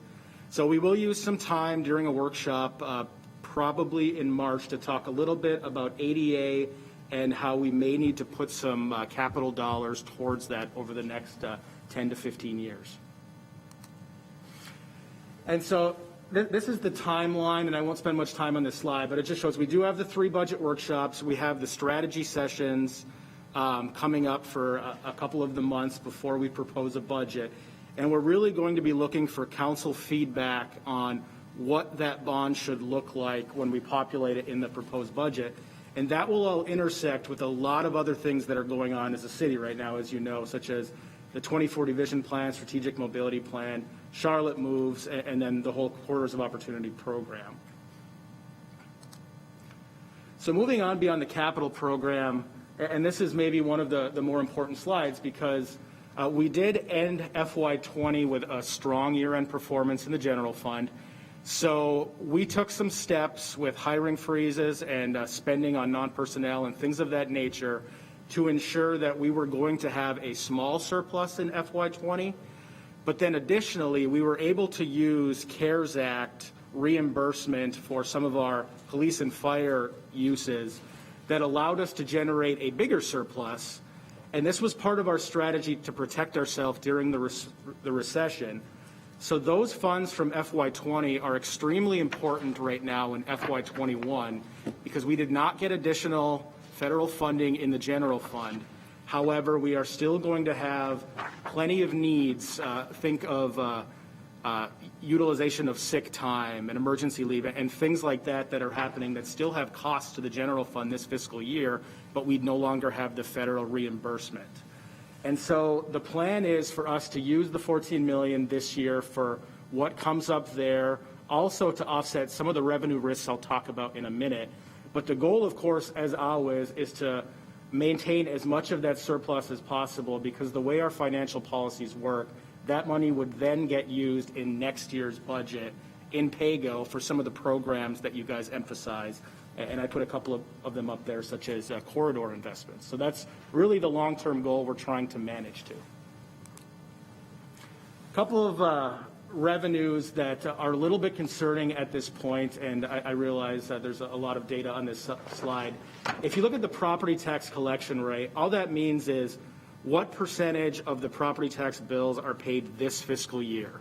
It doesn't mean what percentage are paid ever. It means what gets paid this year. If you look back on the left, when we went through the last recession, you saw that it dipped down into the 97s, 98%, which doesn't seem to be a big impact, but every 1% that it reduces costs the general fund approximately $4 million. So this is a big deal for us to watch as we look ahead. FY20 did end slightly below 99 for the first time in a while, so we're really trying to monitor this. We build the budget currently based on 99%. So we should know more about this from the county at the end of the month or early next month, and we can bring some more information like that back to the retreat. The other revenue that's a little bit problematic at this point is utility franchise tax. which is revenue on electrical bills primarily, but also a little bit on gas and telecommunications. So this is one of those things where there's good things happening that do cost us a little bit of money in the short term, such as energy efficiency improvements that actually cost the city a little bit of money. And then also some of the things that have happened with COVID, such as people working from home more, potentially not using as much electricity. And then also we do have some bills that may not have been paid yet. So this is something we're monitoring, but it is a concern of a few $1 million as we're planning ahead in the budget. Fortunately, we do have positive news still on sales tax. So in October, I talked about how we only had a couple months of data for sales tax, but it had looked promising that we did not experience the decline that we had expected. So if you look at the scary-looking minus 25% line at the bottom there, you'll see that the first 3 months that we have data on this fiscal year, we have drastically outperformed that. So that is a very good sign for us moving ahead. Just those 3 months generates about $4 million more than expected that we're able to offset some other revenue costs. So we didn't expect the decline of sales tax to last the whole year. We expected to be back to normal around January or now. So we won't be booking those kind of savings the whole year, but it's certainly a great sign so far. And so what does all of this mean, putting it all together, the revenue forecasts, some of the expenditures that we have? Fortunately, we have a multi-year lens on budgeting that makes sure that we do not put ourselves into a huge deficit before you consider something like a salary increase. So if you look at the left there, that's our revenue forecast and our expenditure forecast before a salary increase. And so what that means is to keep our normal current services going another year, that's what it looks like. We can do it based on current projections. When you look over at the right, when you add a salary increase, that's where it gets into where, just like every year, the budget office will have to consistently work with departments to try to identify opportunities for us to close that gap. As we go through the budget workshop process, we're hopeful that revenue will help there a little bit if this recovery continues, but we'll certainly keep you updated. And then finally, the last slide.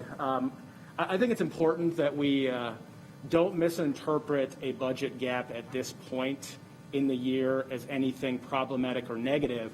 I would actually say that compared to many cities, especially big cities throughout the country, we are in a strong financial position. And part of that is because we did not do some of the things that put us into a bind, such as using a whole bunch of one-time revenue last year. That means we have a bigger hole this year. So I would describe the budget outlook as constrained but stable. And so by that I mean we're stable. We don't think that there's going to be any big reductions in services or anything that we'll be working on. However, it is constrained in that, as I'm sure you guys would have expected, during COVID and coming out of a recession, you're not going to have a lot of extra money to do extra things beyond what you're doing already.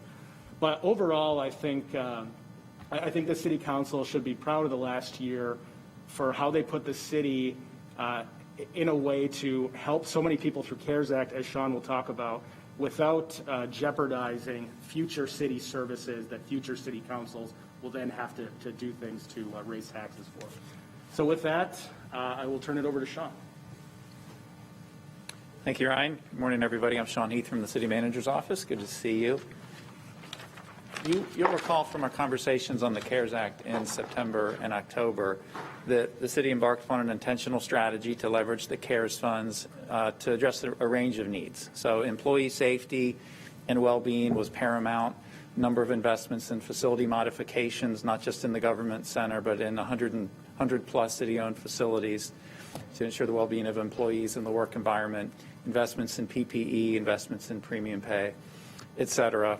Community investments were, of course, a major priority, which I'll give you an update on momentarily. And then, as Budget Director Bergman mentioned, all else equal, the CARES funding was helpful in terms of the city's financial health as a tool to absorb some emergent costs that occurred as a result of COVID. This is a slide that will look familiar to you from the last couple of conversations we've had on this topic. These are the puzzle pieces under the CARES Act of relevance to the city of Charlotte.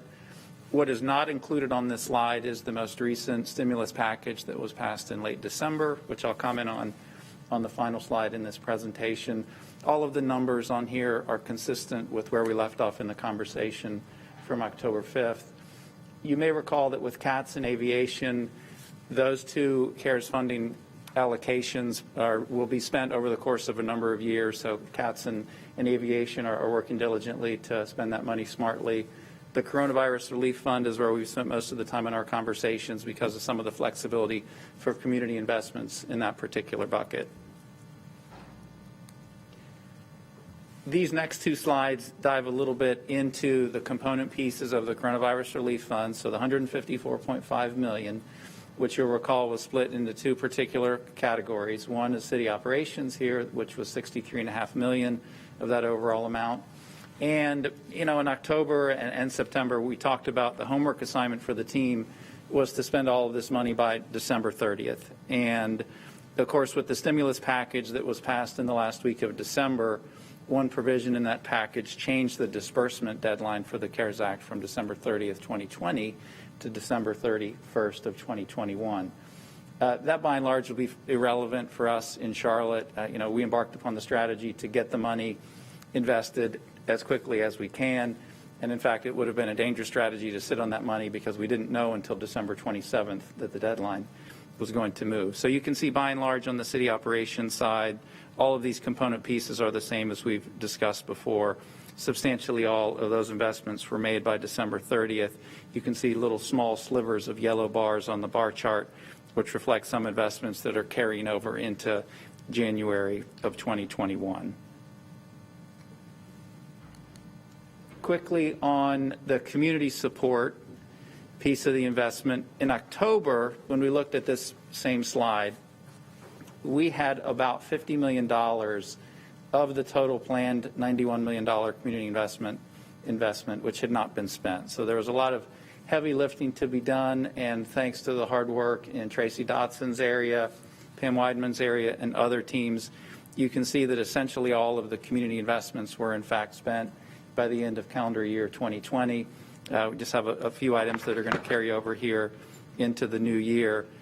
We don't have time today to do a deep dive on any of these, but I will say, maybe just to hit the highlights on each of them, there's a positive story behind every one of these. In each instance, there are people in the city of Charlotte and or organizations in the city of Charlotte that have been positively impacted by these investments.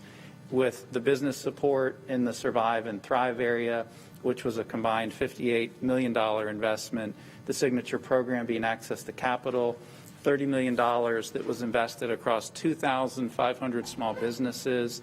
Tracy's team shared some interesting metrics with me. 71% of the $30 million went to the smallest businesses that were 5 employees or lower in the micro business environment. 51% of the grant recipients that received Access to Capital awards were Black or Hispanic owned. 41% or 42% were female owned. And while we didn't put up the heat map here today, these investments were made across all 7 districts, so it was really dispersed across the city. Another major program underneath that bucket was focused specifically on food and beverage small businesses. So food and beverage had $7.5 million devoted to 345 food and beverage establishments in the city of Charlotte. There was a hotel program that was set up that you'll recall, which was $6 million, which was spread across 102 hotels in the city of Charlotte. There was a music venues program, and there were 11 locally owned music venues that received about $700,000 in total. So a lot of positive things were done with the with the business support programs here in Charlotte. On the housing support side, with the $20 million investment, the largest single component there was the $14 million that went into rental and mortgage relief. That was spread across almost 500 residents here. $3.5 million focused on utility relief, which was spread across almost 1,000 residents in the city of Charlotte.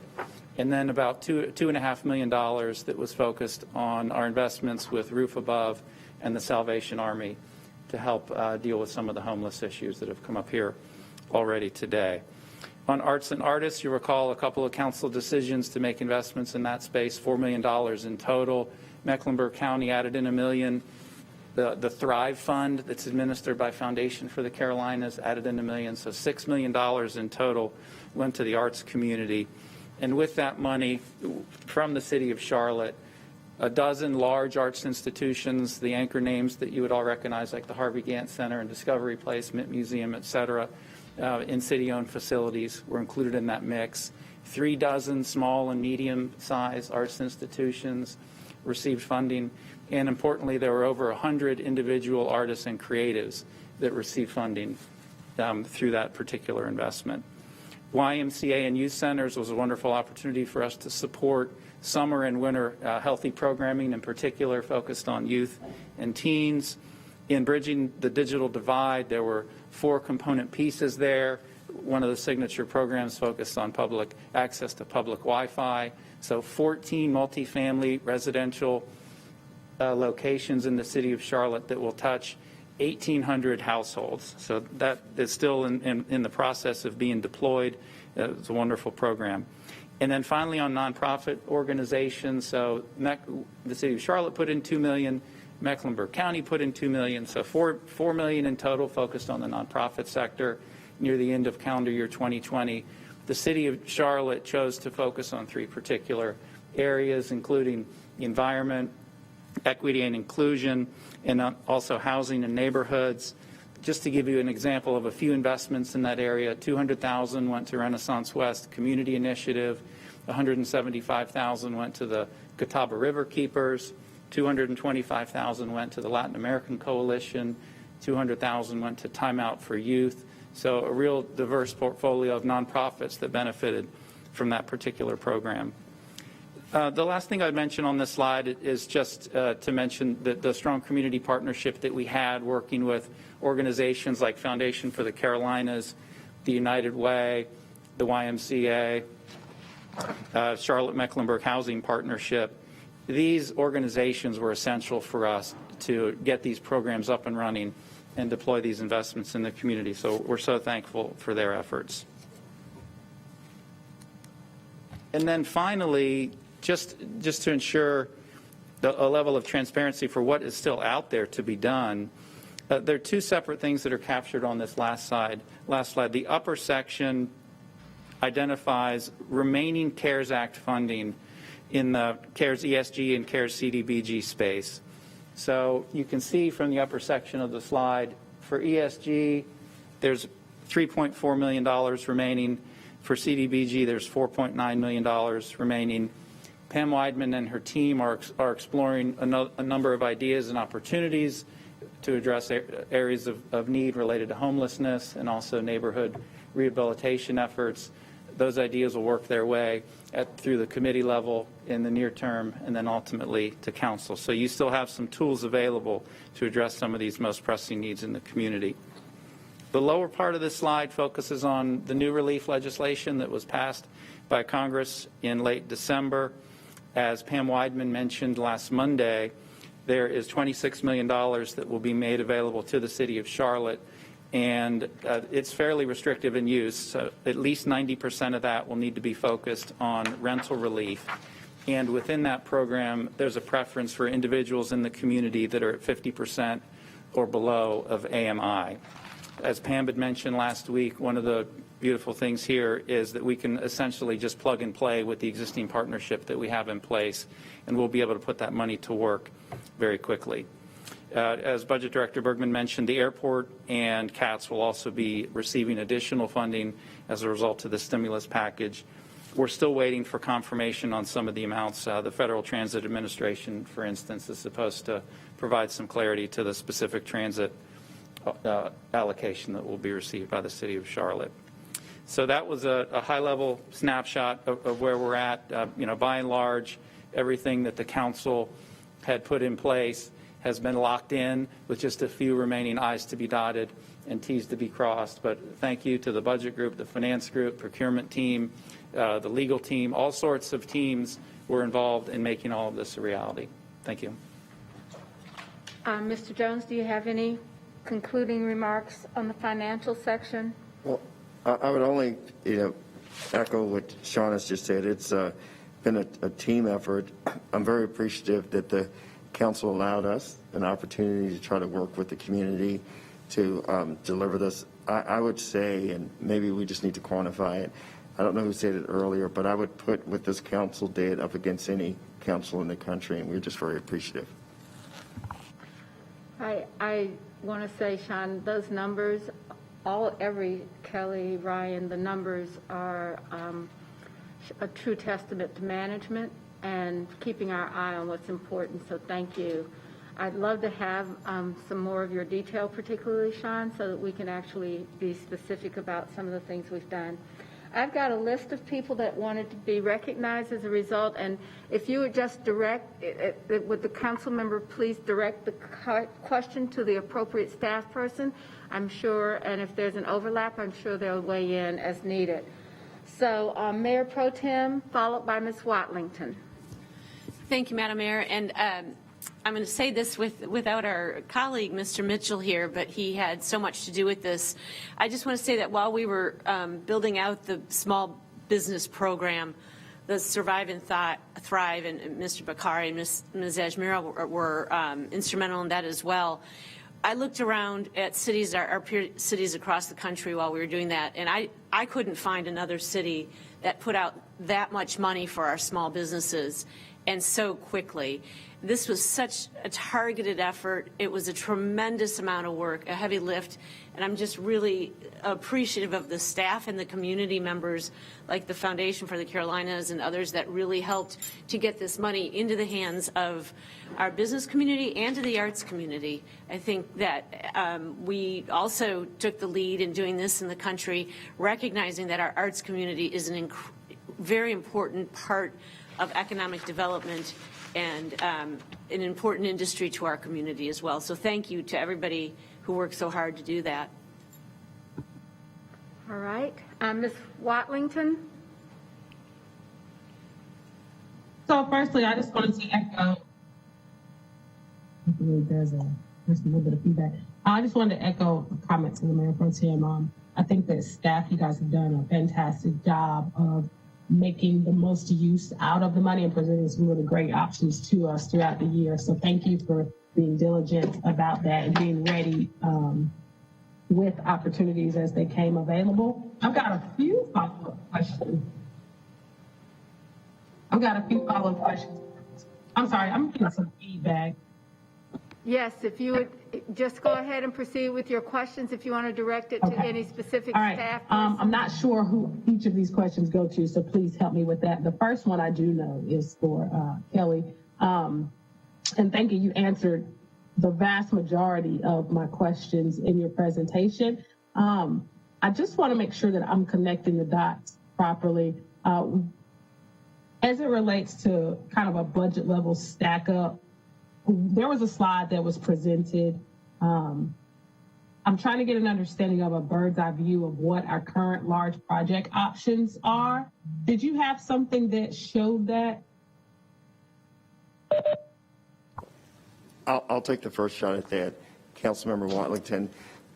I think what's great about the position that the council's in right now is that, and that's part of why we have the budget workshops and the annual strategy meeting, is that you can populate these bonds in any way that you believe is appropriate. What Ryan did earlier is, I guess, basically say soap gets you clean. There's some infrastructure projects that we need to invest in, and that takes a portion of it. But outside of that, between neighborhoods, housing, and transportation, that will be the will of this council to populate future bonds, if I got your question correctly.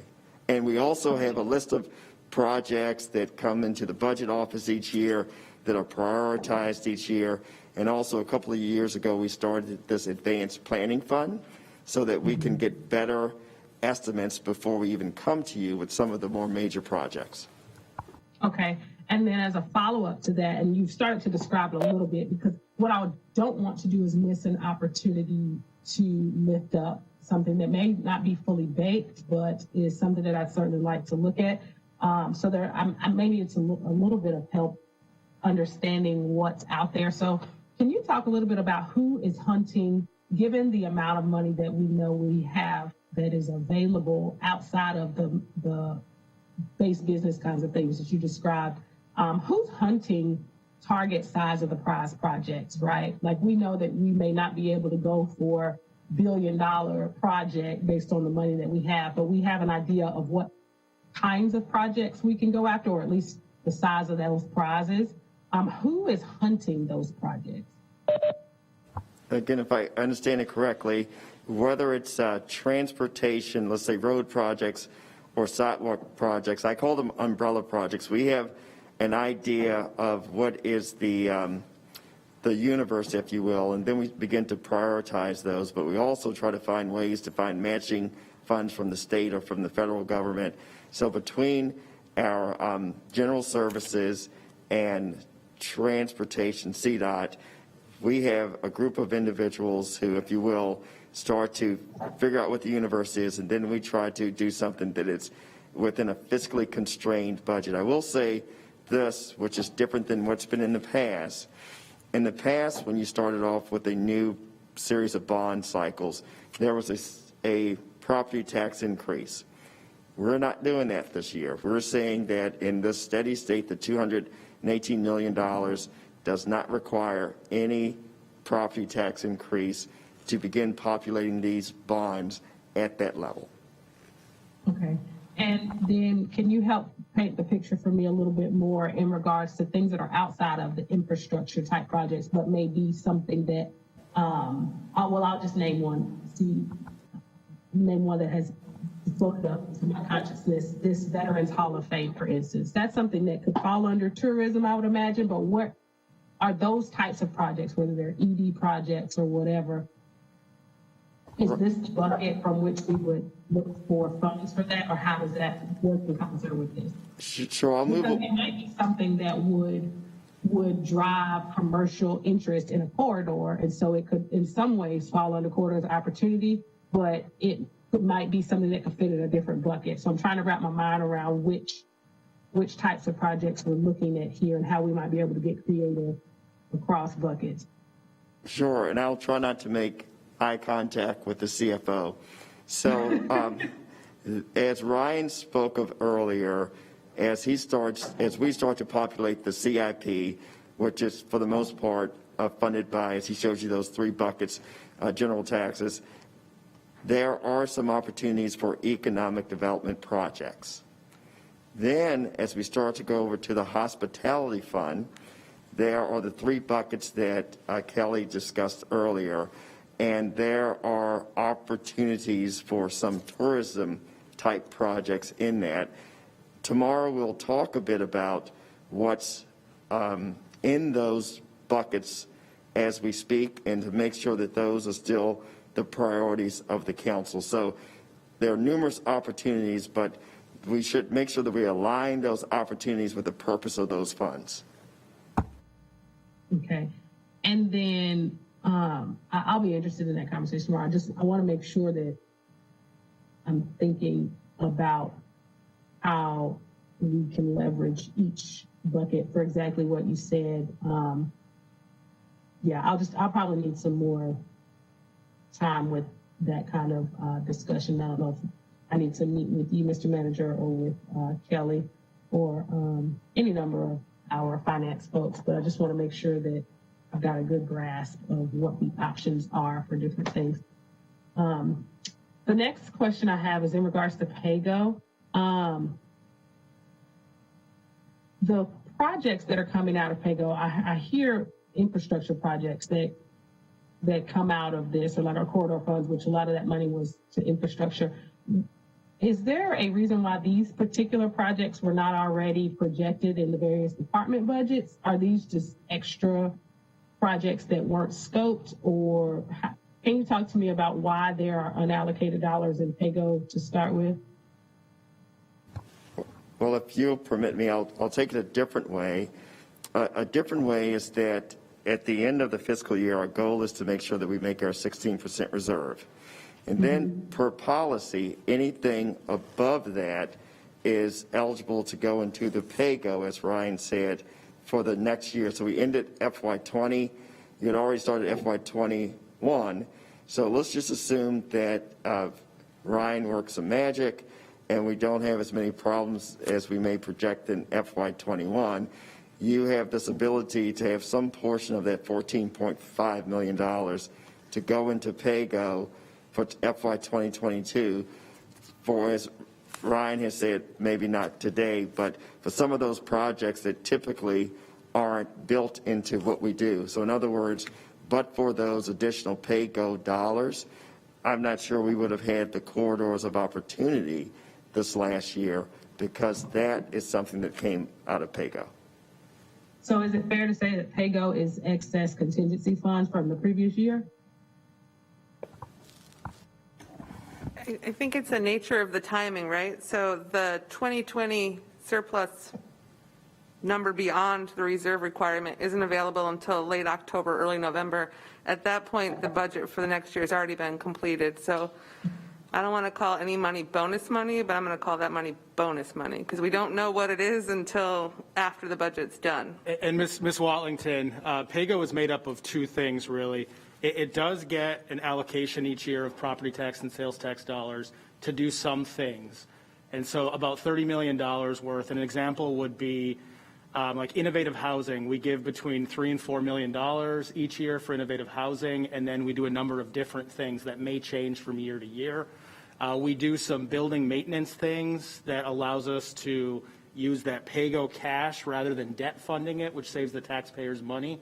But then on top of the normal year-to-year stuff from that allocation, that's also where anything that's a surplus goes.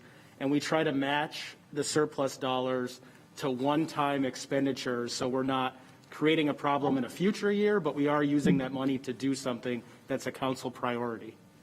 Okay, and so then in regards to that, is each department providing potential projects over and above what's in their budget? Should we have PAYGO funds available, or are we looking for those projects at the time when we get into the October of the year?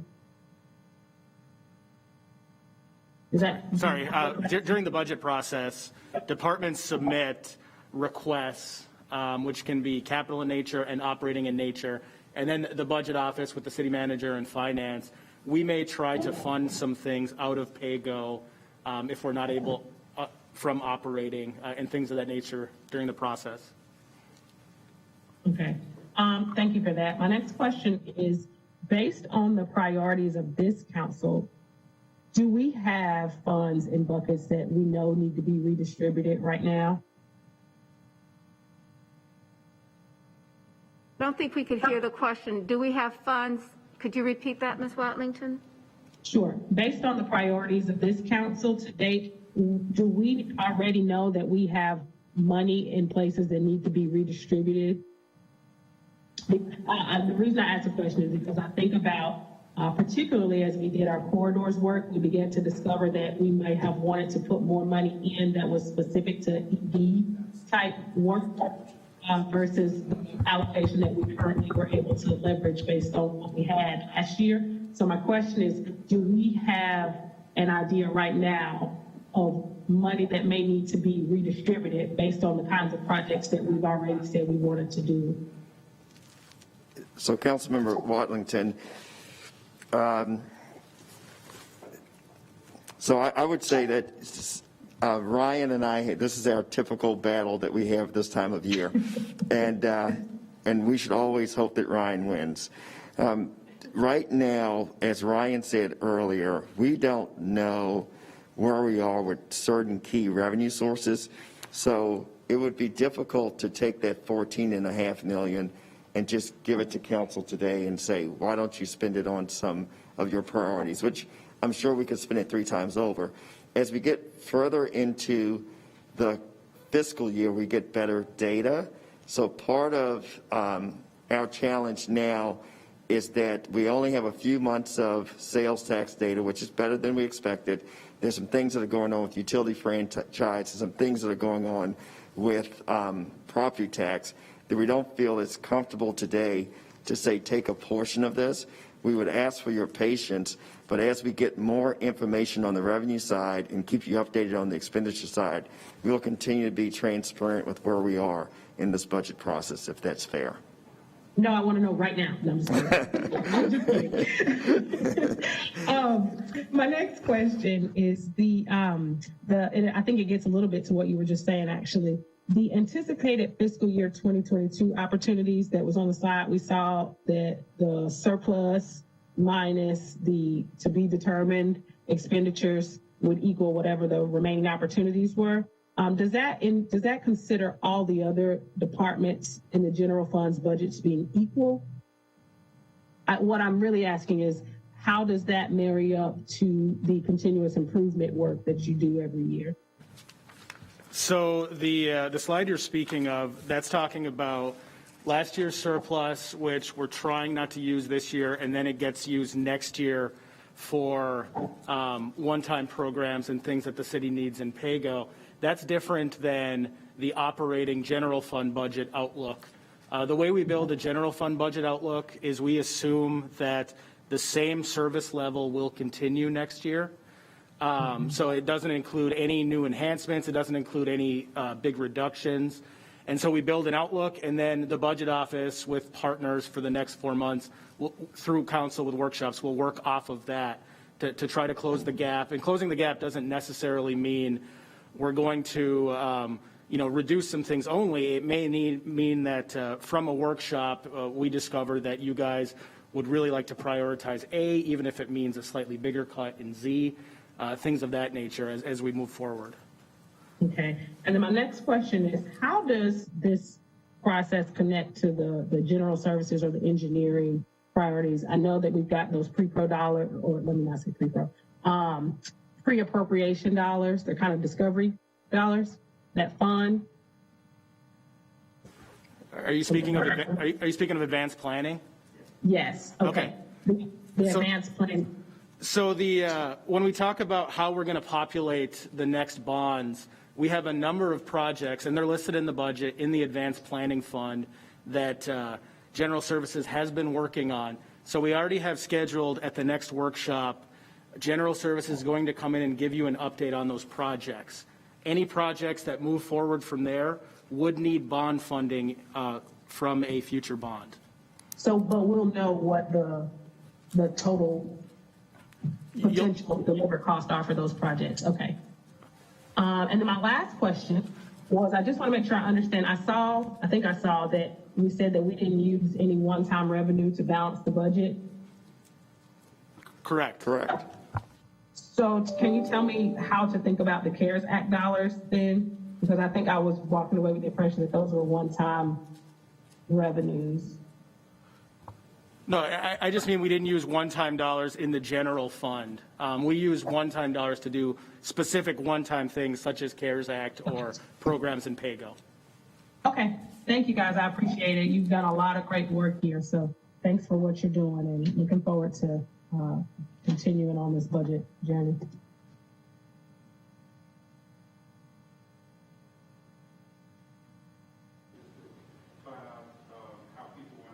Again, lunch is probably ready.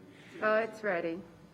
So is it possible for us to just shift after lunch? Because I know we have a working lunch that deals with another item in arts and culture. So I'm looking for a little bit of advice. We've gone a little bit over. We've gone about 7-8 minutes over the time allocated for this, but I didn't want to stop people from having lunch, and I also didn't want to respect the time of staff, so that I'm looking for advice here, I guess. Well, I've got 3 additional folks that want to speak, Mr. Driggs, Ms. Ajamira, and Mr. Winston. I wonder if it would be appropriate, those that are in the room, grab a box lunch and come back and listen to those folks, and if the council members remaining would think about the time, we do need to move on. So let's, could we take another 7 minutes on those 3 folks and then go to our next item, which is our arts and culture program. So we should or should not go very close. we should go grab a box lunch right now, come back in and start, and I think, well, let's do this. Let 3 people go get the box lunch, and I'm going to call on Mr. Driggs. And then we'll continue. Mr. Driggs, because the folks at home, are virtual, can do this. So, Mr. Driggs? Thank you, Mayor. I was going to commend Kelly and Ryan and Sean on those content-rich presentations and point out I had trouble keeping up and wondered if they could just run through them again. But I guess we don't have time for that. So for the quiz after lunch, I hope we can do open book. Okay, there will be an open book exam afterwards, you're saying? Yeah. Really, we are time constrained. So the one thing I just wanted to highlight out of all of that was the clean audit that Kelly referred to. People need to appreciate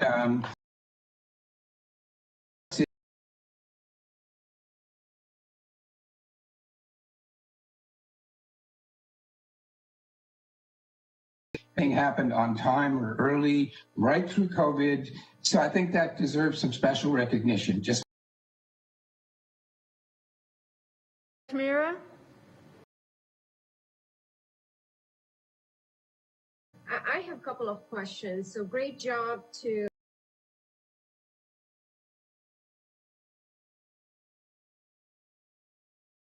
on budget and as well as our COVID funds. Especially for our city with a pandemic. And as Mayor Pro Tem had mentioned earlier, we were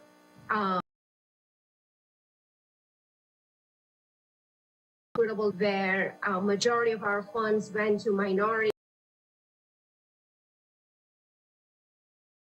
to highlight.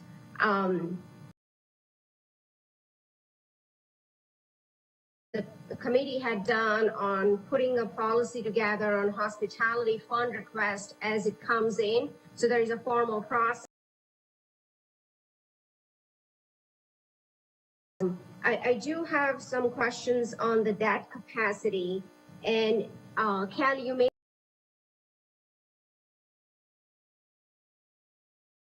we have to very closely monitor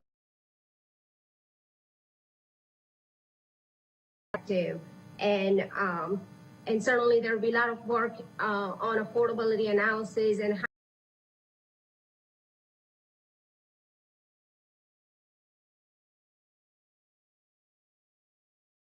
have some funds that are going into PayGo fund, and I know that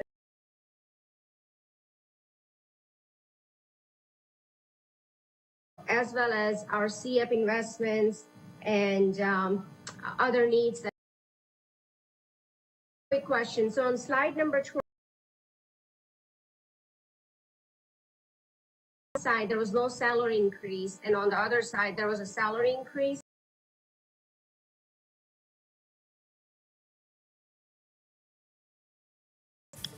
And that question is for Ryan. Salary increase from the last few years, which is step for sworn officers. But as you can see, So I did not see an impact on our enterprise funds, such as considering the revenues that might have been impacted with this pandemic. At some point, I would be interested in looking at that and if there is anything we need to address as a council.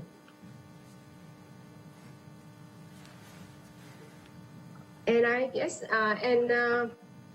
yes, and there was last presentation by Shan on CARES Act dollars.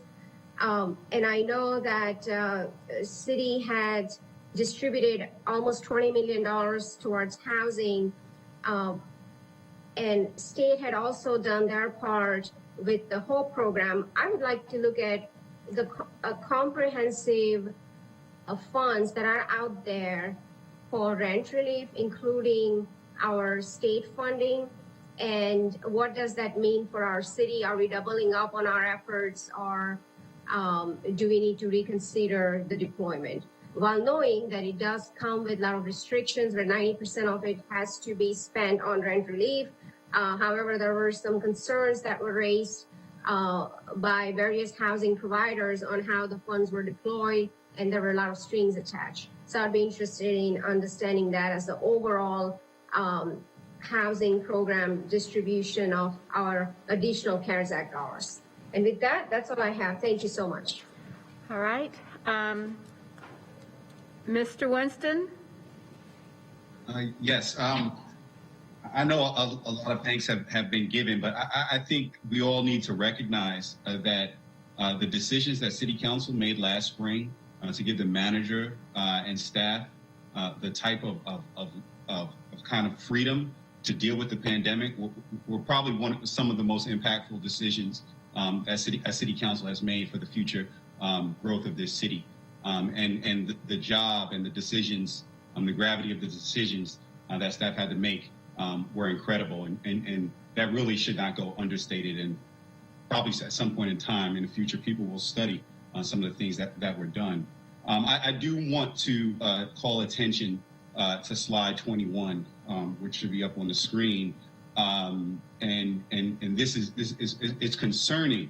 I guess the question that I have is actually for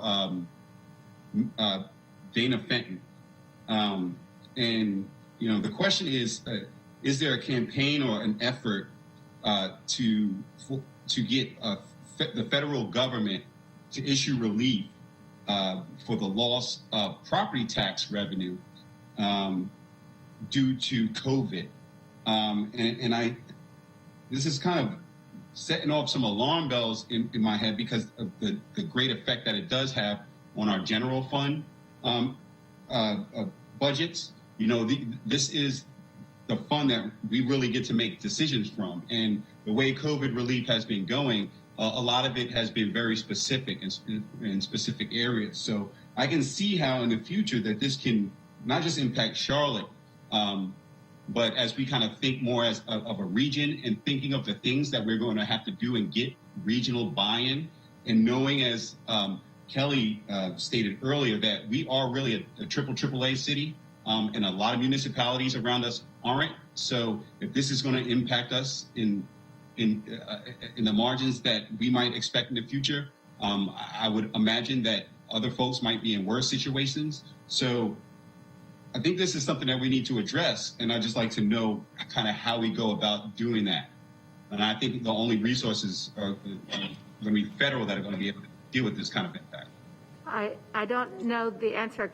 Ms. Flannery, do you have, I know you know the rules for the federal distribution and what local governments could do with the money. I think that we made some choices there, but Sure. any other comments towards Mr. Winston? Yeah, the existing CRF money was very clear that we could not use the revenue for revenue replacement, though the very large cities, the New Yorks, the Chicagos, the LAs that are really hemorrhaging on cash have been very aggressive in their lobbying efforts of the next administration and that stimulus package providing that kind of relief.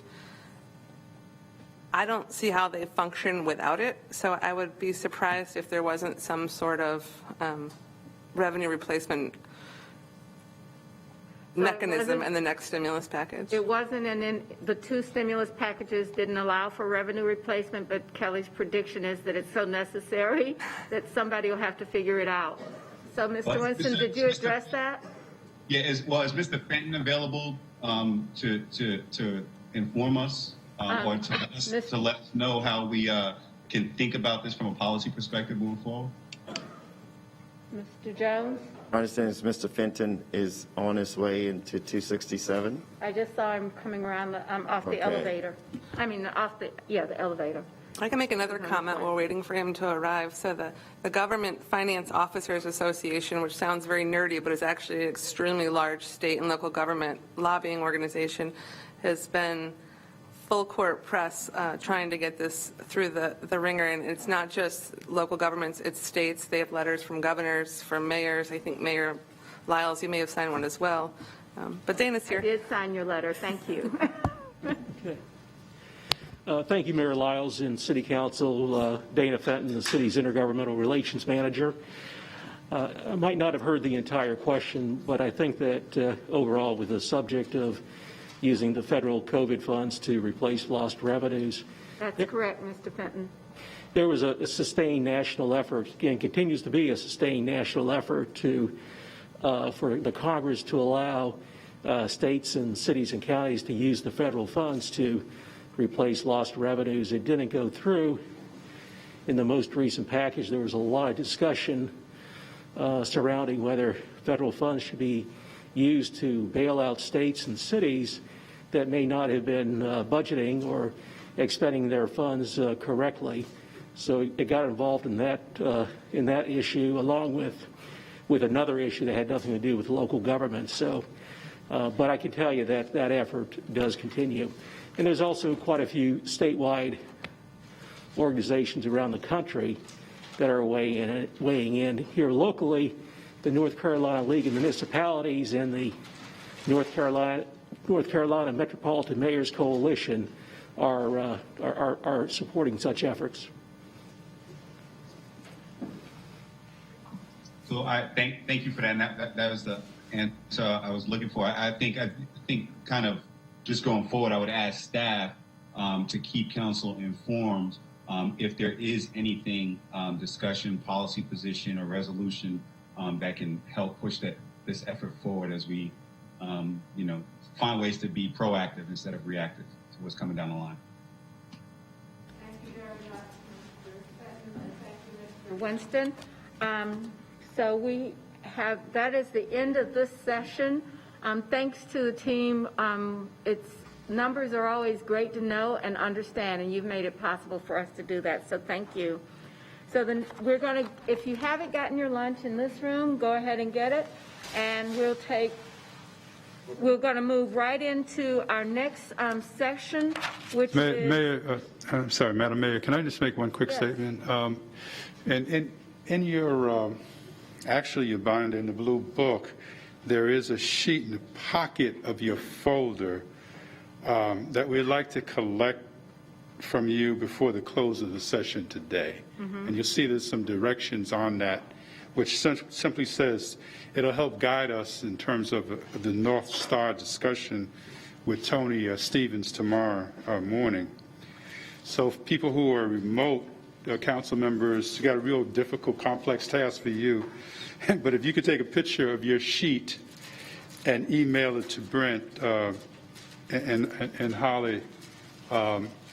But if you notice, the directions are fairly clear and very simple. So just if you could just follow the directions on it. For us, but everyone that's online needs to have take a screenshot. Yes, everybody online needs to take screenshots. Got it, and complete it and send it back.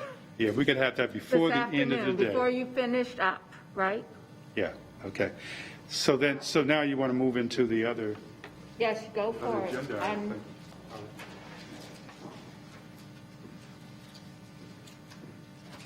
Ms. Dodson, thank you for being here. Looking forward to the discussion. Thank you, Mayor. Good afternoon, everyone. Today's discussion, and I think they're pulling up the presentation, correct, Anna? Okay, thank you. Today's discussion is around arts and culture. And really, we've had a lot of discussion about arts and culture, especially recently in midst of COVID. But today we wanted to use this opportunity to frame a discussion about arts and culture, not just today, but looking long-term and thinking long-term into the future. And so I had enlisted the help of John Martin from SIR to help us frame this discussion today. And then we also have three panelists that will help contribute to the discussion. And I want to introduce them very quickly, and then I'll explain to you kind of how we run this. Michael Marsicano, all of you know, the president and CEO of the Foundation of the Carolinas, and it's no secret his passion for the arts and culture. We also have Charles Bowman as the Bank of America market president for Charlotte and North Carolina. He too, well known in this space and being very passionate. And then we have Donna Julian. Donna is the executive vice president of the Hornets and Spectrum Center general manager. So she is responsible for the day-to-day operations of the arena, and she leads the way for so many events, from Beyonce to the Rolling Stones to the NBA All-Star Game. As we introduce Donna, I want to make a special note that she won the 2020 Sports Business Journal Game Changer Award. That's a national award for 50 women in the sports world who are seen as leaders in all of sports. So it's pretty impressive to have her here. And only 3 women from the NBA were recognized. Is that right, Donna? Yes, that is correct. Thank you so much. And then Fred, you'll see Fred Whitfield on the screen as well, and he's just here today to support Donna. So thanks both of you for being with us. So run of show very quickly. What I'd like to do is go through a couple of segments of this presentation, and then at each segment stop and let our panelists have some reflection. And then there's an opportunity at the end for a larger council discussion. Do we have the PowerPoint?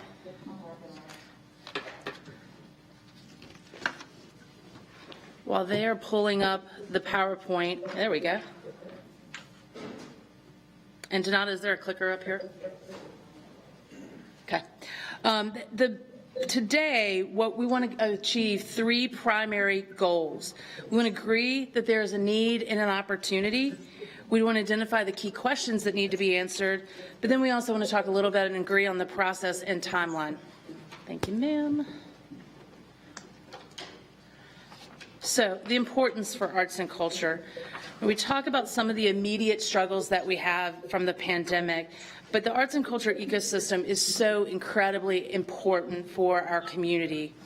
It is, in so many ways, it's a significant part of every major city. It's jobs, it's tourism, it's a catalyst for community building and revitalization in very many instances, and it's a quality of life aspect, that helps attract and retain talent in our community.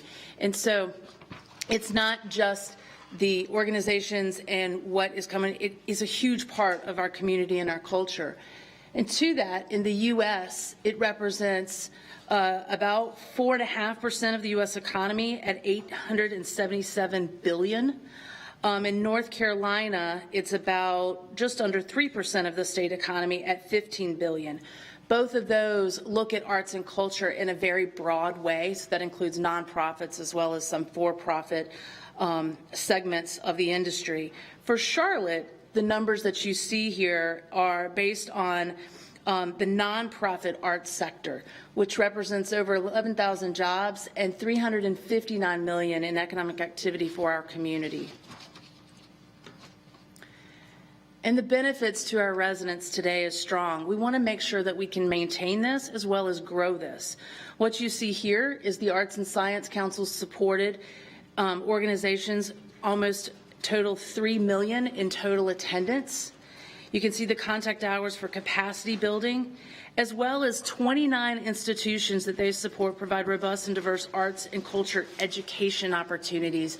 I think Michael will hit on this a little bit, but that's a significant part of our community. And again, we want to really make sure that we can maintain and grow that. So we want to talk about the importance of what we have in our community today and how we maintain it. Also, Spectrum Center. I know that Donna will expand on this. But we can't forget the events that come through Spectrum Arena on a regular basis. And while they might be a little bit paused right now, they've had profound impact on our community, from family events to, I mentioned, concerts, you name it. Oops. There we go. Sorry. So now I want to take a couple of minutes and ask Michael, Donna, and Charles to provide some reflection to the importance of arts and culture that they see as it relates to the community. Who would like to go first? Tracy, this is Michael. I'll get up to bat first, if that's okay. First, I want to thank the council and the city manager and his team for inviting me to join today. I also want to thank you for all the time you put in for your public service. After we saw what happened last week, we know how important our elected officials are. So thank you for your public service. I also got on early enough to hear some very, very nice comments about the foundation and our partnership with you on the CARES Act dollars, both for small business and for the arts organizations and the hotels and so forth. It was a great partnership. As I've said, Tracy and Holly are rock stars, and we had the pleasure of working with them. So thank you for your kind comments. I wanted to take this from two directions. First, a little historical perspective. Because I've been in Charlotte now for 30 years and came here in 1989 as the Arts and Science Council Director, there's a historical perspective on the economic development aspects of the arts that I think is important. And I would begin by saying that every time Center City has wanted to invigorate and to see economic development in a different part of Center City, it has used arts and culture as the canary in the coal mine. Some of that goes back before I came to Charlotte. I'm told that before Spirits and Discovery Place, North Tryon was, if not a red light district, pretty close. Hold on 1 second, Michael. We're going to need room 267 to mute because we're getting echoes here at home. Thank you. You can go ahead, Michael. Okay, it's okay for me not to mute? If you go back to the 70s when downtown was completely blighted, Spirit Square and Discovery Place were the first canaries in the coal mine to get things going, and that led to the first wave of economic development after the movement of everything to the suburbs. In fact, we're looking at doing that again right now with a redo of Discovery Place, the Public Library, and the Carolina Theater. You've already got a tower on the map, you've got 2 hotels on the map, you've got Lennar going up. So again, even as we speak, arts and culture are being used as an economic development tool to attract major corporations as well as major real estate development on the commercial side. In the late 80s and the 90s, it was the Performing Arts Center, which is really 3 different theaters. And that led to being joined at the hip with the Bank America Tower and led to a whole series of number of office towers that were built around the Performing Arts Center. You then get to the early 2000s, and you find South Tryon was only surface parking lots until the Levine Center, including the Gantz Center and the Knight Theater and the Mint Museum and the Beckler, that went up, and Wachovia built a tower, and there's an interesting story about that tower. When I went to pitch the whole idea of a cultural campus on South Tryon to then Ken Thompson, at that time, right after 9/11, Wachovia had a mandated policy not to build another tower in a downtown area after 9/11. With the cultural campus on the map, they totally reversed that policy and built what is today the Duke Energy Tower in order to be with that cultural campus. And now we have Ally opening a building, Johnny Harris building a building in the Bank of America Tower on that side of town, Honeywell coming in and building a building, and now Duke Energy is building another building right across the street from the cultural campus. So these are just some examples. I could speak to other examples of cultural facilities in the downtown area that have spurred incredible commercial real estate development. And those commercial real estate developers and those tenants in those towers will tell you that those cultural amenities stimulated their decision as to where to locate and to locate downtown. So cultural facilities and their corresponding programming have been a huge economic development tool to a tax base which carries the community much beyond just the Center City. The Center City tax base carries a lot of our needs across the community by its tax revenues. You saw the approximate 3 million in attendance on one of the slides, and I would say to you what's really important about this is that it's 4 and 5 nights a week, every week. We need both the sports and the arts, and with my sports friends on the phone, I want to say that loud and clear. But let's just take one comparison, which I think is significant in terms of relationship to the restaurants and their vitality. We have 10 football games. That is at best a lunch and a dinner, which is 20 times. The cultural facilities are doing hundreds of nights where people are going to restaurants night after night after night after night. So you cannot overestimate the impact of the cultural programming in these facilities, particularly on the hospitality community every night of the week.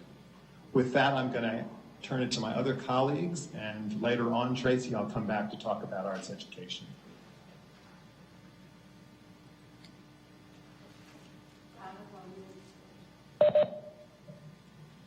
Donna, you're on mute. Good afternoon. Thank you so much for the opportunity to participate on the panel today. I just want to share a little bit of Spectrum Center. I know we all know the Hornets are there, but I did want to highlight some of the other activity that we have in the building.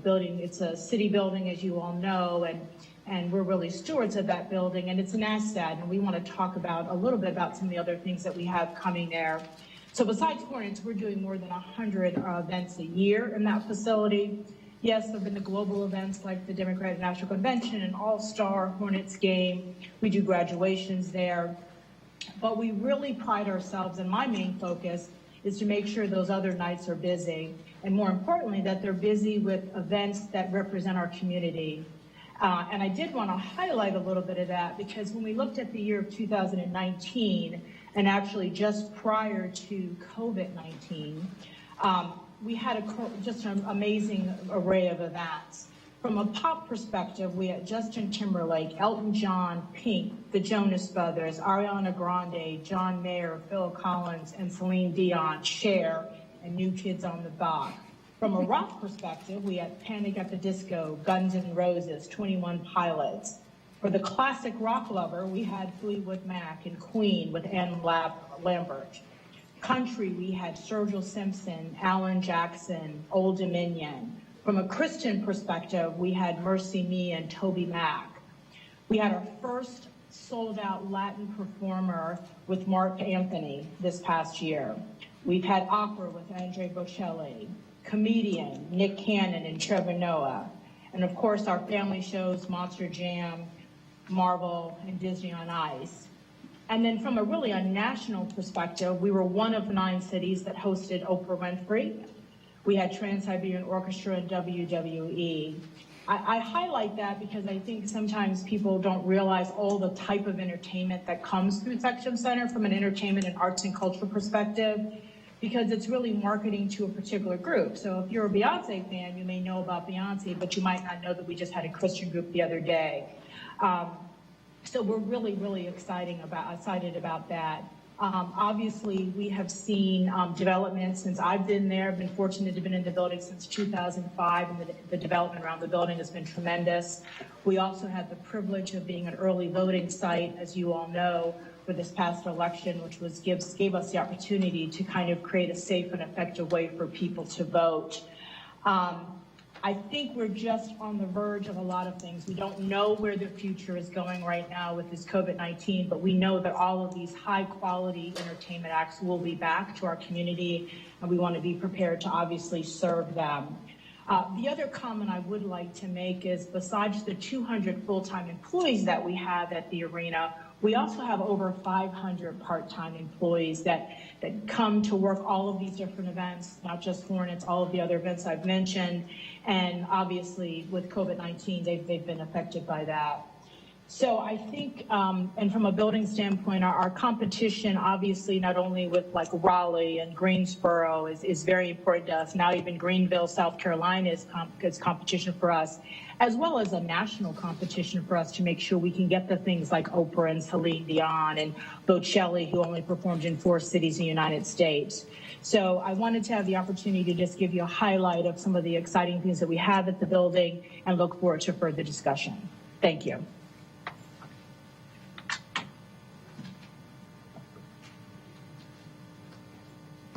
Charles, do you have anything to add? Oh, sure. Okay. I was waiting for a cue, and occasionally I keep getting knocked off of this, so they may not like my face as much as Donna and Michael. I'll just add sort of 2 brief comments.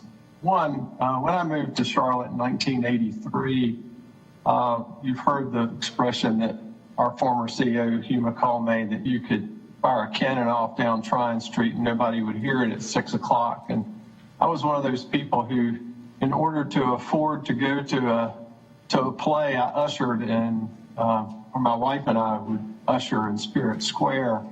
And to come as far as we have, thanks to the city and the county and the private sector, what we've built here is actually phenomenal and the envy of a lot of places and cities. But the 2 points I'd like to make is how important it is to attract people here, particularly when you're talking about corporate headquarters. I usually tell people that when you come to us, people are looking for good transportation, good health care, good education, and they're looking for something to do with their spare time. And the variety of venues and the variety of activities that we've all created here is pretty remarkable.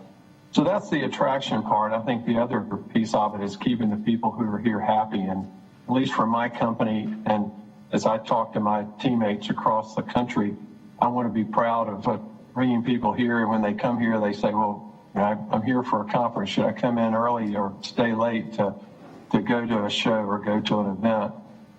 And it really is an important component of our assets and amenities as a city to keep the people here who are here, who want to stay here, who are proud of their city. And I think it's so incredibly important to the overall strength and momentum of a thriving city to be able to do that. So that's all I'll say.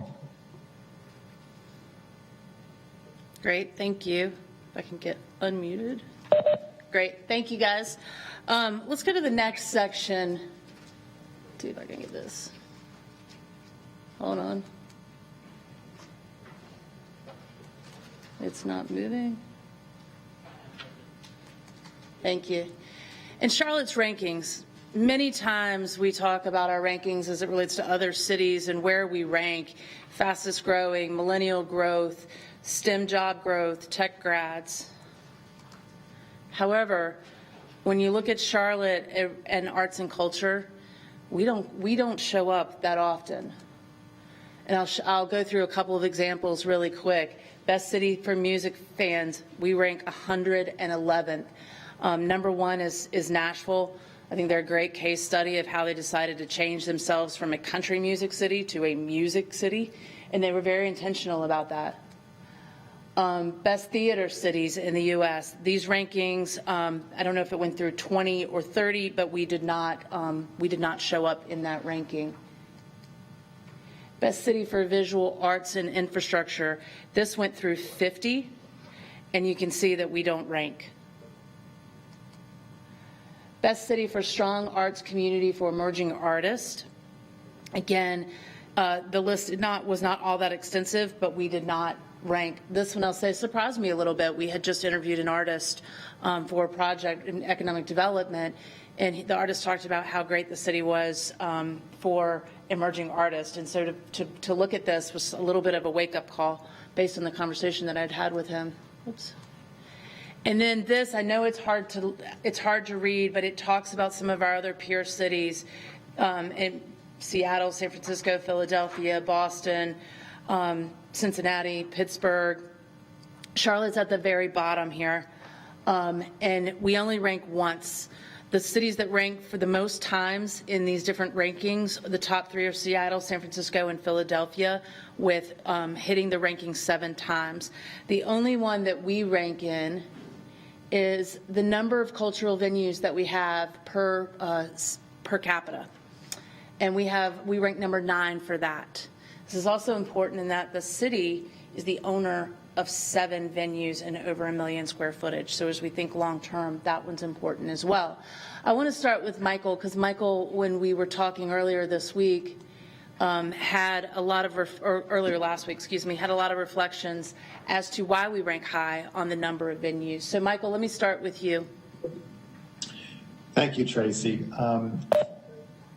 I saw these slides at the end of last week in preparation, and given my passion for the arts that was mentioned up front, they broke my heart.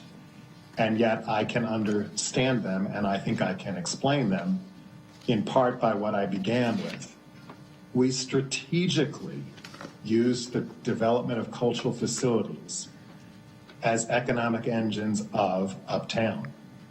This is not by accident.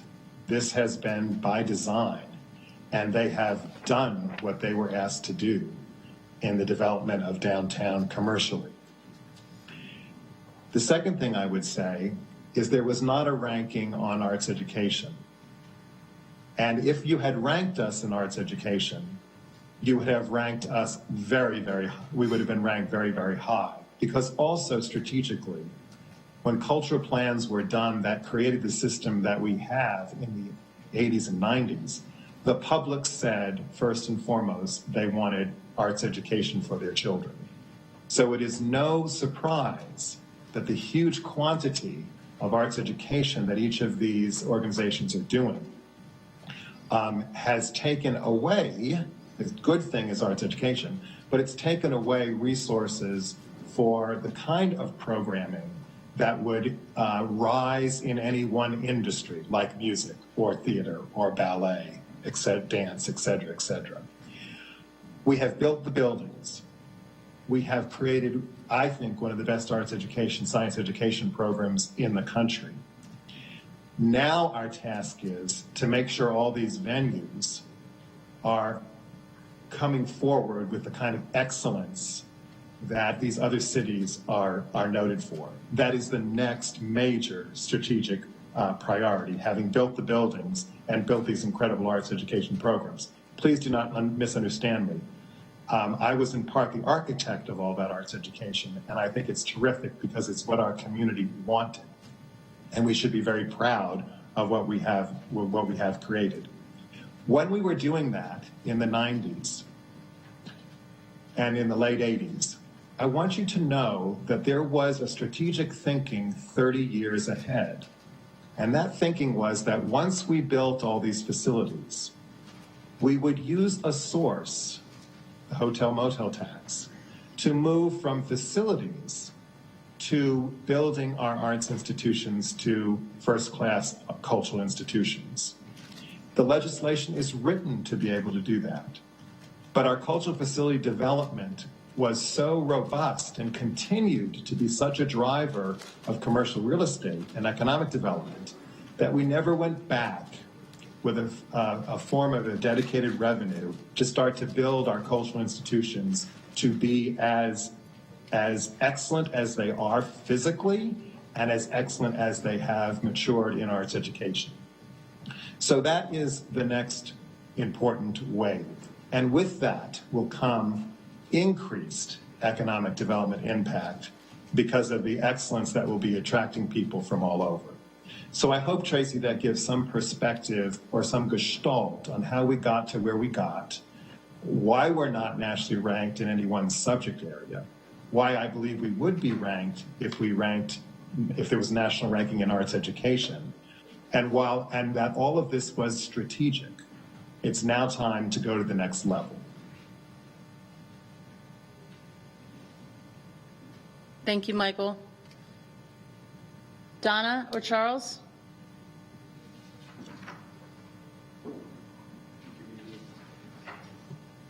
It's either Charles or Donna next. I'm done. Well, I think 267 may be talking, but they're muted and they don't know, I think. Okay. I'll jump in just quickly. I thought I was surprised, as Michael was, that we don't rank a little higher, but on some of these. But I think all the ingredients are here. I think the people are here, the talent's here. We just need to make it part of our narrative, and whether it's arts education or filling up these venues, we'll have a tremendous opportunity, I think, in the post-COVID environment to be able to really ramp it up and to establish one of our key pillars of reputation around the advancement and development of the arts for all people. Yeah, I'll just chime in from a venues perspective and the entertainment that we have coming through. We do get ranked. We don't always share it, I think, on the rankings that we get. We just recently were one of the top arenas in the southeast region, only second to Atlanta. So I think this is definitely something we continue to work on, and we do have a reputation of kind of getting top quality entertainment coming through the building, but we always need to do a better job of communicating that and making sure it's recognized. Great. Can you unmute? A point There we go. If I could add a point to what Donna was saying. I'd be curious in those national rankings if they are looking across the spectrum, because with what Donna and Fred are doing in the arena with major entertainment, and frankly, we know that the Blumenthal's Broadway series is one of the best attended in the country. They have one of the highest earned revenue ratios in the country. We know they are programs of excellence. That's not the same as some of these surveys that Tracy showed us. Like, obviously, that's not theater. And when they mean theater, they're talking about drama. Obviously, that's not the visual arts. So we always have to be careful in what's in those rankings, because I would match what Donna is doing and what Tom Gabbard is doing in the more commercial arena, and I would put Broadway in that arena, as some of the best class in the country. Great. Thank you.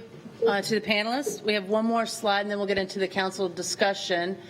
What's our opportunity? And as the largest owner of arts and cultural facilities, what I mentioned, we have 7 facilities that's totaling over 1 million square feet. We can serve as a leader in deploying a comprehensive arts and culture strategy as an economic development tool. We can increase sustainable public and private support, and then we can partner with the institutions, the artists, the stakeholders to come out of COVID-19 even stronger. This is the small and the large, the organizations to the individuals. We have an opportunity to bring everyone together with that right now. I'll ask just very quickly if the panelists have anything to add to that before we go to some of the council discussions. I guess since I started off on each one, I'll start off on this one. I started by saying that the facilities were the canary in the coal mine. We have another coal mine right now, and that is the condition of Uptown. We are going to have to re-educate our community to come back. And I would argue that we need to pour a great deal of money into the arts and cultural programming to repopulate the public downtown so that they, after over a year of being gone, they begin to have downtown become our living room again. And if we do that correctly, I think we can do that in a way that begins to move those national rankings.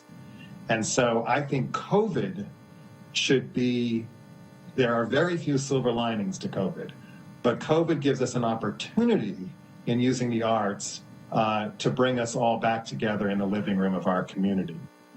And while I spoke a great deal about economic development, I did have a conversation not too long ago with our Mayor Pro Tem, who said, Michael, you're pretty good about talking about economic development. What about just the intrinsic value? We are human beings. We need this. And so I would be unfair to the value of the arts if I didn't say that doesn't music and visual art and theater bring us joy and bring the human spirit and define us. If there's anything that defines a civilization and particularly a community over time, throughout history, it has always been the quality and quantity of its arts programs. Tracy, I'll chime in here with 3 or 4 points. First of all, I think of the arts in Charlotte as a regional draw, and it's about making this place an exciting place to continue to live and work for the region. And I use examples. Think about Discovery Place and the number of children who come from the entire region who are bussed in a non-COVID environment. I've seen some of Tom Gabbard's scatter plots of where his customer base comes from or his viewer base, and it's from far and away. You got to look at all around the circumference of Charlotte, and so it really is a regional responsibility and accountability. The second point is finding a way to continue to sustain the public-private nature of our support for the arts. That's what's brought us to have the opportunities that we have that Tracy's talking about, and we need to figure out new ways to sustain that. The third is, and Michael alluded to it, we have an opportunity coming up that's not far away from us, and that's, I'll call it the post-COVID recovery for the arts, which could be incredibly exciting and dynamic. And I'll bet Donna can tell you all the people who'd love to pile into Spectrum to be the first shows. And by the way, but bring Bocelli back. I really did enjoy that, Donna. And then the fourth is, how do we continue to reintroduce the dynamism that is here for the arts, for our city? To me, it's like singing the song on the top of the mountain. If we do it right and we plan for it and we have a strategy for it, there is not a city in the world that can hold a candle to what we can potentially accomplish. Yeah, and I think coming out of COVID, which has obviously been so devastating for the facilities, there is hope built, because I think we're seeing all of these entertainers are eager to get back on the tours and get back into our facilities and the theaters and all those types of things. So I think when we start looking at hopefully maybe late summer and the fall, it's going to be a very exciting time. We're going to be obviously competing, from my perspective, with Raleigh and Greensboro to make sure that we can get that play. If it's a one play or two play on the state, we want to make sure we get it. But I do think we're going to see an awful lot of activity coming back as these groups and entertainers want to get back into buildings and be in front of their fans again. And that planning is obviously happening now. So I do think out of COVID, we need to be prepared for what's going to be the new future. Great, thank you to all three of you. I want to invite you all to stay on for a few more minutes, but now I want to ask Councilmember Driggs, Mayor Pro Tem Eisel, and Councilmember Graham to help kind of walk us through, I think, some of these discussion points and further discussion of the council, really to answer a couple of questions. But do we agree that there needs to be a new strategy, and who are the stakeholders, and then what is the process and timeline for moving this forward? So with that, Councilmember Driggs, I'll turn it over to you first. Thank you, Tracy. I just want to create a little context for colleagues here. For several years now, and quite a few years, we have been kind of kicking these questions down the road. So the City Council has renewed its funding through our Financial Partners program at a level of about $3 million for operating support. And we've also had an ongoing investment in basically debt service for the facilities, and on occasion investment in the facilities. But not a lot of thought has gone into the importance of the arts and how we quantify the return on our investment, what our roles should be, and how we go about it. So I think this is an opportunity for us to just take a very basic look. And from the council member's standpoint, as we consider the allocation of funds for which there is a lot of competition, we need a framework that allows us to say, let's invest this much money in this way, and what kind of things can we expect to see from that? One of the biggest issues in recent years has been a decline in private funding for the arts. And so I think whatever we do does need to be in the form of partnership with private donors in order to leverage the public investment. And then the question is just, what is the model? What does that look like? So I think what we're doing today is we are laying out the issue about the fact that we're missing out on a lot of opportunities that come from having a very vibrant arts community. Because in light of some of these rankings that we see, we are not on the list in places where maybe we should be. And therefore, what can the city do about it? How much should we invest? How do we measure the success if we make investments? And I will just say in general terms, that's my understanding of the problem. The three of us, the Mayor Pro Tem and Mr. Graham and I, have been asked by the mayor to kind of consider these issues, and we're in the process of doing so. but I would really appreciate feedback from all of council on where what their feelings are about where we should go. We talked in past years about increasing funding for the arts, and there was kind of a lack of real passion on the subject, but I think it was partly because we hadn't clearly articulated what the opportunity was and what we would be getting in return for that investment. So I'll just say those things by way of an opening and ask the Mayor Pro Tem if she'd like to chime in. Sure. Thank you, Mr. Driggs, and thank you all to the panel for the presentation. When we were doing our pre-read, two things I wanted to mention. When we were doing our pre-read, we saw that Charlotte fared fairly well, has fared fairly well during the pandemic because we have a more diversified economy now, and that's been intentional. We've been trying to diversify the employers in our community. We have been really, it's been thrilling to see the kinds of companies that have moved here, the big and small, the Centenes, the Honeywells, the smaller fintech and other industries. And what they're saying is they're moving here because of quality of life and what there is to do, what their employees want to do. I had a conversation over last week with one of our new employers here, and he talked about what there is for employees when they move here. So whether it's basketball or theater or live music, that's a very real part of economic development. And when I think about the arts, we have an opportunity to really, as Mr. Driggs said, develop a framework and an intentional strategy to invest in the arts.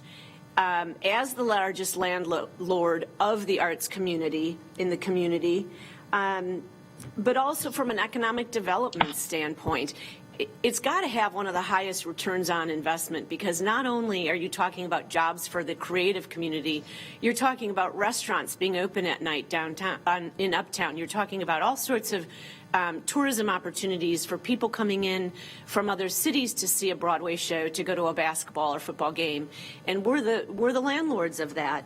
And then I'll just say that I think back to, I think it was about a year and a half ago, maybe 2 years ago, I had the opportunity to go see Hamilton. Well, I've seen it a few times, but I went to the performance of Hamilton that was at the Blumenthal and was hosted for free for 2,000 Title I students. They came from Virginia, they came from Florida.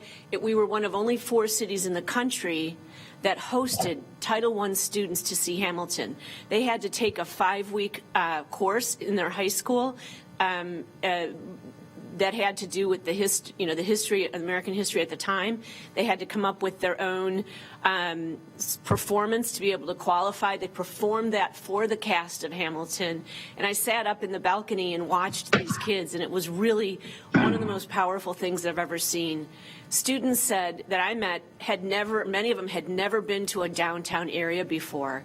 The mayor was instrumental in opening up the arena for the kids to be able to go have lunches with their class, because they were carrying coolers that they brought, for their lunches. And it really, I think it changed lives of a lot of students. So I really hope that we will, as a council, consider how important the arts is to our community, how much capacity we have to make this a big part of our economy and turn what we say is a negative, because we don't really hit the charts in the Southeast for being an arts center.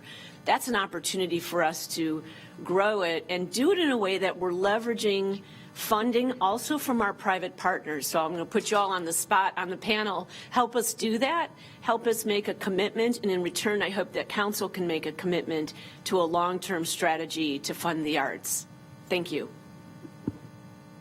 Could I just chime in again and point out one of the issues that we have to deal with here is that we have a certain dichotomy in our own scene between the large venue arts and the facilities that the city owns and the arena. But then there's there's a huge community of artists, small artists, and their presence here kind of imprints on the character of the city.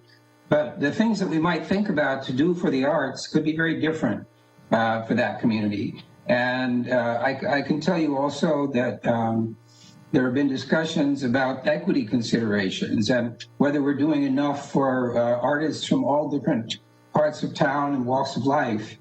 So there are many dimensions to this thing.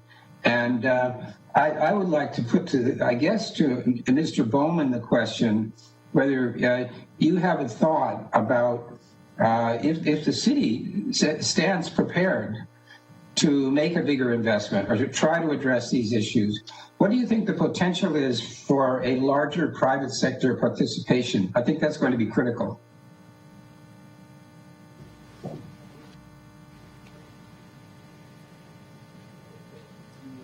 Unmute, Charles.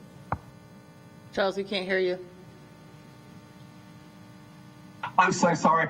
Everything I said was really brilliant. You just didn't hear it. Say it again. Say it again. I think that's a fair question, Councilman Driggs. I'm an optimist about these things.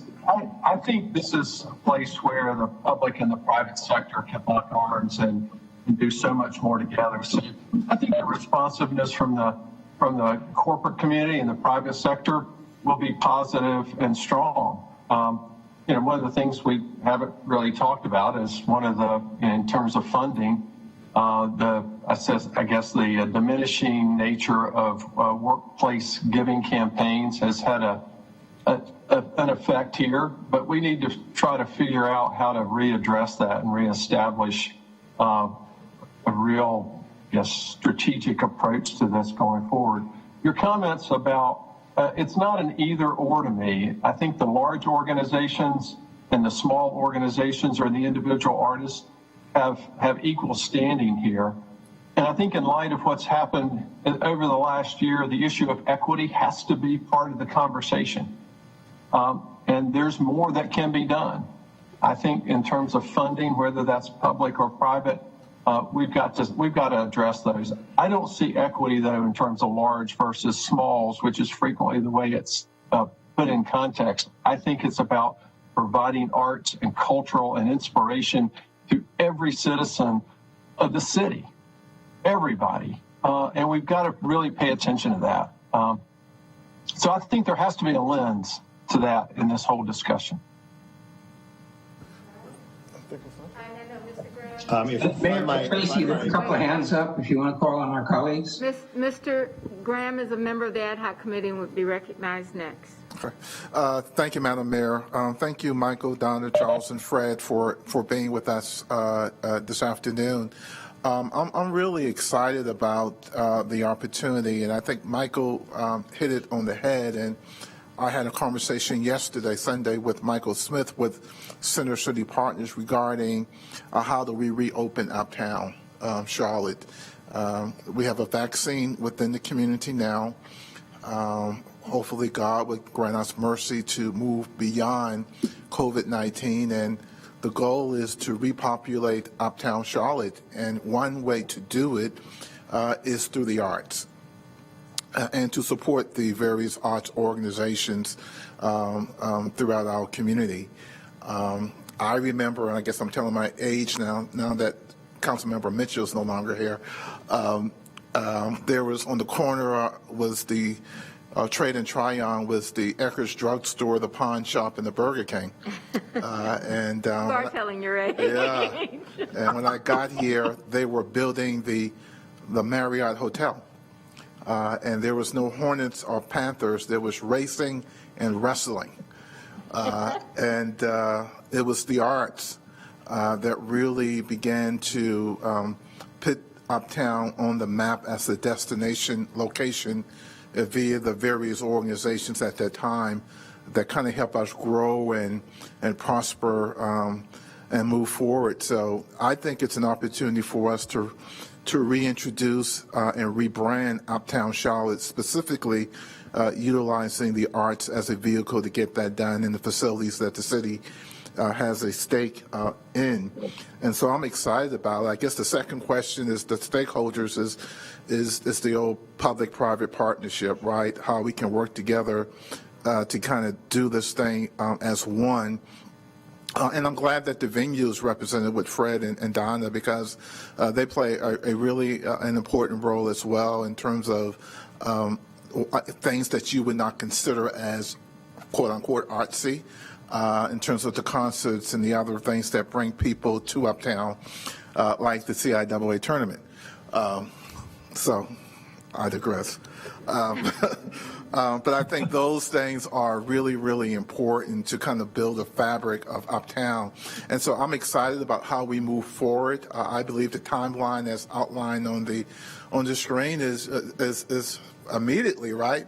Because again, this is Malcolm's thinking, not anyone else's, is that hopefully by June or July, we are, as a community, COVID-19, that things are coming to at least a manageable level where people can congregate together. And certainly by the fall, when football season rolls around and the new basketball season opens, that the arts community is really ready to be a part of that reopening and that rebranding of Uptown Charlotte. And so how we structure ourselves today will really have a great impact in terms of where we will be tomorrow being the summer and going into the fall. So private-public partnerships, how do we get started, branding, reintroducing Uptown via the arts, and I think us putting our brains together,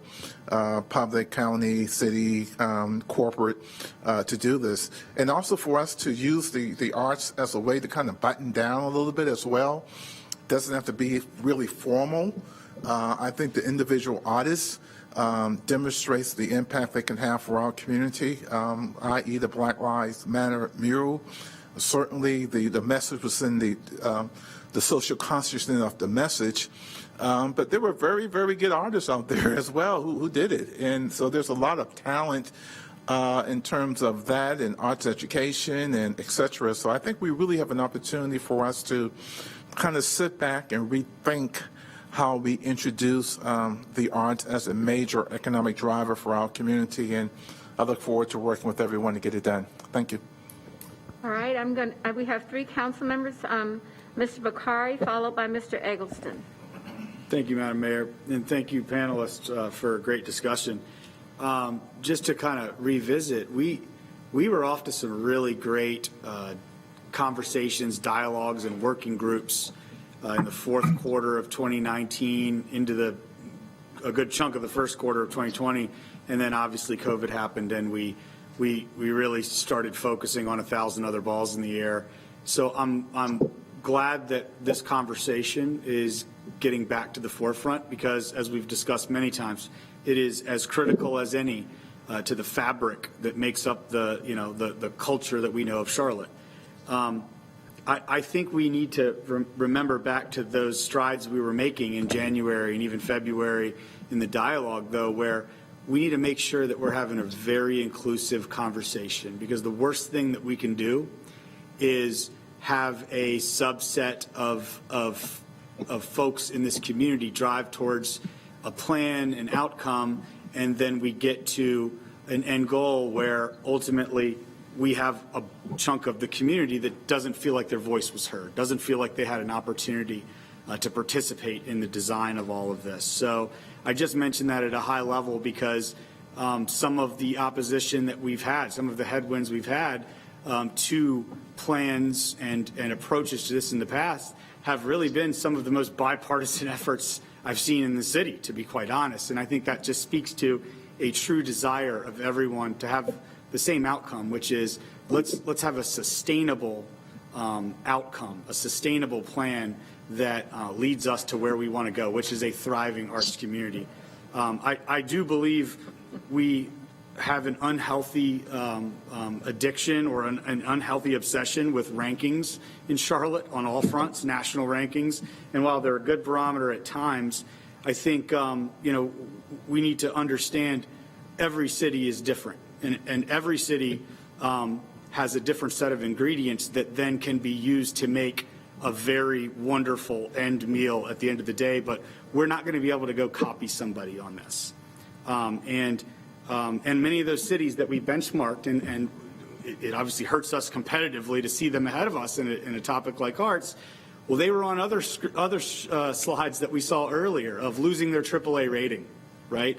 And having a mass exodus of millennials and losing tax basis and being underwater from the budgetary perspective. So, I mean, these are all parts of the same dialogue that are desperate desperately needed to be had across our entire city. But I firmly believe we can figure this out.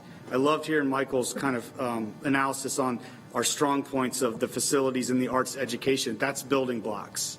That to me makes a lot of sense to build upon. One thing, though, that I would say that we might want to consider as we craft this is I don't necessarily believe in this topic or many others that we're struggling right now with. This is an exercise of re-educating the public in how this stuff works, whether it's arts or uptown more generally, which I have huge concerns for.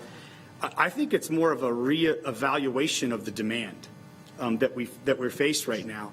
And I am so concerned for uptown, which has been our beating heart for so long, in how that heart gets re-jump started, because all of the business owners we know and everyone who relied on what we used to know as uptown, and that's going to look vitally, vitally different when all of this is done. So the COVID impacts, but more importantly, this city, whether it's perception or reality, also tends to spend a whole lot more time on the messaging and the marketing campaigns than some of the kind of cross the aisle and cross the belief set view of building out the plan. And I say perception purposely because serving on some of these boards, I know there is a lot of work there, but sometimes that work doesn't get seen.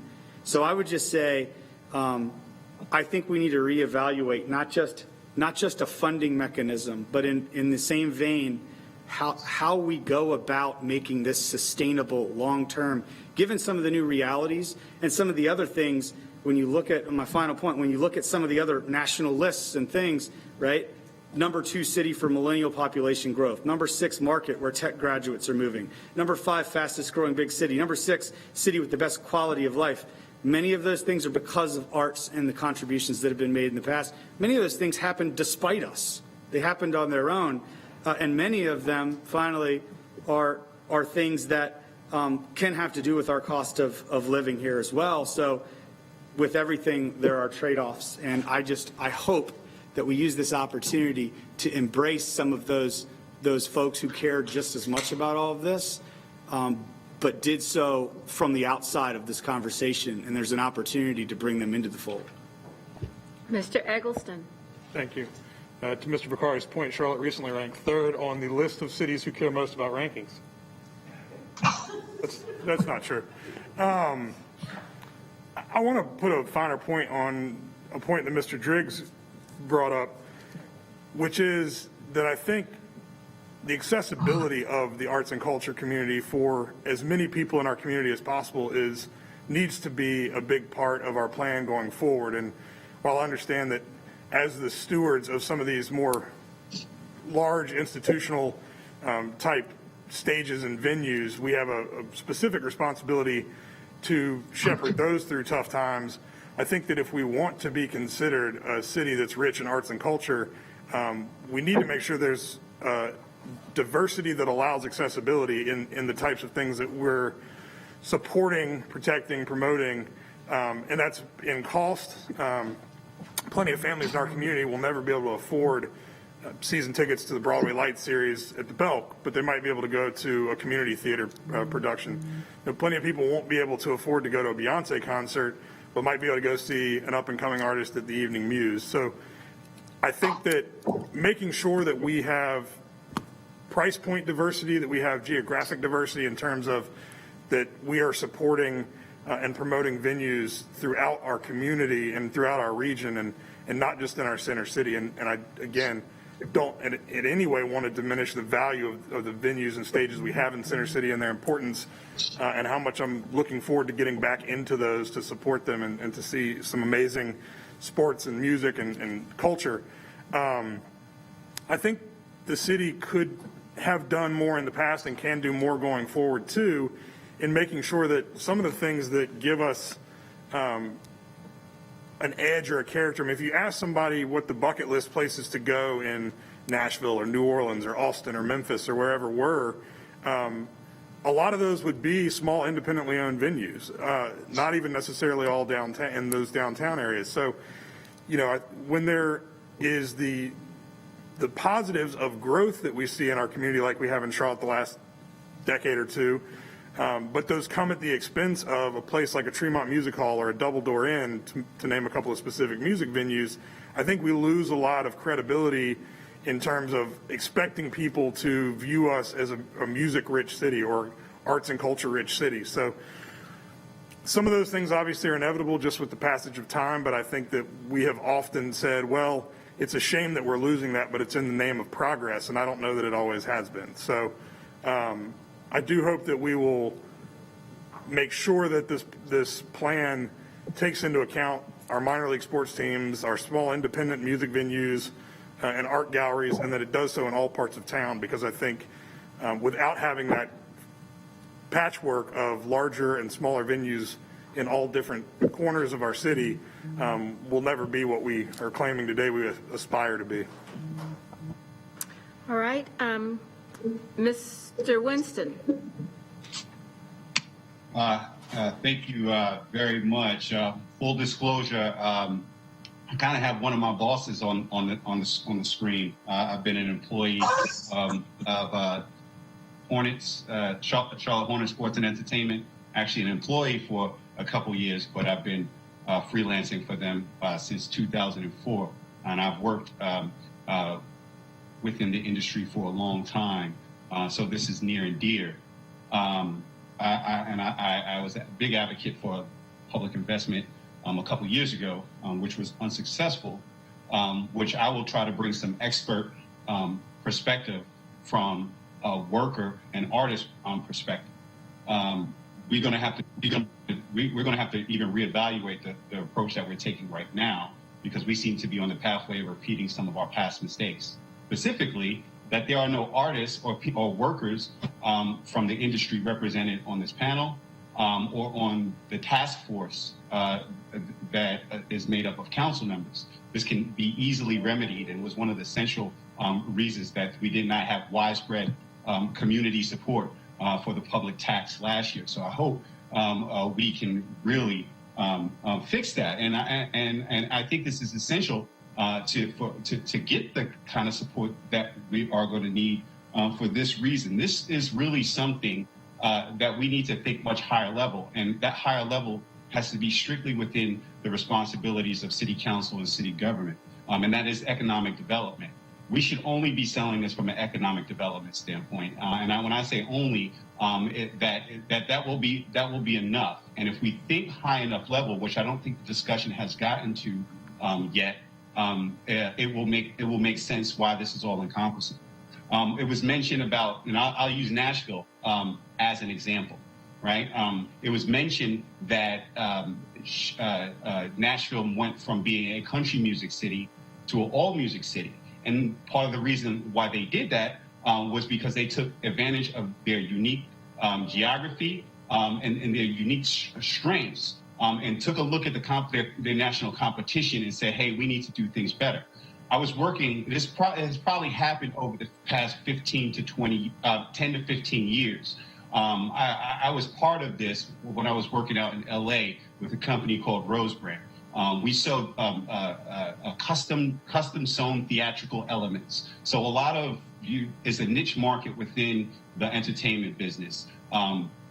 You guys may recognize it by the big red drapes that go up, the big fancy Austrian red drapes that go up at the top of a show. But we provide all types of scenic elements and gear. What happened, how Nashville was able to take advantage of it, was they figured out a way to take market share from the places where tours originated, usually in Las Vegas, LA, or New York City. And the reason that they were doing this, of course, they were a country music city, but country music artists were like, why do we have to make all of our music here and then go to LA, go to Vegas, go to New York, where we're not comfortable preparing for a tour?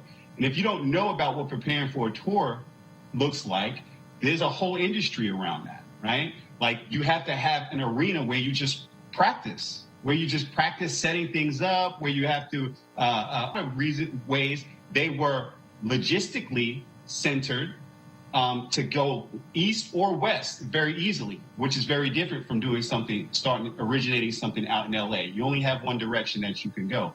On top of that, the cost of running this tech time, as it's called, tech rehearsals, and getting logistics out is you have a much less cost of doing it. It's cheaper to do a business in Nashville. So when the country music industry started doing it, and you started having things like rental houses, started opening offices and warehouses there. Specific logistic companies started opening things there. That it created an overall economic ecosystem that didn't just support, wasn't just about the price of tickets, but generated the type of economic, continues to generate the type of economic impact that affects communities to scale. Now, once that industry is set up, that's when you have all the other music acts that come in that are going to look at the same economic indicators to say, hey, I don't need to do this in Vegas. I don't need to do this in LA or New York. I'm going to do it in Nashville. We need to start thinking about how do we create a market where people are saying, how do we do that in Charlotte? And if we take a look, if we kind of start connecting the dots, we have an advantage over a place like Nashville. Why? Because we have Charlotte Douglas Airport. Why? Because we have the proximity to the I-85 and I-95 corridor.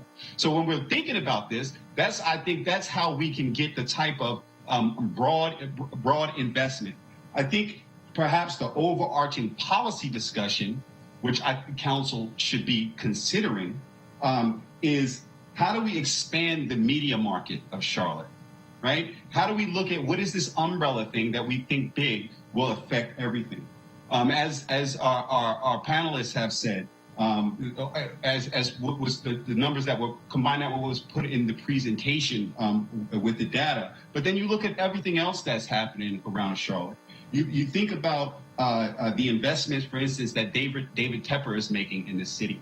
And the ambitions that he has in terms of making this a media city, right? When he talks about the types of major events that could come on down here, the type of investment that Major League Soccer can have. But you also think about the increasing the increasing need. Mr. Winston? What? I'd like to ask. I've got two more speakers, and I wonder if everybody else had time. I'm not asking you not to take the time. I'm just letting you know that we have two more speakers after. Okay. So, and if you, I think one of the things that I've heard, and I'm trying to write down, the higher level, the ED. I also wanted you to comment on why the production. I think you described it, but I think you have an example of the production that works here. That's what I wanted to suggest. Absolutely.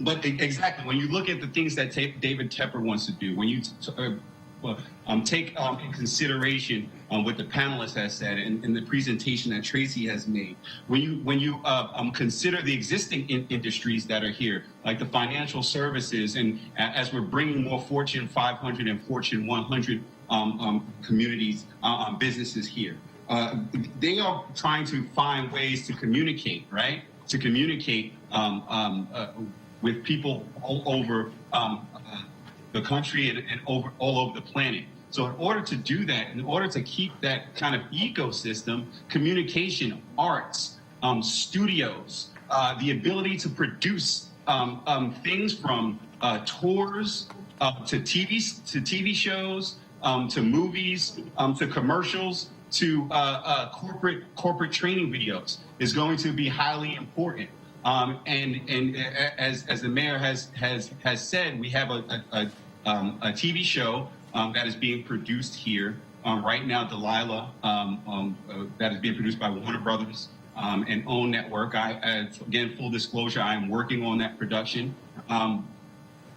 But there's a sweet spot here. If we kind of step back and really do look at the very high level, there is a sweet spot here that isn't a want, it's a need of how we continue to figure out how to fully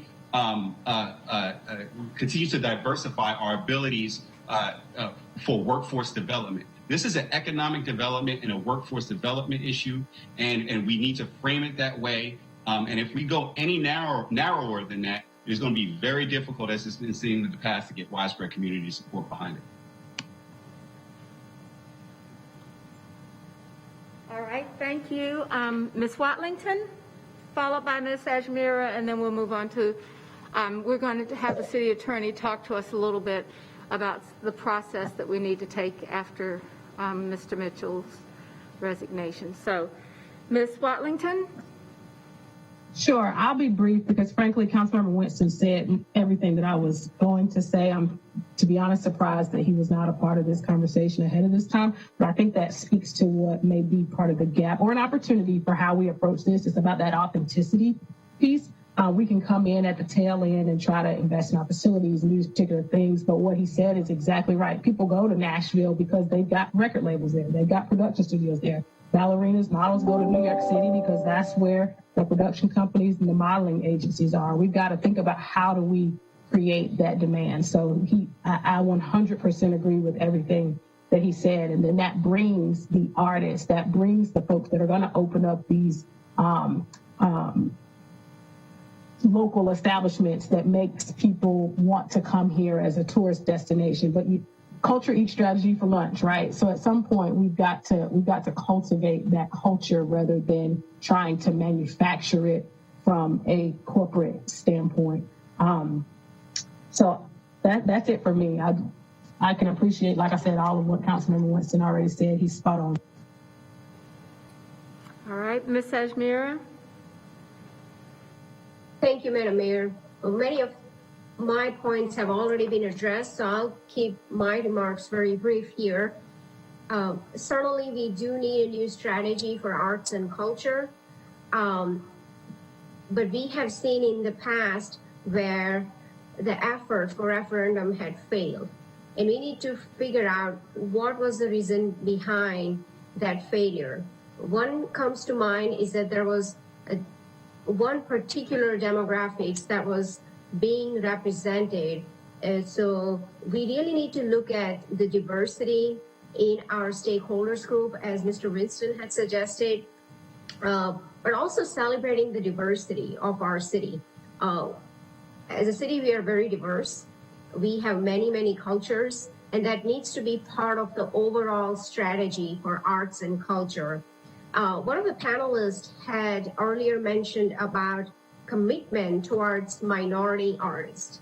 And I think that needs to be one of the goals as we look at the new strategy, as commitment to our minority artists and also commitment towards women artists. Also, as we look at this new strategy, we need to figure out what does that mean for our other core priorities, such as housing, transportation, safety. So we need, as we are looking at the big picture in terms of the ask that's going to come at some point, what is the role county is playing in this? What is the role private sector is playing? And certainly there is also some state funding that is involved. And I know we don't have a lot of control over that with the dynamic in Raleigh. However, all of that needs to be taken into consideration to build out a very sustainable plan. So we're not discussing arts and culture funding every 2 years or every 4 years. That's all I have. Thank you. Dotson, I think one of your panelists wants to wrap this up for us. We just wanted to ask any quick closing comments. I know that Mr. Marsicano had a couple of thoughts. Thank you, Tracy. I first would want to say that I'm so taken with the various angles and various statements of interest and support that the council members have expressed. So thank you for all of your comments. A couple of thoughts that might tie a few of what some council members have said together. First, Councilman Driggs talked about the public-private partnership, and Charles Bowman responded to it. I'd like to add that I think we do need to reinvent it. It began with us paying 50-50 for cultural facilities, private sector 50, public sector. It then moved to the public sector building the facilities and the private sector endowing them. Along the way, the majority of the money for the arts groups was through workplace giving, as Charles had mentioned. And Councilman Driggs, that's where we have gone down in private giving. Private individual patronage is actually up, but workplace giving, lots of small gifts adding up to a lot, is down because the corporations decided to no longer enable, by policy, I'm not commenting on the pros or cons of their policy, just the reality of it, that we were not able to let the Arts and Science Council go into corporations and make the pitch. And let me just give you one statistic of one corporation without making the pitch. The annual workplace giving from one corporation, when the pitch was not made, went from $2.8 million per year to $300,000 in one company. So it is workplace giving that is way down. It's also happening with the United Way, and it's also happening to both nationwide. The concern I have with the public-private partnership and why the public dollars going up are as important as the private going up is because corporations and individuals will finance the arts through the lenses that they have on the arts, right? They will fund what they particularly, the fare that they particularly like. It's important for the public dollars to go up with the private dollars in order to get some of the more grassroots things that have been talked about. So it has to be a reinvention, I think, Councilman Driggs, of that public-private partnership. And I know that I will stand with Charles in trying to help if you folks decide to go up in your allocation in trying to get past workplace giving and get corporate and Foundation Charlotte there to be a part of this reinvention of public-private sector. In terms of the bond referendum that is mentioned, we cannot misinterpret that as to being a lack of support from the community. You are doing the tax right for transit. You've started in January for November. The community did not know the county was even going to put that on the ballot until July. So for the points of there being not a lot of process, that is an understandable criticism. It is also true that the county had just raised taxes 1 month in property tax before they decided to put the sales tax on the ballot. And on top of that, the ballot could not read what the tax meant, which means that the county commissions in the future, despite their pledges, could change what the money went toward, even if the voters voted it in. And yet we still got 43% of the vote. So I actually think you should see that as actual great support with all that was challenged with that bond referendum. I would also say that a large part of that, what was going to be $22 million, was to go to issues of equity and to issues of individual artists. So it's important to know that that was the number that was determined would enable us all, with private sector involvement on top of, to do all the things that many of the council members have mentioned. So I hope that adds a little bit more perspective to the things that have been said. And I do believe the private sector will be there, and we do need to reinvent that. And I look forward to helping you do that. Thank you, Michael. Donna, I know you had one last comment as well. Yeah, I just wanted to, first of all, thank you so much for to participate on the panel and being part of this incredibly important discussion. Obviously, we looked at some stimulus package opportunities for us, which we probably, can't get and maybe don't even want to pursue just because we really want smaller venues to have the opportunity of getting that funding. And then my final point is just I am excited about the future. And when we look at these tours that are going to be coming back, and they're going to come back strong, because we all miss this connection of being in these buildings. These buildings are meant to be vibrant with people engaging and entertaining themselves in communion. So there is optimism on what the future is going to look back when we come out of this COVID-19. And again, thank you for the opportunity to participate. Charles, did you have any last words? I'm excited to work with everybody. Let's move forward together. I think Michael and Donna said it all, but even this exercise has put a shot of adrenaline in my arm. And And I heard a rumor got started while we were on that Tom Gabbard was going to start a city council talent show and try to generate some revenue when we could open up Blumenthal again. So y'all beware. We'll be knocking on your door. You mean, Charles, people will pay not to come? That's from a man that sings, so really we need to be very careful. He'd be putting us to shame. All right. Thank you very much. This effort is so very important.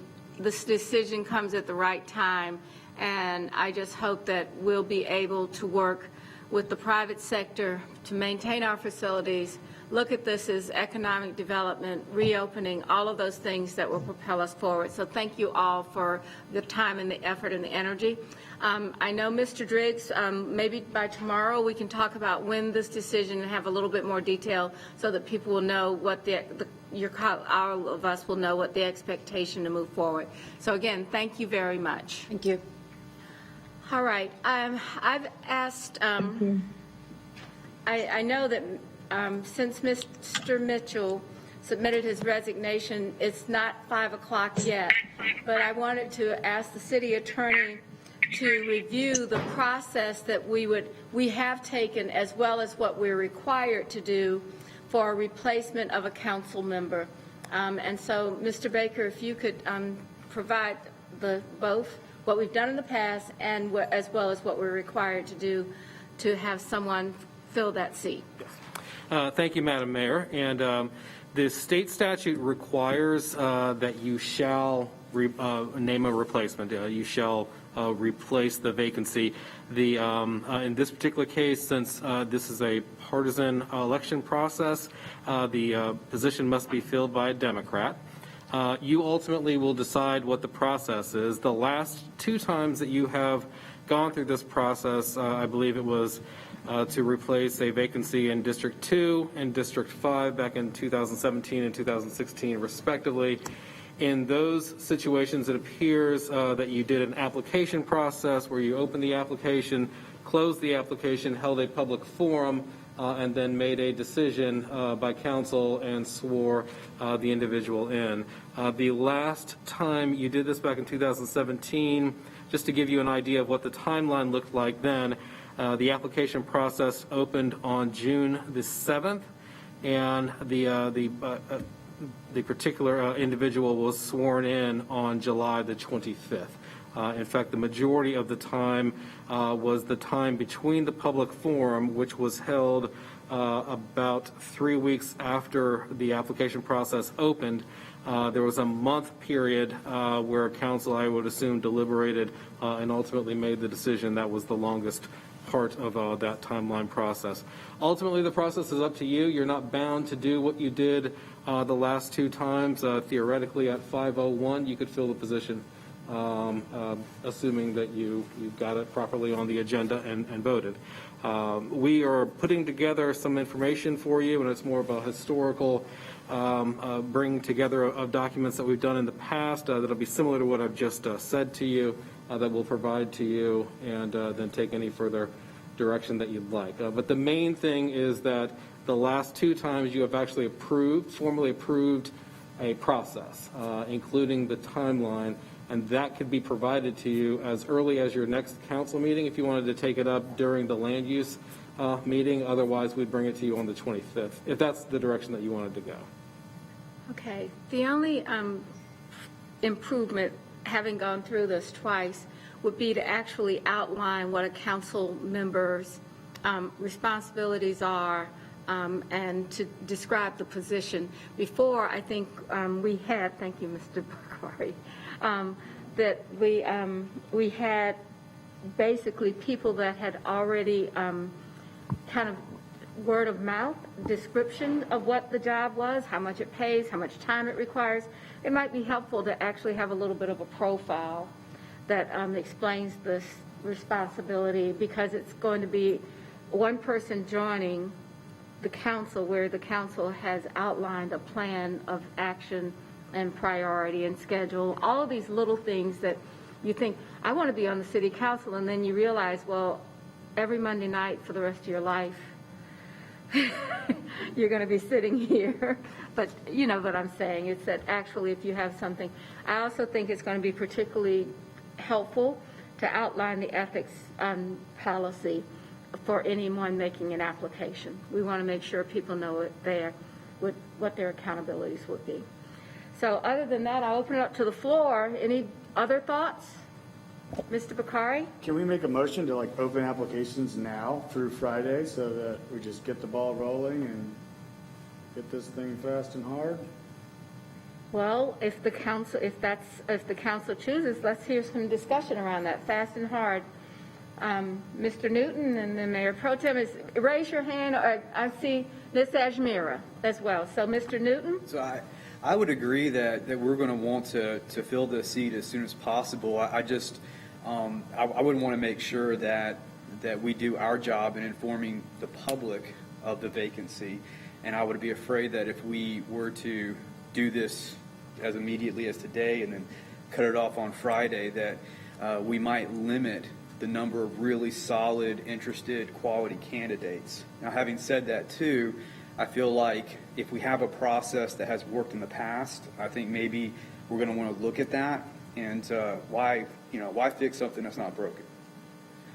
So those are my 2 cents preliminarily. Okay, Mayor Pro Tem? Thank you. Yeah, I think to that point, I don't know that we have an application, so are we going to have a standardized application available for people on the website in a public place that they have to fill out? Because I think in the past, questions on there are, do you plan on running for city council this next term? That's something we have to know. We should know. Are you a registered Democrat? All those things. So there needs to be a standardized application. And while I think, Mr. Baker, you said that the process was about 6 weeks for the last seat to be filled. I hope we could do it faster than that, maybe in a month at the most, because we've got a lot coming up that we need to take votes on, beginning with, January, February, March, in a couple of months, the 2040 Comprehensive Vision Plan, and we're going to need people to get up to speed on what it is that we're doing. So the sooner the better, I think. So I think that part of that June to July is that the council was only meeting once a month. Oh, that's why it took long. It wasn't Okay. because Got it. It was just the timing of it. Okay. Any other comment?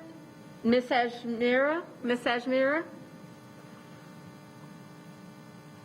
Yes, thank you, Madam Mayor. So there should be an application process that we had used in the past. I don't see a problem with us using the same process we had used for District 2 and District 5 in the past. We don't need to fix something that's not broken. I agree. I think the only thing that has changed is the ethics application so that people would have that, because that is different this time for someone that would be joining us than the application. But let's make sure that the application is correct. We'll just go ahead and get a copy of the application out, and you can reply and see whether you want to add anything, and then we can perhaps give a list of the attachments that would go with that. So, Mr. Bakari, are you still interested in today? Move motion to open applications today at 5:01 p.m. and close them at 5 p.m. on Friday. Do we have a second to that motion? Mayor, I have a point of order. Yes. Unanimous decision to put it on today's agenda. It's not on your agenda. That's true. Thank you, Ms. Johnson. That's a great point, and I think the attorney has just ruled on it, so we will take it up at our next formal meeting and have those options to move within a week or to do the process with a public hearing and or all of these. These are options that the council can vote on and decide. I will try to get that the last application to you as soon as possible. Okay. I may have it as early as tomorrow, and it would actually be helpful if there's some minor tweakings that you can, informally give to me. We could possibly have this in front of you for a decision. And I don't know if you want to add it to the land use meeting, which I think is your next meeting, certainly by the 25th, but I don't know of any prohibition for not adding it to the land use I would meeting. say add it to the first available meeting, but if you can get that application to us and even a hard copy by tomorrow, I think people could look at it and any other suggestions that you would have that you would consider essential information for becoming a city council member in Charlotte. Sure. And so we could do it at the zoning meeting, or if we get something else, we'll see how that goes. So, Mr. Jones? So Mayor, I don't know how this works. Is tomorrow your next meeting, or is your next meeting next Monday? Next Tuesday? Next Tuesday, next Monday is MLK holiday. So it would be on Tuesday because they have the Martin Luther King holiday next Tuesday. So, Ms. Watlington?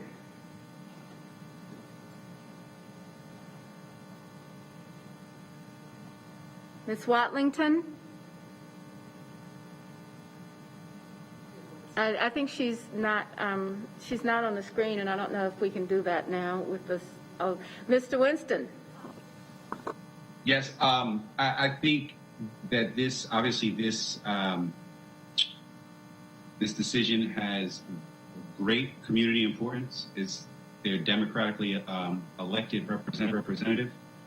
So I would ask the manager to direct corporate communications to clearly kind of create some type of some type of communication that tells what's going on and what the process is, even the steps that we decided to take right now. I think there's great community interest in it, and we need to be clear as to what is happening step by step. Just say clarity comes when the council approves it. I think we can't really, people know that it's out there. I think Mr. Mitchell is actually, I've seen it in the newspaper and seen some comments, but I think until the council adopts something, that it would be difficult to say any more than what we have today, which is. Well, no, I think we can just, again, you state the facts. We shouldn't rely on another entity to control our narrative. There are plenty of facts that we can say, that we have a council member that has resigned. You can present what has happened in the past, and you can say just what you said. The council will decide on next Tuesday what this process will look like. But here's where we are factually speaking, and where we have been in the past. That would be very helpful. See, I don't even know if we're talking about next Tuesday or tomorrow, Mr. Winston. That's what I'm saying. I'm not certain. If it's the next meeting, we will not adjourn this meeting at the end of the day. We've suspended and opened it up tomorrow. So tomorrow will actually be the same meeting that we're in. So I think you're right. It will be the next business meeting, which will be next week. We already have this agenda for this meeting, so this wouldn't be something that dealt with tomorrow by parliamentary standard. Okay.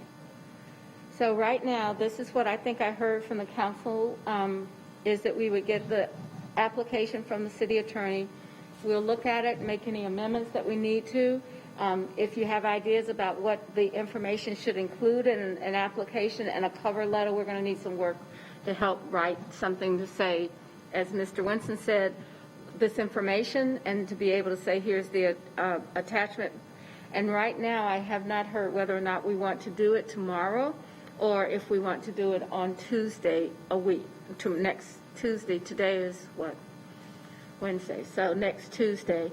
I think that would be something. Let's think about it and plan on thinking and having a decision at the end of this meeting. We can come back and revisit the timing for it. Yes?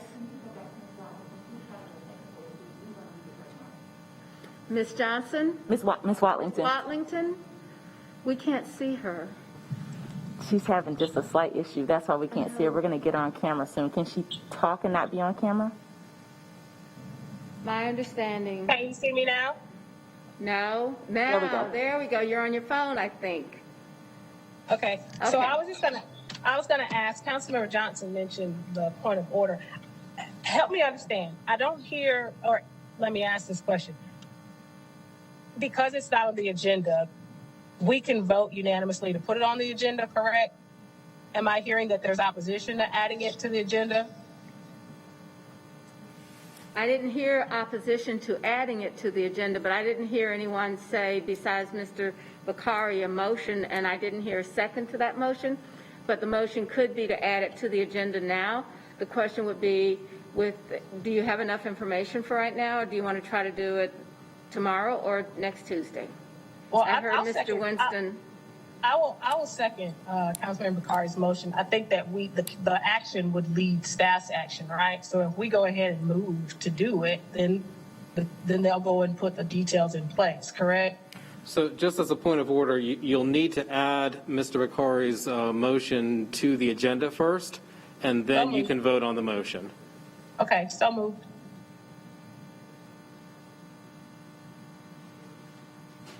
So she has moved Repeat. to add your item to the agenda. Okay, yeah, I agree. then. Okay.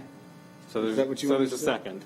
Oh, I second? You're Okay. seconding the motion to add your item to the agenda. So now it's in front of everyone. I support it. Yes.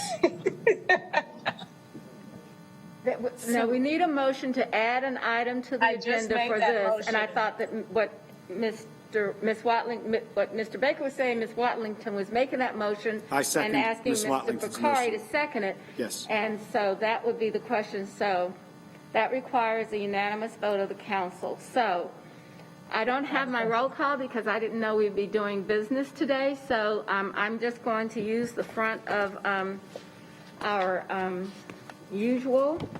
And I'll just start with, well, I guess I don't even have that. While you're looking at that, can I just ask a question? We can have discussion as well, but I just wanted to make sure that I'll just go with the motion. We'll start at the bottom and work our way from the top. Donata, do you have that for me? She's going to get that for me. All right, discussion. I'm sorry. So just so that I'm clear, we're voting on Ms. Watlington's motion that was seconded by Mr. Bakari to put the topic on the agenda now of possibly opening the application. That's simply all we're doing. That's correct. Okay, got it. Mr. Newton? Application from Monday till Friday? No, just to put, then Just we to can talk talk about it. You can. Just to talk about it, and then there'll be a motion. It could be Monday through Friday, or it could be next Tuesday, whatever the motion is that passes. Okay? So with that, any further discussion or comment? All right, so we'll start with Mr. Driggs. Mayor, my hand was up. What? My hand was up for a comment. Mr. Driggs. So what we're saying right now is, can we even talk about this? We can talk about anything we want. We can't take action. So this is only meaningful if it is our intention to take action. And frankly, I have a concern that trying to do this in this tight a time frame doesn't give candidates enough time to think about whether they want to do this and what it would mean for them if they did. There are people who might need to talk to their employers.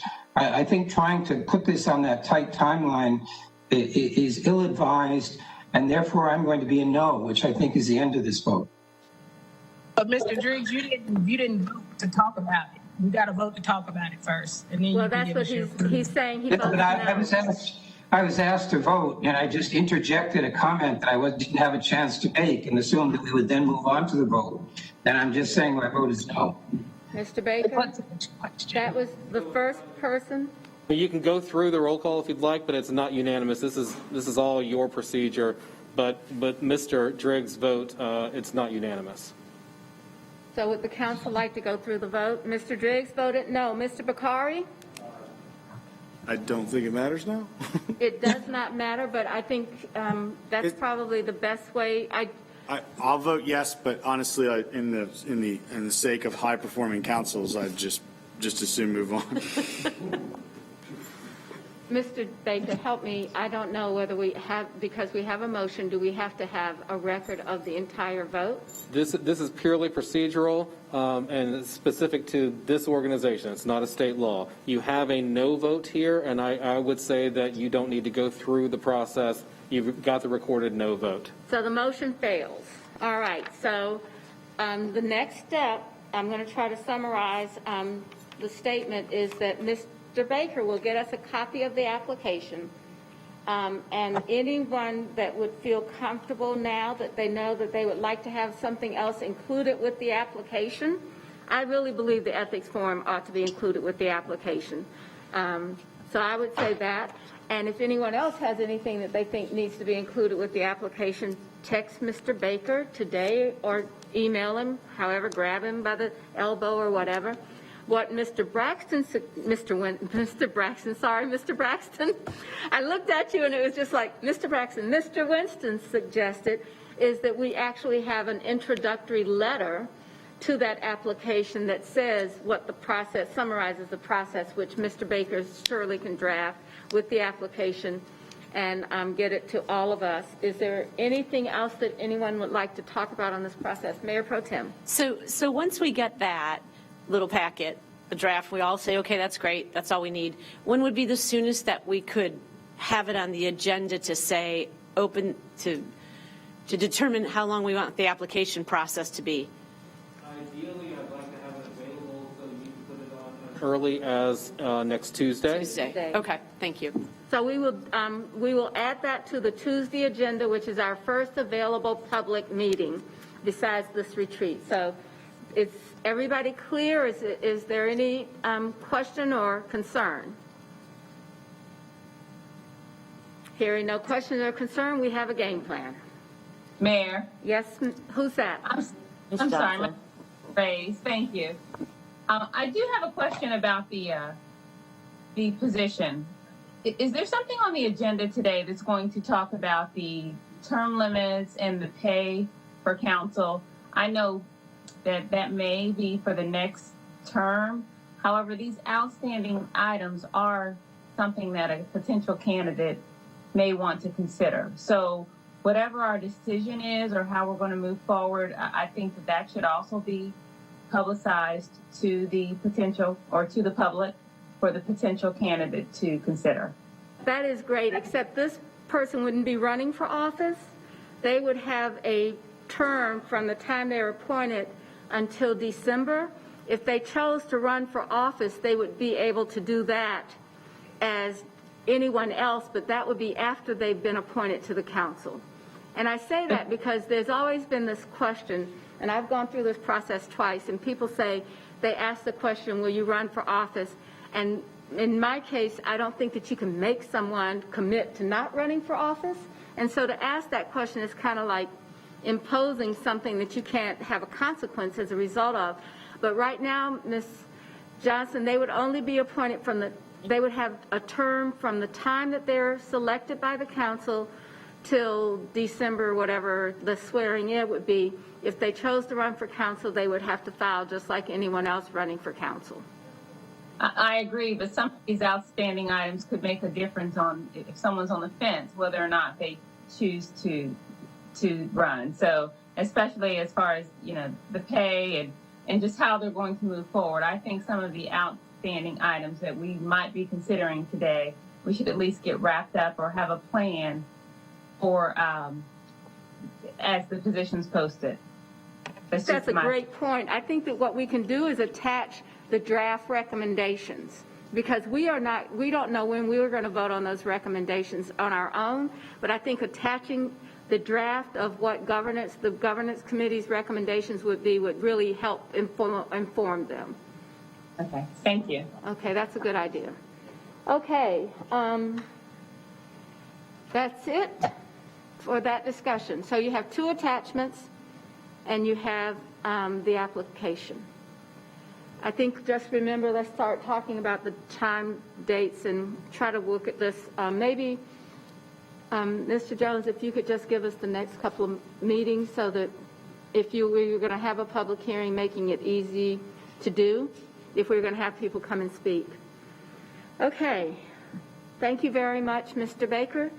So we're ready to go to the next item on our agenda for the strategy session, which it starts with the council's discussion that we began last Monday when we started talking about what's most important for us to begin to address.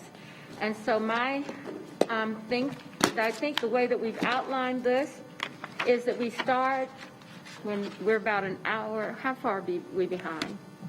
An hour and 15 minutes. An hour and 15 minutes. So the very first one is with the transportation planning and environment goal. And to start with that, I think we have Taiwo to come up, and I don't know if Ms. Isold has any introductory comments. So, Mayor? Oh, I'm sorry, Mr. Jones. Thank you. Mayor and members of council, so mainly because I just had a question. So these next three items deal with committee work, but within those three, Mr. Newton asked the question, within those three, there are task force recommendations that have not come before this body yet. They deal with legacy, they deal with Charlotte Moves, and they deal with governance. So there would be some discussion about where this body would go in those areas. So I just wanted to make sure that everybody knew that there is some, I'm not calling them votes, but some decision-making that goes along with those three citizen-led committees that are coming to the retreat. Right. Okay.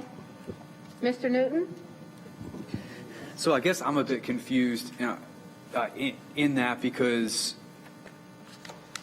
is what you're saying, Mr. Manager, that it's us kind of whittling down to a vote at a later time where we make a final decision, or are we talking about making final decisions today? So my understanding is not final decisions today, but this is the first time as a body that you will have, you did the public hearing, you've gone through the committees, now the body is hearing the delivery, here to deliberate. And so from a standpoint of a vote, it would likely be next business meeting. I mean, we'd whittle down to what the exact thing we'd be voting on is today, and then having to vote at the next business meeting. I don't believe that this is designed for you to have a vote on any of these today, as much as it is the direction of where you want to go. But that is not my decision. You'll have more than enough information that's on the agenda with information that you received in the pre-read as well as in the presentations. You know, last year at our annual meeting, we had decisions that were tentative, and then we put them on a formal business meeting so that the public could have some ability to weigh in. So I think that if we really would like to do this, I think it would be perfectly fine to say, here's what we as a council agree to do, and then put it on a formal agenda for adoption at the earliest time that the public can speak to any agenda item. Would that seem to work for everybody? Anybody disagree or have concerns about that? Yes. Yeah, I don't disagree with that. But I just want to be clear when we'll be making a final decision. So I would say the earliest decision would depend on the group, the type of work that we're doing here. I mean, you could probably do pretty clearly the decision on governance, whereas Charlotte Moves may be a lot more complex because it's not all our decision. So an endorsement or not endorsement, questions, challenges, all of that depends on each item, and go as far as we can go. But I believe every item should at some point appear on a council agenda. I agree. For public adoption. Is that okay with everybody?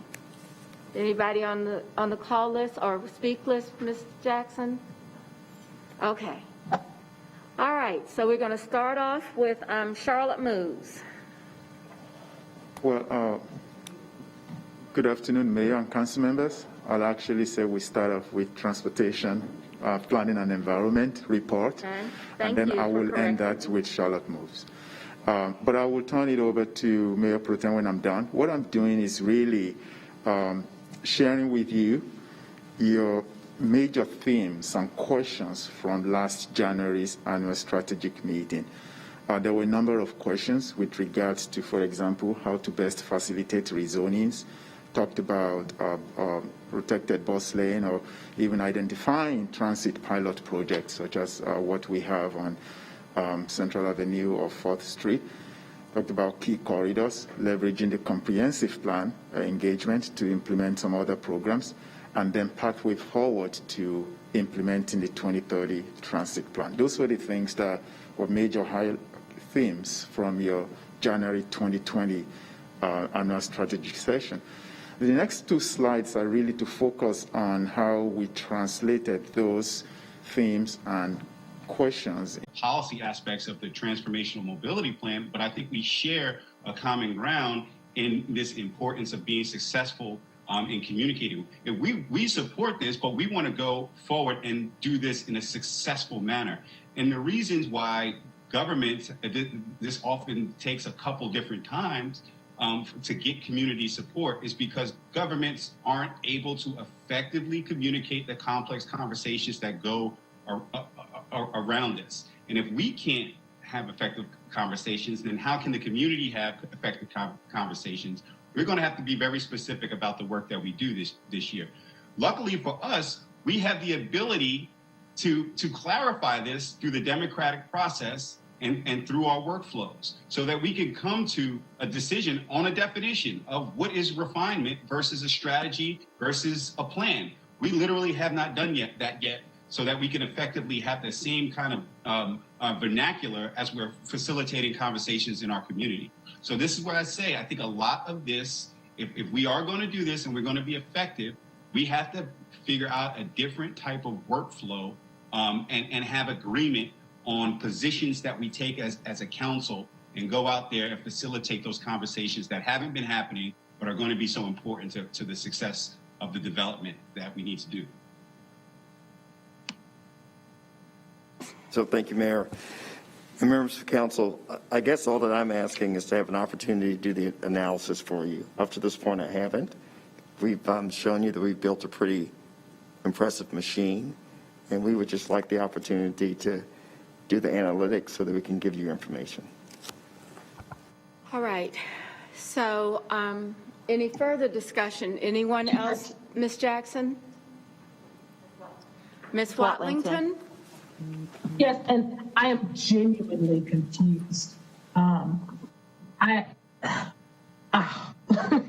Based on what the city manager just said, and listening to the conversation that happened in committee, I would like to see the city manager and staff move forward, but I think what is missing from me, and I think what I'm hearing from Driggs, is, well, let me say this. I'd like to see an option analysis before we choose which one to lean forward on getting more granularity. Because what I'm concerned about is that we'll come back with granularity on this scenario, but I don't see another alternative in which we will also have granularity to compare it against. So where is that? We could dive into multiple scenarios. I believe that's where the task force started. They came back with this recommendation. However, if it's the will of this council to have multiple scenarios, we can do those analytics also. That could be a solution. I think I'm okay, for me personally, I'm okay with this recommendation, but when it comes to how we implement it, like the project schedule and the spending schedule and all of those things, that's what I'm talking about when I say I would like to see an options analysis, because we may say, hey, we're going to break this scope up differently and we're going to lean in on these particular components of the scope and the others we're going to wait. That's where I don't see the execution options available. Because we may choose to say, well, you know what? We're going to only do 80% of this recommended, and we might pull something from one of the other non-recommended scenarios and say, go ahead and build something out for that. I wouldn't want you to have to do it for every single scenario, but I'm not seeing enough options to be able to say, yes, I want to go 100% with the recommendation versus let's tweak this based on community needs. So however you get to providing that information, I'm okay with, but I just need to see before I raise my hand on going too deep into this one. I want to see enough of an analysis to be able to decide. Respond to that? That's fine. Okay, Mayor Pro Tem. Yeah, so to that point, Ms. Watlington, in my mind, and staff, and Taiwo, please correct me if I'm wrong, but I don't know how we, as just the city, can give us those options, because at this point, this is where we really need the stakeholders, the towns, the legislators to say their piece, to tell us, the towns to tell us what they want. We know where there's resistance and we know why, and that's really important. And so at this point, if we truly are going to honor our commitment that this is a regional transit plan, then this is the point where they've got to be at the table saying, this is what we want out of it. And then that might change what our options are. I guess that's where the refinement of the plan comes in, is when they say, here's how you're going to get me on board with this. So we keep hearing we need to get their input sooner than later. And so I think we've done as much as we can as a city. Yes, and now it's time to include their voices. I'll say, Well, I guess I'm totally concerned that this, and I appreciate that we wanted to get our house in order, but now I'm more concerned than I was before that we've leaned in without getting the proper stakeholders at the table. I'll stop talking, but yeah. All right, I had Mr. Newton followed by Mr. Graham. So the way I understand it, this is how we get the stakeholders involved, right? This is how we get their opinions, and we need to have something to move forward with to do that rather than loosey-goosey or us just continuing to volley this back and forth internally and not treating this with the urgency I think it deserves. Because time is of the essence. We know that the longer we wait, the more expensive all this will be. So this isn't that, my understanding is this isn't an all or nothing proposition here. This isn't take it or leave it. This is us creating or engaging in the refinement. So I'm in support of it. Mr. Graham? Yeah, I concur with that. That's exactly some of the points I was going to make. This is the task force itself. And I'm a geek, so I watched some of the meetings. And so there were a number of options that they narrowed it down to, right? And so this is just a document that we can begin to shop around and we can amend if necessary. And there's going to be some horse trading as we kind of talk to some of our neighboring communities to make this a regional approach. So it's a starting point that at any time we can come back and say, hey, we want to move the chairs on the deck to support regional participation or internal type of placemaking or stacking or who's on first, who's on second, et cetera, from our community. So it's a starting point with a lot of work already being done in terms of options, et cetera, et cetera.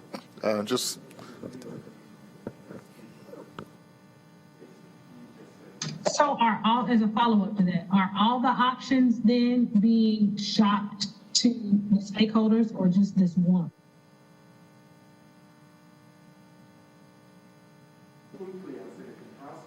given three charges. Number one, to look at all the transportation plans we have as a city, are both adopted by the city or by the Metropolitan Transit Commission.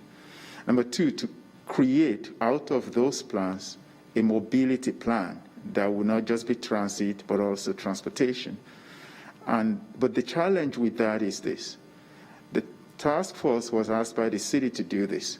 There are only 2 county-wide plans in all of those plans. That has to do with transit and greenways. So the task force knew they could focus on that, but they also did not want to go too far into determining everything for everyone countywide. So they worked within the parameters of what they were given. They had a universe of scenarios.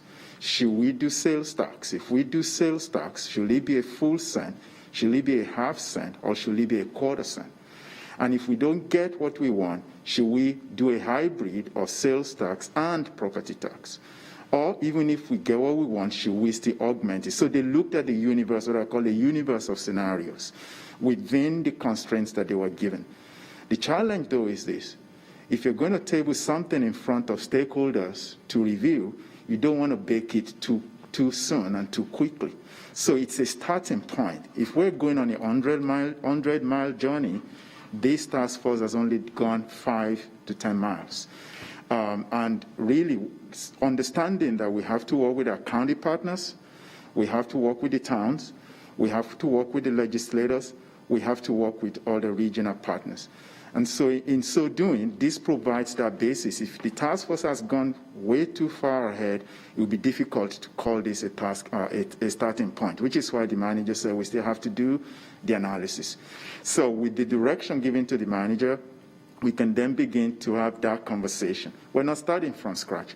Every town in this county, through the Metropolitan Transportation Plan, has some unfunded projects, whether they be roadways or they be greenways or they be trails or whatever they may be. We need to have that conversation with them. And so that's what happens once the manager has the go-ahead to begin to have that conversation. But not only that, the refinement of the funding strategy, and I will keep saying that, there's nothing in the document that calls out a financing plan. It's always funding strategy. It's important that as we discuss that funding strategy, the refinement means also having that conversation with the towns in terms of carve-out, in terms of numbers, and then tying those to the projects, and then coming back to this body in the next few weeks. So I just wanted to, I'm sorry I had to go into all of that explanation, but that's the main reason why we're here today, talking about how we can take that next step. We could not have done an in-depth analysis before bringing this to you, otherwise our stakeholders will say that the work is already done. Why are you talking to me? So right now, you're asking for permission to refine the what, not the how? Didn't get that? You're asking for permission to refine the Yes. what, not yes. the how? Yes. I want to follow up to Ms. Watlington, though. If there is agreement on the what, the how could come out of it. So I don't want to say there's a line, because under our mass transit agreement, every town has one single vote. This isn't a weighted vote for Charlotte. It is every single town has one vote in addition to the county. So this is kind of a level playing field for us. While we are the most populous city, we still have to work with 6 other towns as well as, so if they decide, or if we find something that's in agreement or concurrence, that's what the manager would come back and say to the council. It's not as simple as, well, it is this. It's the opinion and the policy direction from those 6 towns as well as the county to get this done. So the task force report, I just want to make sure, Ms. Watlington asked, it is about the what, but if a how comes out, that would be the staff coming back to the council and saying, this is the how that the 6 or majority of the other towns and the county wanted to see under our governance structure.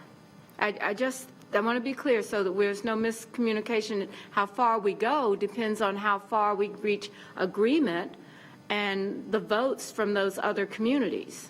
Does that make sense, Ty? It does. Ms. Watlington, you understand what I'm saying? Yeah, that does make sense. I think that for me, then the piece about the how is where I'm more so concerned, in that I don't want us to blow past the how checkpoint and come back and say, well, everybody's agreed, but I don't know that I have enough information about what the options would be to say that, okay, I'm on board with this how. So I would like to see this.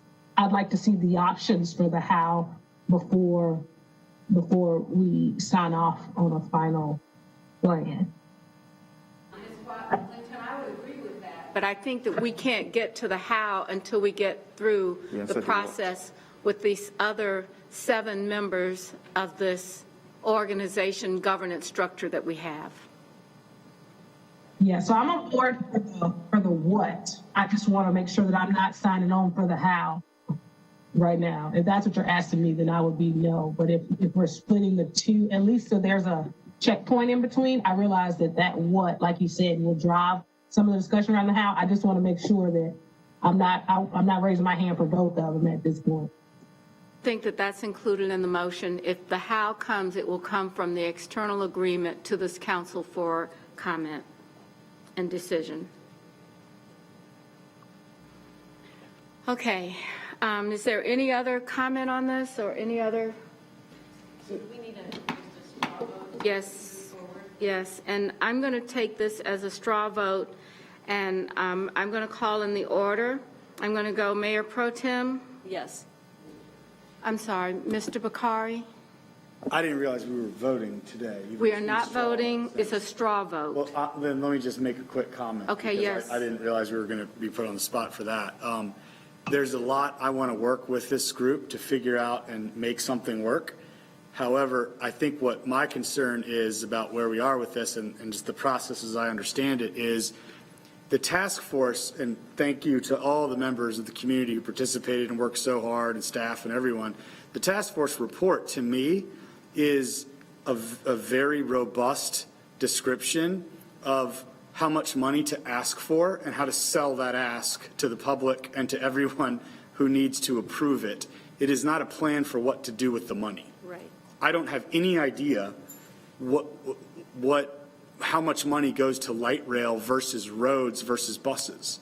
I don't have any idea, not just that, let alone like what happens when construction costs go over. I mean, for me to say yes, even in a straw vote at this point, highly concerns me because I know the timeline we're on, leading to a November referendum, leading to prior to that going to the General Assembly, and leading prior to that going to the towns that surround us. So, I mean, there's no time for any hiccup in that process.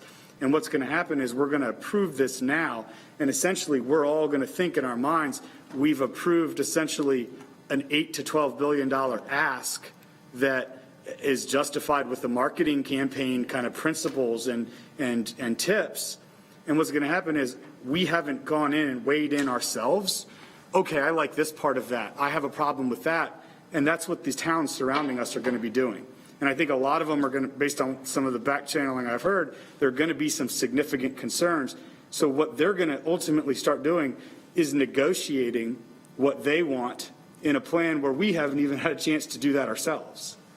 So if it's a straw vote right now, I literally don't even know how to vote because my plan was to work with the manager and staff and my colleagues to try to figure out roughly some of that what. I'll call that the what, which is what the plan is, and the difference between, 5G infrastructure and autonomous vehicles and roads and the emphasis and dollars we put there versus fixed rail, and the list goes on and on.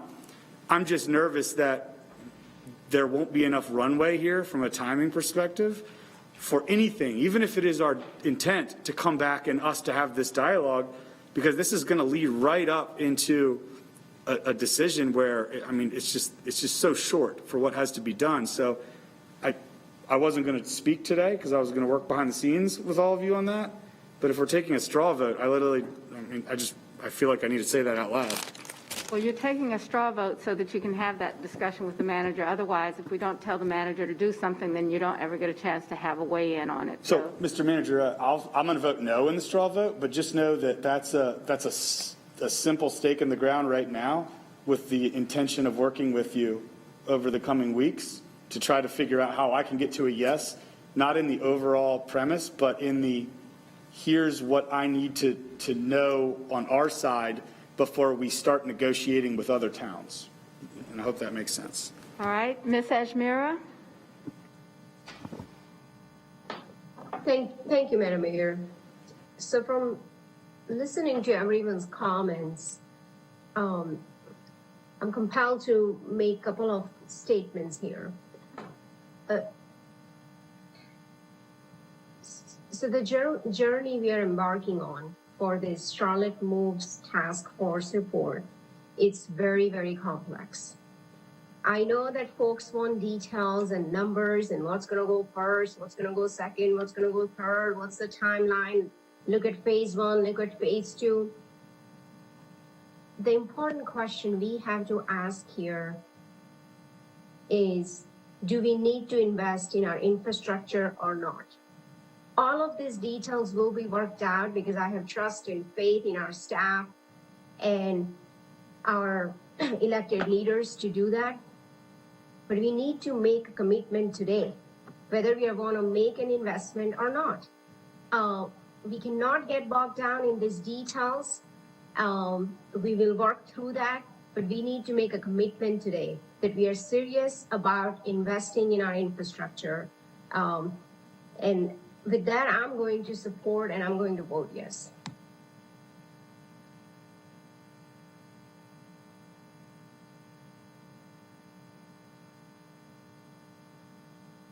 From the Trans-TAP committee that says for the manager to, Ms.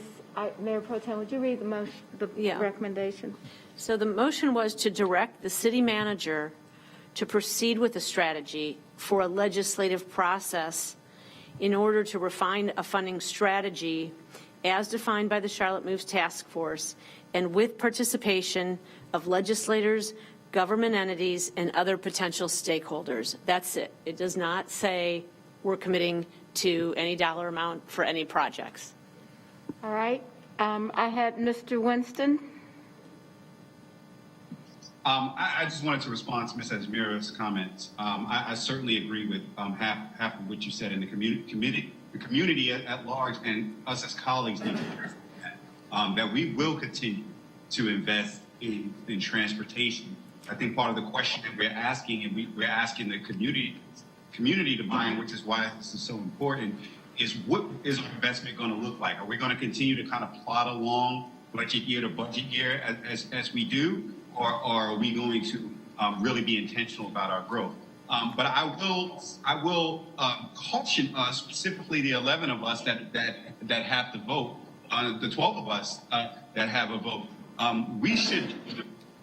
Sorry, there's an echo from 267. It would be very dangerous if we take a laissez-faire approach to allowing staff to run with transportation investment over time. History, again, will repeat itself.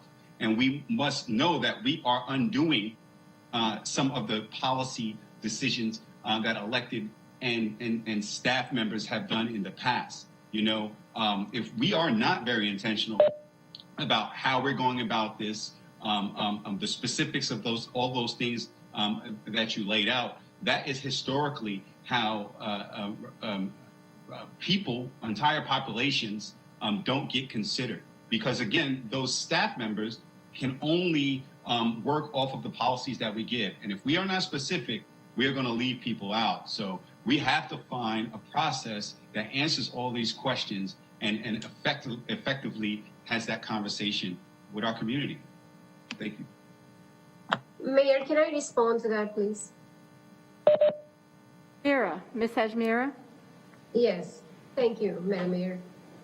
So I agree with you, Mr. Winston, in terms of getting the specifics, but you cannot get bogged down by all these details where we have to move forward with getting, building consensus with our town managers and our town elected officials and moving forward with getting the support from Raleigh.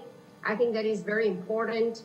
And we have some time to look at the details. I just don't want us to start getting bogged down right now because I think the commitment really we are making, the motion is to move forward with the next step of getting consensus.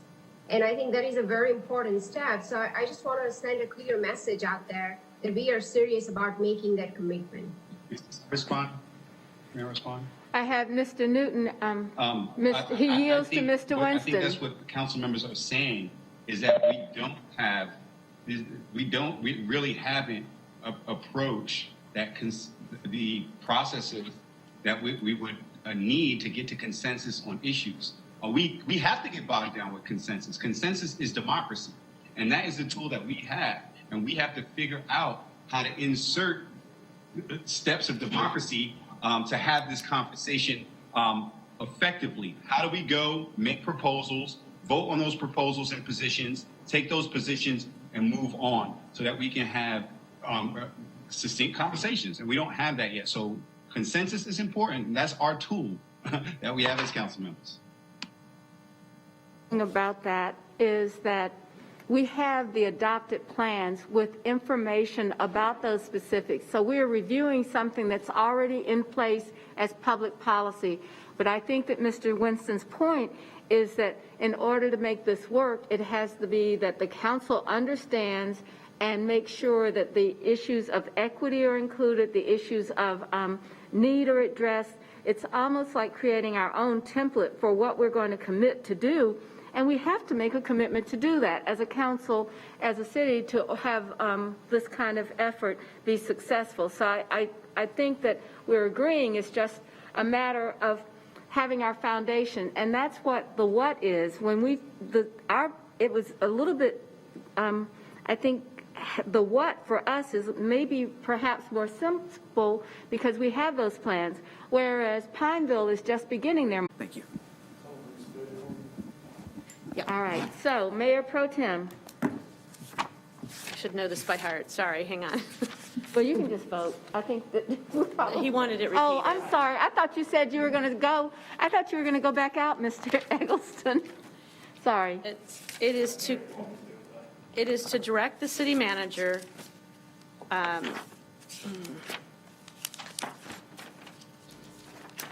sorry, you threw me for a loop.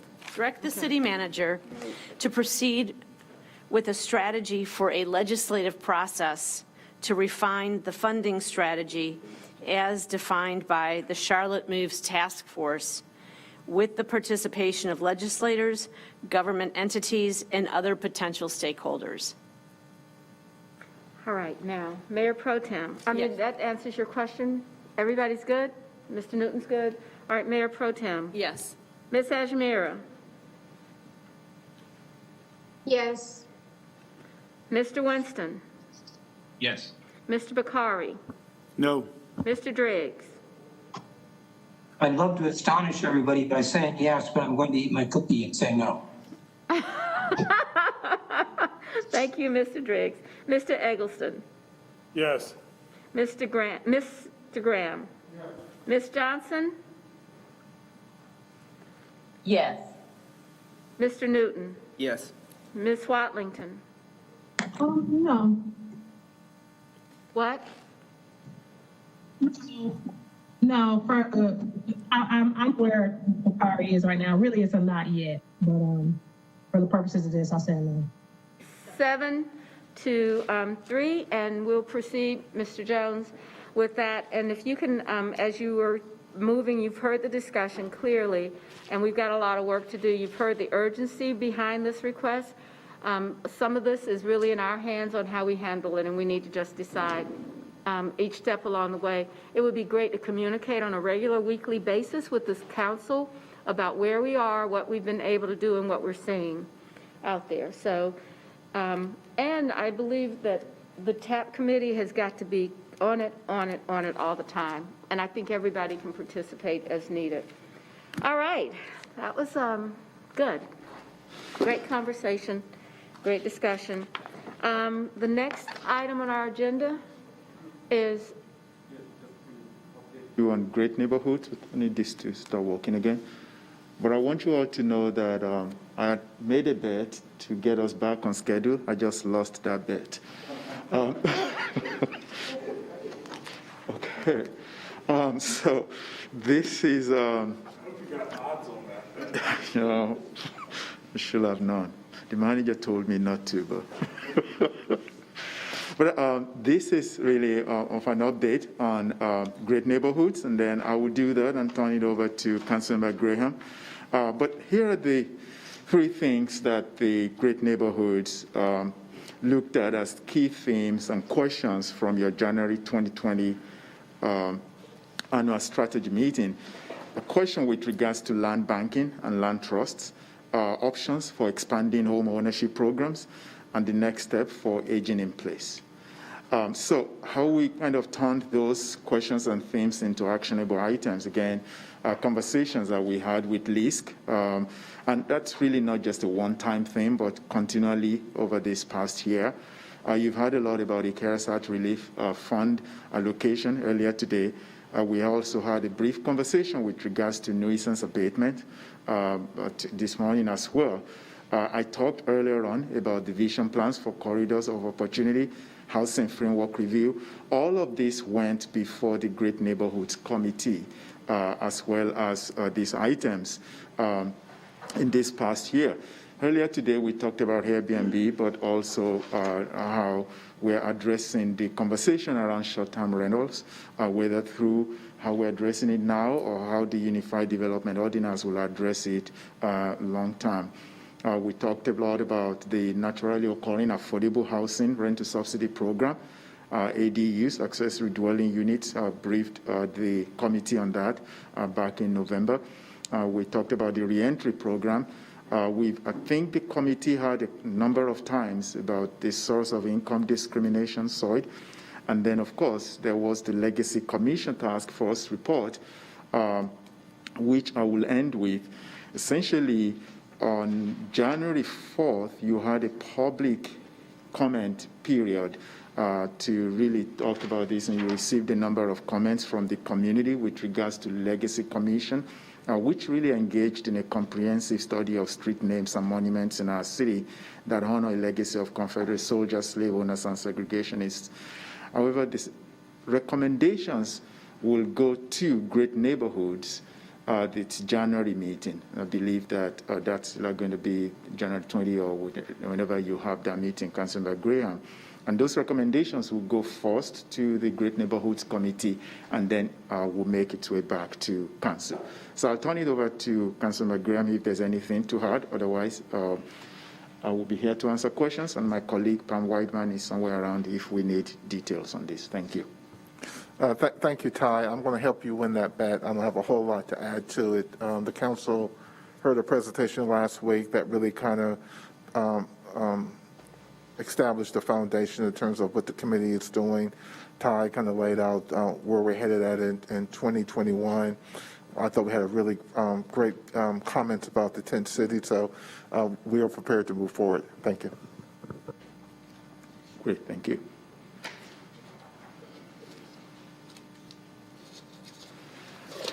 That's the extent of my presentation, unless there's questions. All right, so is there any comment for the great communities on the key 2020 highlights or the next step? All right, Mr. Winston? Yes, the last Great Neighborhoods meeting of 2020, we had a presentation, information presentation around source of income discrimination. I don't know what the follow-up steps are, but I think we need to address that. I think what we got out of that is that it is a very complex issue. To find a policy path forward, but that it is a worthy conversation to have, and it has significant impact, and it is a significant subject of care for many of our constituents. So I would like that to continue to be in Great Neighborhoods, and so I would love to have some I guess, what was the expectation of what the next steps were from staff's perspective about how we're going to continue to deal with this.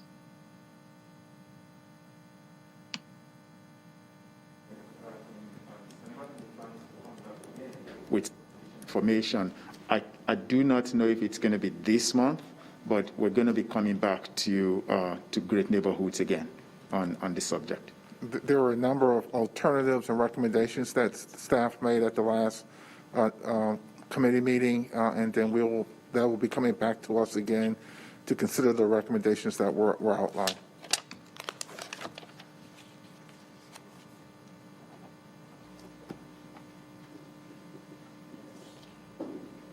Okay, Ms. Johnson? Hold on, sorry. I'm sorry. Are you pondering?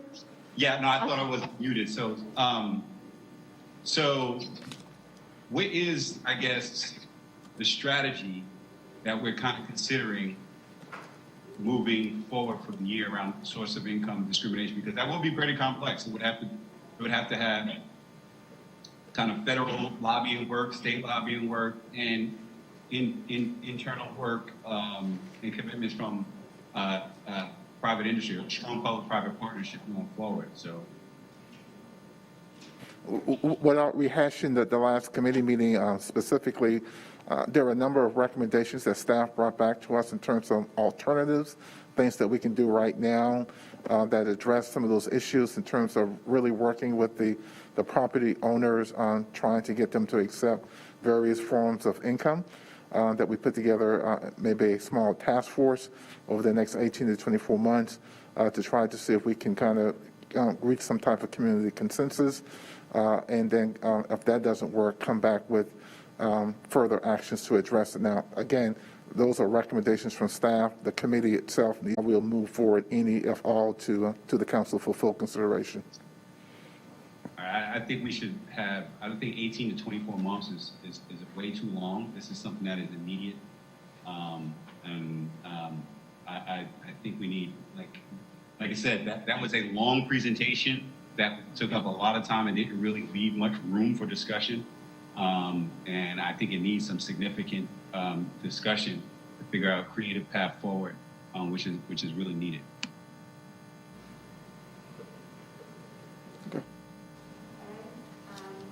So I think that it's still in committee, and that they'll be coming out with, Mr. Graham, when will the committee will be coming back with the options and choices for the council?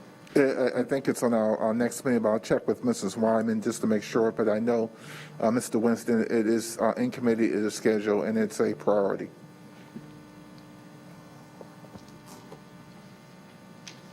Okay, Ms. Johnson, Mr. Winston, Ms. Johnson asked, Ms. Yes. Johnson? Yes. Yes, thank you. I want to piggyback off Councilmember Winston. Now, I know I'm fairly new into politics, but on the issue of the source of income discrimination and also the reentry program or the reentry ordinance, I was on the Affordable Housing Task Force, the Community Task Force, back, I think, in March and April, and we made a recommendation to develop an ordinance, at least an ordinance that specifies or speaks to when a developer is requesting city dollars. That is something we can control. We forwarded it to the committee. The committee forwarded it to the Intergovernmental Relations Committee. The Intergovernmental Relations Committee forwarded it back to the Affordable Housing Committee. And now we as a full council are waiting to discuss it. And it just really seems like, and I'm going to use Councilmember Winston's words, if we have the political will to do something as council, then at some point, then when is the opportunity to bring this issue before a full council? We've all heard from, I think it's Ryan Carter, we've heard from the community, we've heard from Ken Schreier on the reentry housing ordinance, and I, for one, am ready to put my vote where my mouth is. So I just want to know what is the action step. 18 to 24 months is too long, with all due respect, Mr. Graham. And if we're decide, so if we're going to decide as a council, either we're going to vote yes or no, and then let our voters know where we stand on these issues. Just a point of clarification, the 18 to 24 months was part of a wider, broader recommendation. So again, I don't have my notes in front of me in terms of the entire recommendation. So the committee can decide to accept it or reject it. So that's there. And so I think we're at a good spot to make a decision. Again, what we did in December was place setting. We made sure that there was enough information so that council can know, or at least the committee can know, exactly what we're voting for or against. There has been some public input, not broad public input, and that's what we wanted to do, to make sure that every voices were heard on the issue, on both sides of the issues, just not one side. So we wanted to have a broader community conversation, and we also wanted to make sure that, in fact, that the council, the committee members, and the council as a whole had enough information to make a decision. So I think we're at a good point. Now, when we go back, the committee can accept the recommendations, they can reject the recommendation, they can put something on the floor. So I think we're all at a point of decision making. Lastly, there was no really referral. Again, we talked about this before. There's no serial referral where one committee can refer something to another. So I think it's just going through its our course of action. And I think, as I said earlier, we are in a good spot, ready to make a decision, and it's up to the committee to decide what you want to do.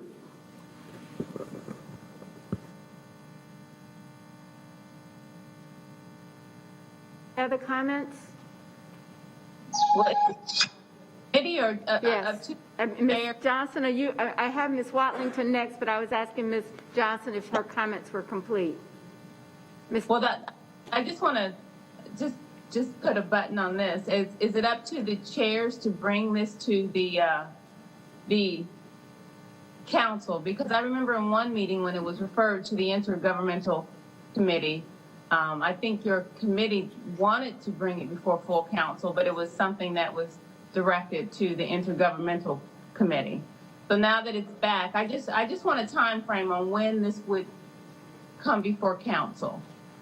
Once we have a committee meeting and the committee makes its decision, whatever that decision is, that decision, like all committee meetings, will be referred to council for their final consideration. So again, I think we're at a good spot. I think it will probably be before council by no later than mid-February, depending on when it is scheduled for a committee hearing first. Okay, and then for Mr. Jones, if it does not come before full council in mid-February, Mr. Jones, I'd like to see this on the agenda for full council. Maybe that's if the committee is unable to bring it before full council, then is that something that we as council can just request or add to the agenda? I have the confidence that it'll go through the committee process. Typically, we don't take something out of committee to bring to council until the committee has done its work. And so we will make sure we staff the committee correctly to get this timeline done. Okay, thank you. Ms. Watlington? I just wanted to add, I'm on the committee and voiced similar concerns that Councilmembers Winston and Johnson already voiced today, and that I think this has been an ongoing conversation. And I was particularly disappointed to see 18 to 24 months, given that our terms are only 24 months and we're halfway through it. I like what Ms. Johnson said in regards to us just owning our positions. I think that the public is savvy enough to see when we are kicking the proverbial can, if you will. I think that there's been a lot of great work done by our staff as well as key stakeholders within the community, and that's how a lot of the work that Olivia has done has come to bear, is because of these ongoing conversations. And I think that if we are not confident that we're going to get the support that we would like to have at the state level to do so, then we just need to be upfront and honest about that and go ahead and put this to bed. So I look forward to the next committee meeting as well. Mr. Graham, I watched that committee meeting. I thought the 24 months applied to if you did this to test out the data. It wasn't not making a decision. So I just wanted to be clear. I heard it correctly, that it was the idea, and I thought the committee had a really good discussion around some of the options, but I just watched it. So it was attached to a specific alternative recommendations, and like I said, the committee can accept that or reject that. Again, it only went through a formal city council process. A lot of conversations in the community that we've been talking about source of income going back to last January, informally. Formally, we've only started talking about it in terms of at our task force meeting in July of this year, and then formally as a council committee in October. So that's the formal timeline. If I may respond to that, Madam Mayor, I certainly agree with Councilmember Graham's assertions about the formal and informal. I will caution us though that our procedures, we run our procedures, they don't run us. So if we are in a situation where we feel we've been having a conversation and we're in a position to take some action, I just don't want us to say, well, technically we didn't talk about it in this room at this particular time, so it doesn't exist. I'm not saying that's what you said, Councilmember Graham, but I just want us to be careful of those things. If we feel like, as we're having these high performance workforce conversations, if we feel like there are things that we need to do in our procedures to be more agile, then let's lift those things up, because what I'm sensing here is a level of frustration with some members of our council about things that have been in our collective conscious, but we haven't necessarily been able to act upon in a preferred timeline. So that's that. And I do want to acknowledge that the 18 to 24 months had some other pieces to it, but part of what was an issue for me, at least during the committee meeting, is that we don't even have metrics assigned to make those assessments. So there's going to be some work, and there's going to be some runway before we can even start determining if what we're doing is working, so that we can decide if we have to make adjustments. So there's definitely still some work to do, but we'll discuss in our committee meeting.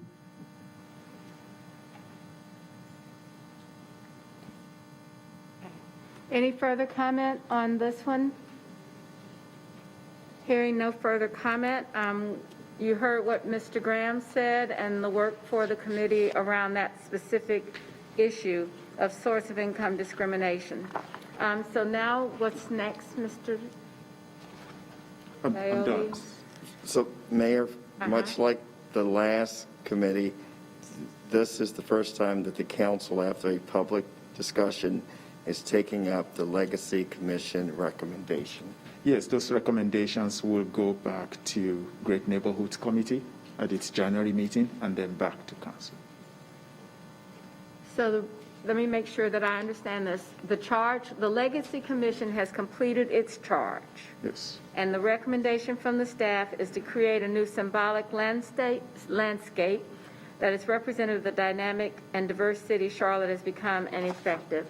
And does that help me bring some real actions to those words, please? It's essentially at its, Pam can probably elaborate more on this, but at its January meeting, the staff will make specific recommendations on how to achieve this to the Great Neighborhoods Committee, and then it will come back to council at that point in time. Same way that the Transportation and Planning and Environment took action on the task force back in December, back on January 6th, and then it came in front of you today. That will be the same approach, but it will still have to go back to the committee. Okay. I recognize Mr. Graham. Do you have a comment, Mr. Graham? We'll process the work when it gets there. Are there any other comments from the council before we go through a straw acceptance of this recommendation? Any other comments? Hearing no further comments, Mayor Pro Tem? We're just voting to send it to committee?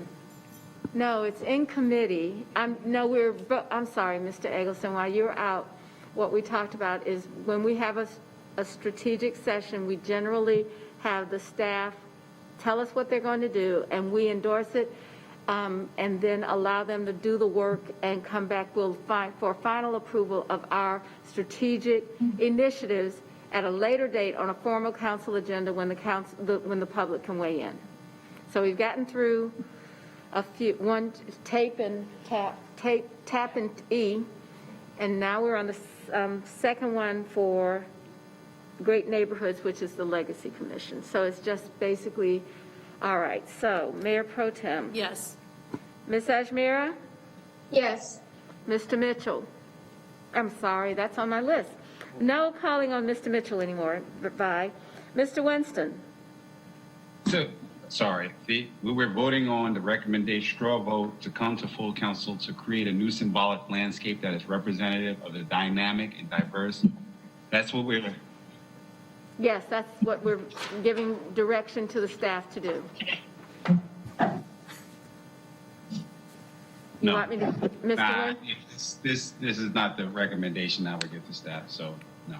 Okay, so what is your vote? No. Okay. All right, Mr. Bakari. I'm not sure what to do, so I will just say yes, I think. Let's say Mr. Driggs. say yes. Mr. Driggs? We are voting right now to tell the manager to work on it some more. Is that right? That's correct. All right, yes. Mr. Eggleston? Mr. Winston threw a wrench in my understanding of what we were doing, but I think yes. I think he said that this is not what he would recommend, and so he was voting no. I think that's what I heard him say. So, Mr. Eggleston, your vote is? Yes. Mr. Graham? Ms. Johnson? Can you just clarify the motion, please? The motion is to give the staff the green light to follow up on the charge from the Legacy Commission report with the following actions. Create a new symbolic landscape that is representative, it's on the screen, of the dynamic and diverse city Charlotte has become and reflective of the inclusive vision that it strives to achieve. But it's actually not a motion. We're just taking a straw poll to have another vote on this item, right? Yes. Now, what I'm saying is that this would be direction to the staff to flesh this out so that when we come back to adopt the strategic initiatives of each of these actions, that it would be better defined. Or Okay, defined yeah. in more entirety. Yes. Mr. Newton? Yes. Ms. Watlington? Ms. Watlington, I can't Yes, see. I'm here. I can read, so I can see the recommendation, but it doesn't mean anything to me. But if what you're saying is keep working, then yes. Okay, that's a yes. All right, so let's move to the next item, our next committee, which is budget and effectiveness. All right. So Mayor, I do believe that in this lineup, the chair will kick us off, and Mr. Bergman's here for staff support. All right, Mr. Driggs, kick us off. Okay, I'm just going to tell you very briefly about a couple of things that are pending going forward. We had an internal audit in the committee talking about some issues with the way the city does capital planning. The staff has worked on that, and we expect to get more reports about how some of the issues that were raised have been resolved. The committee voted to approve a hospitality revenue capital investment policy, which was developed mainly by, I think, Ms. Kelly, so that we have a more rational structure for capital investment that will come to full council. The city attorney's office has worked on 3 things, and one of them is the code of ethics policy, where the committee has unanimously voted to recommend some changes. We're going to take those up in full council probably towards the end of the month, I understand.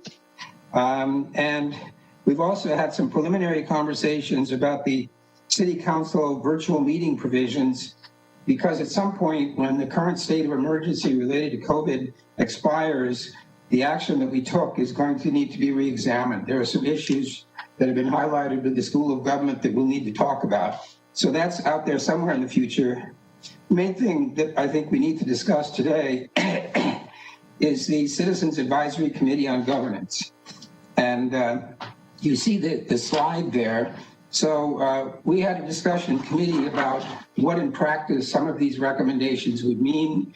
And I think at this point, I'm going to ask the city attorney to walk through what the recommendations were and the advice that he gave us.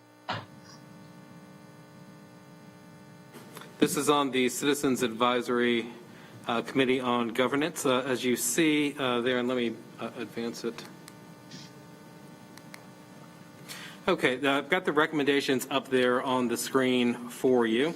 The Governance Committee recommended moving to 4-year terms through a referendum, that is not doing it by the council by itself, but actually putting it on the ballot for the voters to make that determination, and staggering those 4-year terms as well.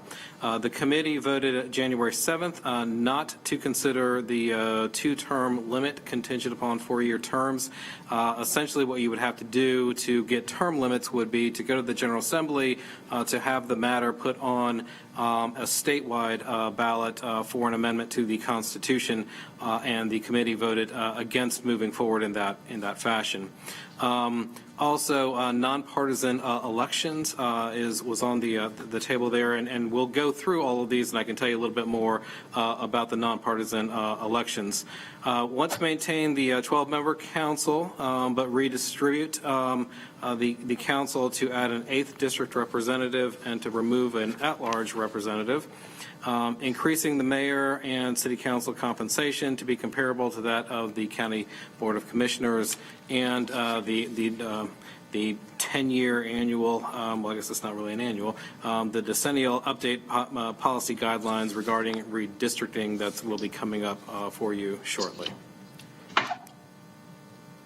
The process that we put up there for the change by the City Council, if you're going to make a change to the government, is to, of your local government, is to adopt a resolution of intent.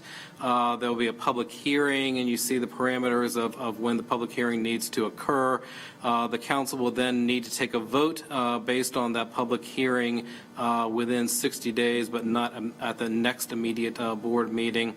There'll be a notice of adoption to adopt the ordinance published within 10 days of the adoption of the ordinance, should you choose to go that direction. If you decide to go with the changing of the governing in terms of the elections, and you want to go through a referendum, that will be included in the materials that's put forth in the resolution, and you see the statutory references to that. Here's a proposed timeline if you're going to make those types of adjustments, and you see that some decisions will need to be made. I would say very early in the spring. February would be the preference, just to make sure that we've got all that information and then can handle the public hearings that need to occur, and with an idea of having the ordinance adopted by August the 9th in time for the November 2nd referendum there. And again, this is if you decide to make any changes in that regard. And we have put it out on a linear piece of what that's going to look like from the adoption of resolution of intent all the way to the November 2nd referendum. And what I'd like to do, Chairman Driggs and members of the committee, is to go ahead and go through those recommendations. And this is, again, coming out of the committee. And I've basically just put those back in front of you in terms of what has been proposed. You see those there. Let me get my screen up here. Okay. So the first one is elected officials' terms of office and election method. We're sort of grouping all that into one. Currently, obviously, you have 2-year terms, and what's been recommended is to move to 4-year terms, but to do that through a referendum process, a voter referendum process. Right now, you don't have staggered elections, and they're recommending staggered elections. The term limits we're sort of taking off the board. I didn't strike those in the slide there, so we'll take that out of the equation. And then the fourth is a partisan election to a nonpartisan election. And I want to make sure that council is aware of what that actually looks like. There are essentially 4 methods of election in local government, in municipal government. There is and these are sort of my phraseology, hopefully you'll understand them. There's only one of the 4 that's partisan, and that's the partisan primary and election, which is what you have here in Charlotte. Winston-Salem also has that as well. And the other 3 are nonpartisan. The first is a nonpartisan primary and election. It looks exactly like what we do here in Charlotte, except without the party labels to that. And that is what they have in Durham, Fayetteville, High Point, and Greensboro. There's the nonpartisan election and runoff. Essentially, you could have one election if the leading vote getter gets more than 50% of the vote. If they don't, then the second runner-up could ask for a runoff. So you could potentially have 2